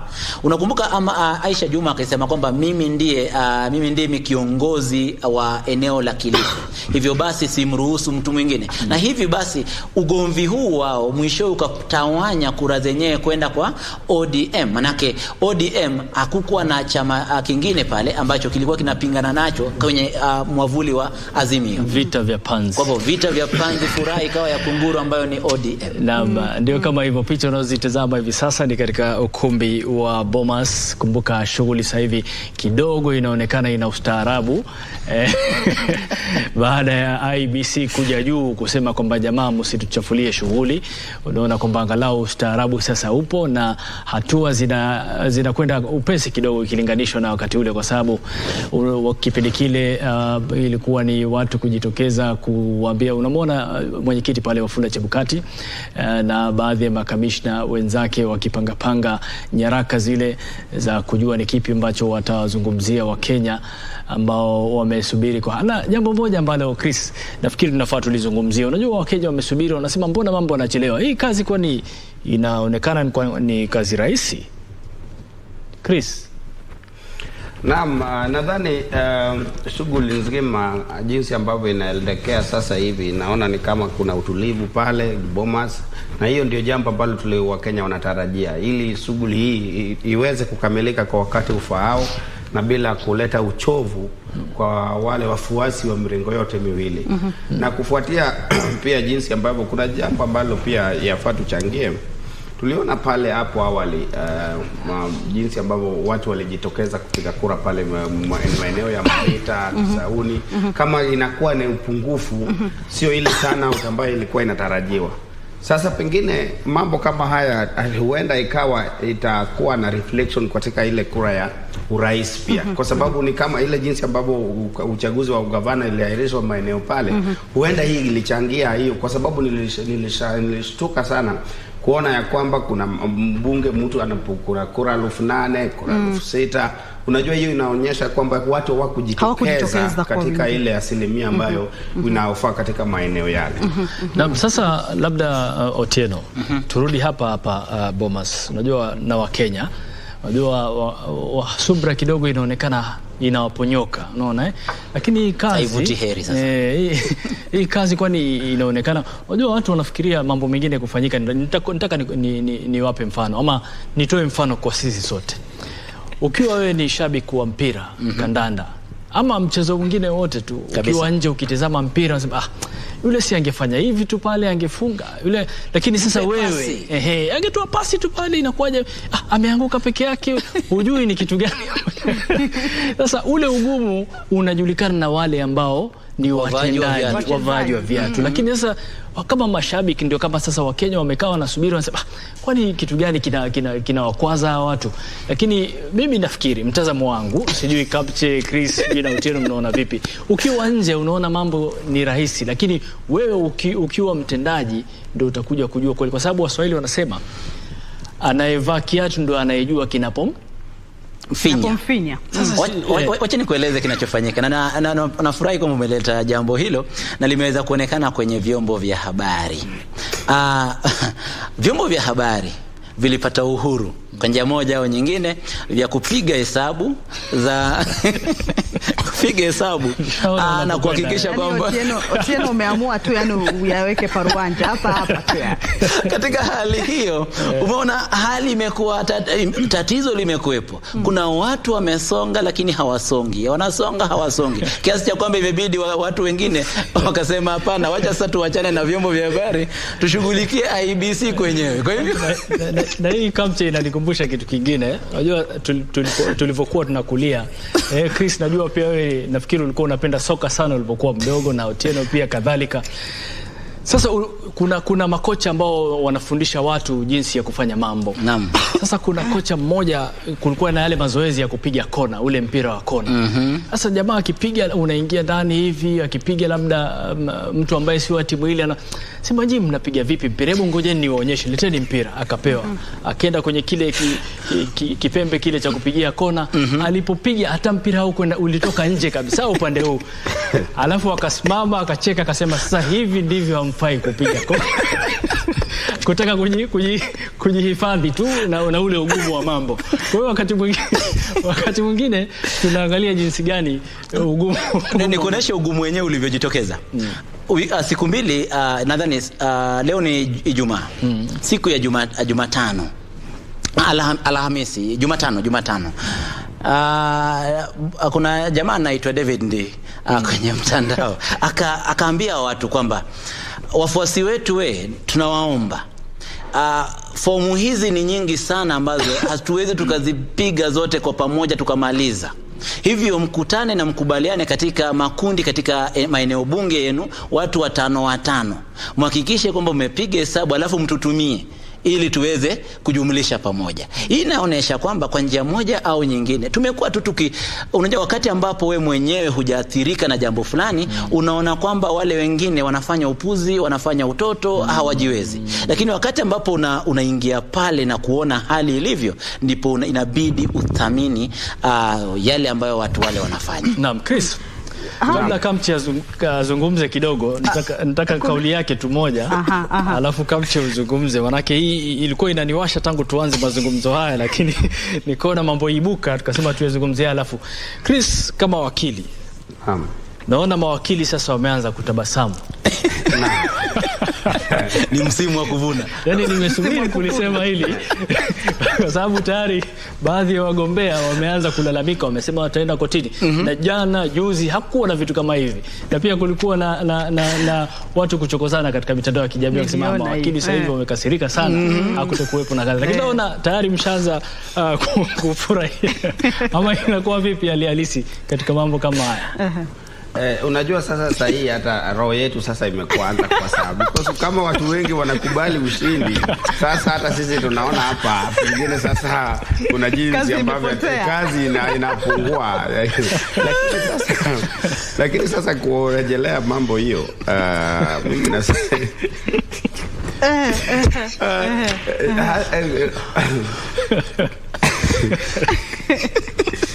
anyway, sisi umegonga ndipo unaona vile anapocheka mpaka anashindwa kujieleza. Ndio maana nimesema nilikuwa nasubiri kwa hamu. Unajua watu hawawezi lalamika tu juu ya kulalamika, kwa sababu hata hiyo shughuli ya mahakama tena inahitaji mtu achimbe zaidi kwa mfuko. So ni jambo ambalo pia hatuwezi kuyafurahia, because sasa wakati mtu anapokataa matokeo, kwanza pia inakuwa ni kama mambo ambayo inatatiza usalama, kwa sababu hujui wafuasi watangojea ende mahakamani ama waanze kunyosheana vidole na wafuasi wa ile mrengo ingine. Lakini tukirejelea hii mambo swala nzima, mimi nataka kusema ya kwamba wacha wale ambao wanalalamika walalamike. Lakini haya tetezi zote, unajua lazima tetezi ama lawama yoyote iwe na ile ushahidi wa kutosha ambayo inaweza weka mahakama afadhali iweke muda hata mchache sana kuyasikiliza. So kwa mimi nadhani kwamba bado tutaenda kushuhudia watu wengi ambao watakataa, kwa sababu haya matokeo bado yanazidi kuingia moja baada ya nyingine. Lakini sasa sisi tutangojea tu tuhakikisha ya kwamba nchi iwe utulivu, wafuasi wasiwe na tumbo joto, wahakikisha kwamba wangoje wagombezi wao wapatie mwelekeo, wale wanaoelekea mahakamani waelekee. Lakini cha muhimu zaidi tuhakikisha kwamba tume ya IEBC iwe na fursa, na nimeona jinsi sahihi kile ambacho kinaendelea katika ukumbi wa Bomas. Mambo yametulia, mambo yametulia kama uji wa mtoto. Sasa hivi ndio jinsi ambavyo tunataka, lakini wasifurahie mandhari hiyo ya utulivu, ili walegeze ile mwendo wa kuhakikisha kwamba wanatoa yale matokeo jinsi ambavyo tunataka. Arith, kinachonifurahisha ni kwamba amejaribu kulikwepa swali hilo lakini amekubali akarudi pale pale. Hata wao walikuwa wana wasiwasi, lakini sasa kama ambaye kiroho kimeanza kutulia, wanasema wapo kumbe wawili watatu ambao wanalala. Nakumbuka kuna kipindi mvua ilikuwa inanyesha sana jijini Nairobi na katika maeneo mengine. Kwa hiyo ikabuni kazi nyingi sana kwa vijana. Tukizungumzia vijana ni wa kike na wa kiume. Maeneo ya Gikomba pale, ukizunguka mjini, watu na vitambara ama sifongo zao, sponge zile na maji, wanafutia na kuwapangusia watu viatu. Kwa hiyo licha ya kero lililopo la tope, wale walikuwa wanavuna kupitia kabisa. Sasa ghafla mvua kazi ikakatika. Sasa ndio kama hivi, lakini yote kheri, kila mtu na kazi yake, na bila shaka yote haya yamepangwa kutokea. Kwa hiyo angalau pia Arith, nikukatize tena. Naam. Kuna hili swala ambalo ningependa kulileta ndani kutokana na alikuwa anaitwa Amina Munyazi ambaye ameshinda kiti cha ubunge ODM. Na nataka kuleta nafasi ya mtoto wa kike kuhusiana na yote haya. Kwamba ukiangalia maeneo mengi sasa hivi, Kirinyaga walipokuwa kitangaza wagombea wote walikuwa 7. 5 walikuwa wanaume na wakafuatana hivyo 5. Walipokuwa kitangaza sasa taarifa rasmi, kina dada wanawake wakawa 2 wanaofuatilia, wa kwanza na wa pili. Wa 3 hadi wa 7 wakawa ni wanaume. Ukirudi sehemu za Nakuru, kuna sasa hivi gavana nadhani ametangazwa rasmi wa kike, alafu seneta bado wa kike. Ukienda Homa Bay tunaye Gladys Wanga. Inaashiria nini katika uongozi wetu wa kitaifa? Kuna jambo ambalo linajitokeza kwamba nadhani namna ambavyo tumekuwa tukipalilia na kuhakikisha kwamba mtoto msichana amekuzwa na kapewa haki zake vizuri, matunda yake yameanza kuonekana vizuri. Na hivyo basi itabidi jamii yetu izidi kupalilia haya yote, ili tuzidi kuona wanawake wengi wakijitokeza kushinda katika ama kugombea nafasi hizi za uongozi. Manake awali ilikuwa kwamba wanawake hawapati nafasi hasa za uongozi. Kuna maeneo ambapo wanahusishwa sana, lakini ikifika katika uongozi wa kitaifa wanachukua nafasi ambazo ni za chini. Chukulia mfano sehemu ya Suna East, nadhani kwake Junet Mohamed. Katika eneo la Junet Mohamed mara hii hajaweza kupiga kampeni katika eneo lake rasmi, na yule ambaye ameweza kumfaa ni mke wake. Hivyo basi ikiwa tutazidi kuchochea ari za kinadada kuchukua nafasi za uongozi, basi mambo mengi mazuri yatazidi kuwa. Hata hivyo, tunapohakikisha kwamba tunamkuza mtoto msichana, tuhakikishe pia mtoto mvulana hajaachwa pale pale, ili mwishowe ajikute hajijui, hajitambui. Kwa hivyo nilitaka tu kuleta dhana kwamba kwa sababu kutokana na namna ambavyo taarifa zipo na takwimu zipo, tumeweza sana kushughulikia swala la kuinua na kutetea mtoto msichana katika jamii. Unataka kuchangia Charles? Harith kidogo Charles. Nilikuwa nataka nichangie nishikilie tu hapo mahali ambapo mwenzangu amenena. Ni kwamba hii shughuli, unaona tulikuwa na tetezi kuwa bunge ilishindwa kupitisha ile sheria ya thuluthi tatu, ile 1/3 of gender rule ambayo katiba iliweka kwamba bunge lipitishe.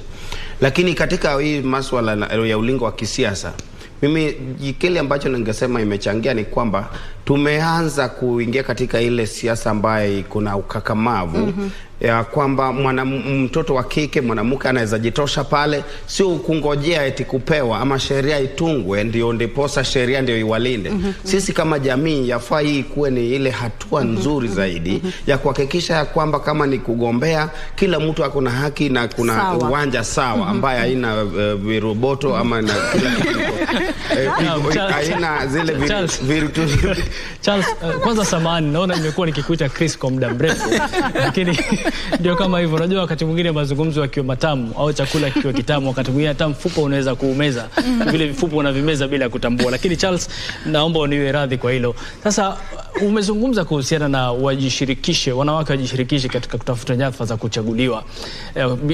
Wasisubiri sana kupewa, kwa sababu ile thuluthi 2/3 wanasema thuluthi 2 ya kijinsia inaanza kujitokeza polepole. Sasa labda ni kufahamu vizuri, unaona kwamba ukizungumza hivyo, hii nyadhifa ambayo iliyotolewa kwa wanawake, woman rep, iondolewe kwa sababu ni kama wanawake wanapewa kiti bure. Unasemaje kuhusiana na hili? Na iwapo kama wana uwezo, kama tulivyoona wanawake wengi wanaingia katika nyadhifa saa hizi kwa kuchaguliwa, hii nyadhifa ama wadhifa wa woman rep vipi utolewe sasa? Manake umewasaidia sana. Harith, kabla Charles hajazungumza, nataka nizungumze hili moja ambalo tulipokuwa kabla wakati wa uchaguzi kulikuwa tuna hizi kampeni na katika janja zetu zile za kutafuta habari, tulikuwa tunaingia kwenye mikutano mingine ya wanawake ambao walikuwa wanasema wanafanya kila juhudi, japo wanawake wamepewa hiyo nafasi kama hii ya uwakilishi wa wanawake wa eneo bunge bungeni, hiyo ni ya wanawake peke yake, lakini walikuwa wanasema hatutaki kupewa hiyo, isiwe ni kama tu zawadi ama nguo umemnunulia mtu na mwambia basi shika hii uvae, iwe ni ile yenye wao wenyewe wamejitafutia. Sasa kile kilikuwa kinaendelea kwenye ile mikutano ile ni kwamba walikuwa wanataka wafanye kila wawezalo wahakikishe wale wanawake ambao wataweza kuchaguliwa, wale ambao watu watakwenda debeni, wawatumbukizie kura pale ndani, waseme mimi nimemchagua mwanamke huyu, ima ni awe ni wa MCA ama ni mbunge ama ni gavana ama ni seneta, awe amechaguliwa. Sasa wengi walisukuma hiyo, manake wanasema hata kama ni women rep tumepewa, lakini kwa nini tungoje kupewa tu hivi? Ni kama ambaye sisi wenyewe hatuwezi kujipigania, na sheria iko huru, mwanamke mwanamume anaweza kujitosa kwenye kinyang'anyiro cha aina yoyote. Ndio hapo ninapomuuliza Charles. na pia Charles, tumeona wadhifa utolewe kwa sababu ni kama wabure, ni kama mtu unapewa zawadi. Sasa nyinyi wenyewe jipangeni mutupe, kwa sababu washapewa, yani kusema ni kama timu moja, kwamba hapo awali wamekuwa kidogo hawa, lakini sasa hivi wameambiwa hii mtafuteni mnayemtaka mumpe kwenye timu yenu. Sasa hii tolewe kwa sababu wanawake wamekuwa wakipigania haki sawa, wamekuwa wakipigania usawa katika jamii, kisiasa, kijamii, kiuchumi na kimambo mingi tu. Kwa hiyo unaonaje Charles? Kile ambacho ningesema kama ingekuwa ni uwezo wangu, kwa sababu unajua wakati hiyo nyadhifa ya wakilishi wa kike bungeni, unajua bunge ni mahali ya kutunga sheria, na wakilishi kike hawaendi bungeni kutunga sheria tu ambayo inahusu wanawake. Ndiposa huwa watu wanasema Kenya tuko overrepresented, kwa sababu tuko na nyadhifa mbalimbali ambayo bado kazi yao ni moja. So kwa maoni yangu, jinsi ambavyo tumeona wanawake wanaweza kujipigania na nyadhifa hizi, na hata wananchi wenyewe wako na uwezo na wanaweza kuchagua. Sasa wameanza kuangalia uongozi sio kwa jinsia, lakini ni kwa uwezo wa mtu kibinafsi, kuhakikisha kwamba yale jukumu ambalo linahitajika pale mtu wao pia wana uwezo. So kwa maoni yangu, hata kwa wakati huu huenda tukapata wanawake wengi zaidi ambao wamechaguliwa kirasmi. Sasa hii ya kupewa ndio hawataki hata wanawake wao wenyewe wanasema mtuweke kiwanja iwe sawa wakikusikia kampeni. Sasa mimi nafurahi sana na wale wa mama zetu, madada zetu, majishemeji wetu ambao walijitosha katika ile ulingo na wakahakikisha ya kwamba wameongea na wananchi, na wananchi wote iwe wanaume wa kike wameweza kuwachagua na kuwapatia nafasi ya kuongoza katika kiwango hiki. Na tumeona ikifanya kazi, manake pia kuna zile sehemu nyote mwafahamu, kuna sehemu kadhaa humu nchini ambazo bado mwanamke hajaonekana kama anaweza kuchukua hatamu ya uongozi katika zile jamii. Lakini kwenye huu uchaguzi huu kunayo maeneo bunge ambayo yameweza kuwachagua wanawake kuweza kuwawakilisha katika nyadhifa tofauti. Nafikiri pia kusisitizia hilo ambalo Charles amesema ni kweli, baadhi ya wanawake hawataki hii nafasi. Wakitusikia najua wengine watakasirika, lakini tumeona kwamba katika kipindi kilichopita kulikuwa na baadhi ya wanawake waliochaguliwa kama mwakilishi mwanamke katika sehemu fulani na wakajiingiza katika kinyang'anyiro cha kuwania ubunge wa kuchaguliwa katika maeneo tofauti, na wengi wamepita. Wapo majina yapo mengi tu ambao kuonyesha kwamba watu wanataka kujionyesha kwamba sisi pia tunaweza, na bila shaka. Lakini mbali na hayo, Charles, naomba unikosoe kama nitakuwa nimekosea pia. Otieno, hii nafasi unajua watu wamekuwa wakitamka visivyo kwa mtazamo wangu, labda sijui ndo mimi ndio nakosea ama ni watu. Hii nafasi ni woman representative, yani mwakilishi mwanamke, na sio women representative, na sio mwakilishi wa wanawake, kwa sababu huyu hawakilishi wanawake pekee, ni mwakilishi mwanamke. Mwanamke amepewa fursa ya kuwa mwakilishi, kwa hiyo anakuwa mwakilishi mwanamke, sio mwakilishi wa wanawake, kwa sababu hawakilishi wanawake peke yake. Charles, sijui kama nitakuwa nimekosea nikisema hivyo. Na Otieno, jinsi ambavyo umekieleza ni sawa, lakini hiyo ni kwa ile matamshi, lakini kwa ile jukumu ambalo huyu mwakilishi kike anafanya sio shughuli ya kuwakilisha wanawake. Ndipo sasa nasema ya kwamba hiyo ni matamshi, lakini ukiangalia kwa undani, na tena ndiposa watu walikuwa nasema, na hiyo itabidi ni mambo ya sheria ili tupate ile interpretation vizuri, ya kwamba haimaanishi ya kwamba hata mimi nikiamua leo nataka kuwania kiti cha mwakilishi kike eti naweza zuiliwa. So ndiposa nilikuwa nasema hii dhana ya kwamba yule mwakilishi kike ni ile tu kujaza sanduku ili kuhakikisha ya kwamba wanawake wako na mtu wa kuwawakilishia, ama hii jukumu gani haswa ili ilifanya tukue na mwakilishi kike. Unajua sasa hapo ni masuala ya kisheria sasa. Ili itafsiriwe, ili tupate ni jinsi ambavyo tunaikielewa, ama ni mambo mengine ambayo haswa kisheria bado ambayo hayakuwa yamejadiliwa kikamilifu. Otieno, nadhani mara nyingi ikifika mahali pa kujadiliana kuhusu jinsia huwa najaribu kukwepa kidogo kwa sababu una nafasi hii ya mwakilishi. Otieno, niruhusu tu nikukate kauli kidogo.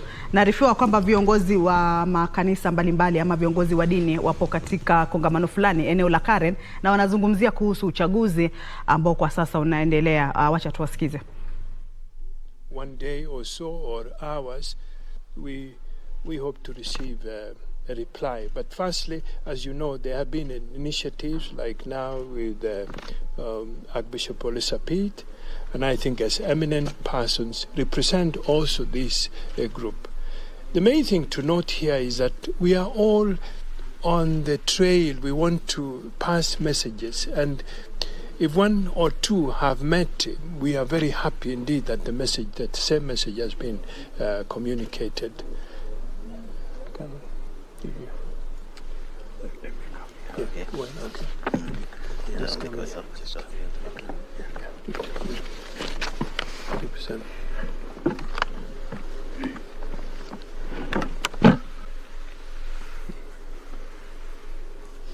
Nitaanza kusema kwa kifupi yale tumesema kwa Kiingereza. Ya kwanza, tumeshukuru wa Kenya ambao walijitokeza kwa wingi kupiga kura siku ya Jumanne na njia ya amani.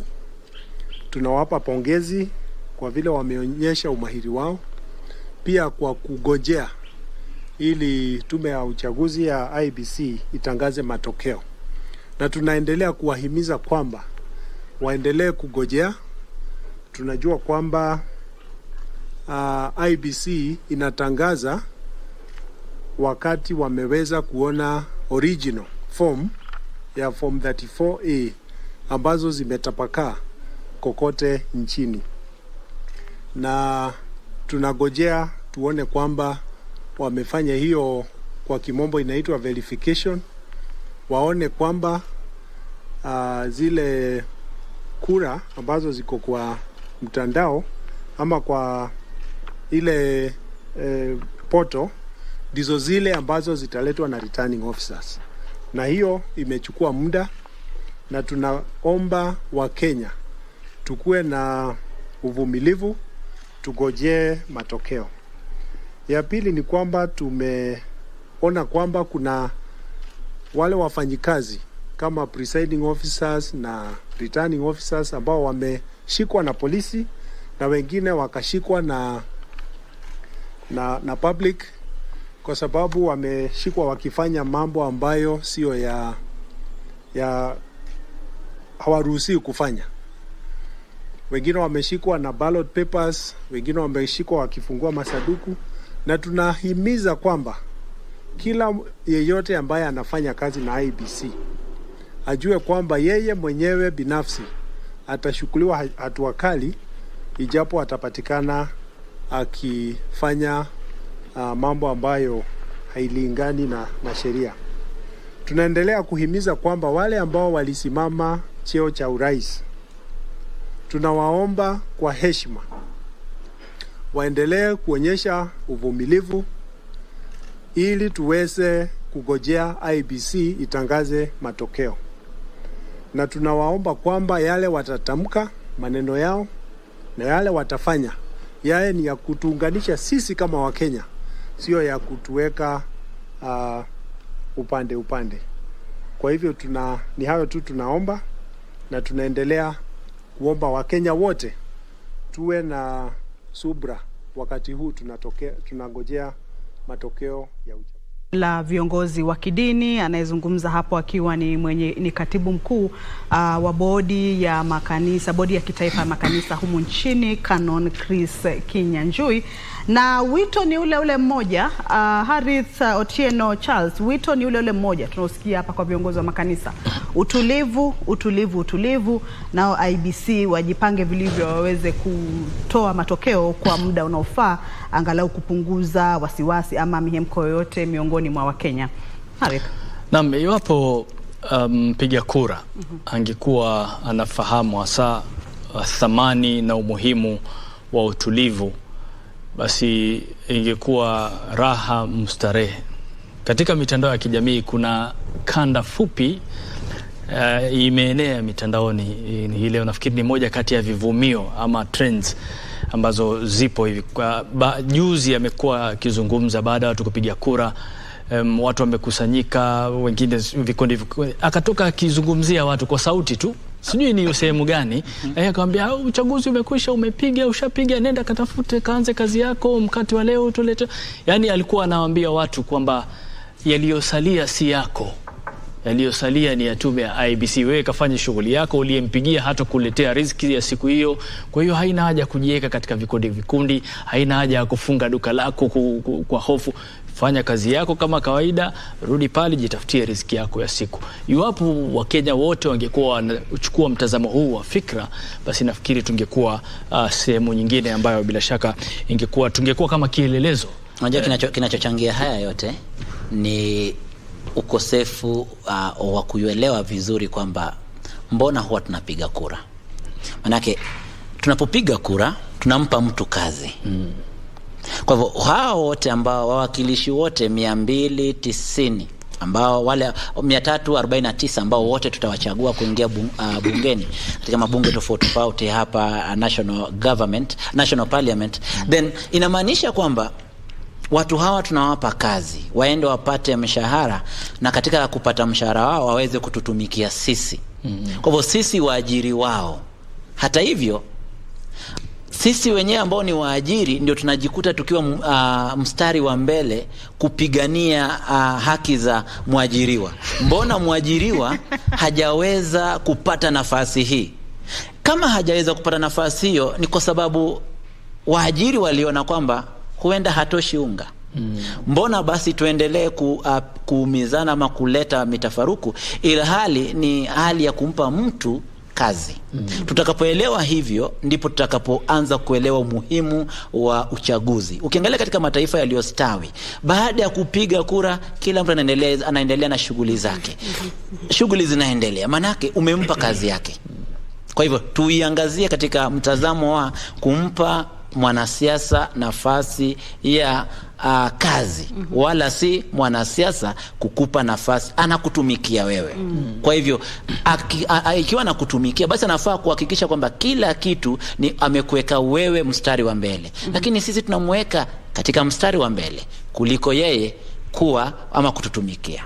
Kati ya mambo ambayo tunafaa kuyazingatia ili mambo yawe mazuri katika usimamizi na katika uchaguzi nchini. Naam, Kamche. Aya, kwa sasa naambiwa sherehe zinaendelea kuonekana katika maeneo mbalimbali. Picha unazoziona hapo ni za kutoka eneo bunge la Westlands, kaunti hii ya Nairobi, ambapo mbunge mteule ama mbunge aliyekuwepo na bado amehifadhi kiti chake, Timothy Wanyonyi, ametangazwa kuwa ndiye mshindi wa eneo bunge hilo la Westlands. Timothy Wanyonyi amekuwa mbunge wa Westlands na vile hajataka kuondoka kwenye kiti hicho.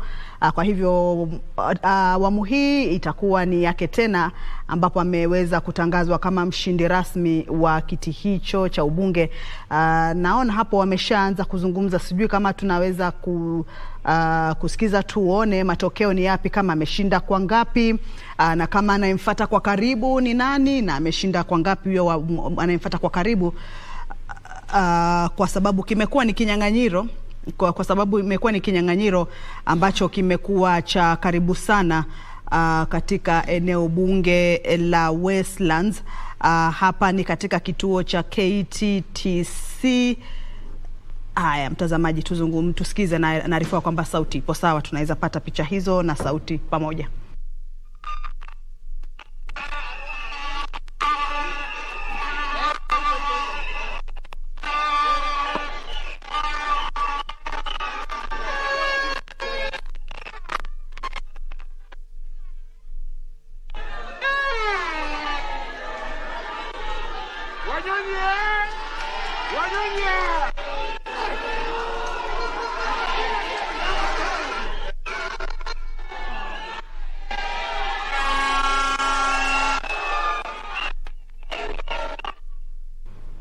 Haya, mtazamaji, hao ni wale walioweza kupata nafasi mbalimbali kwenye eneo bunge la Westlands.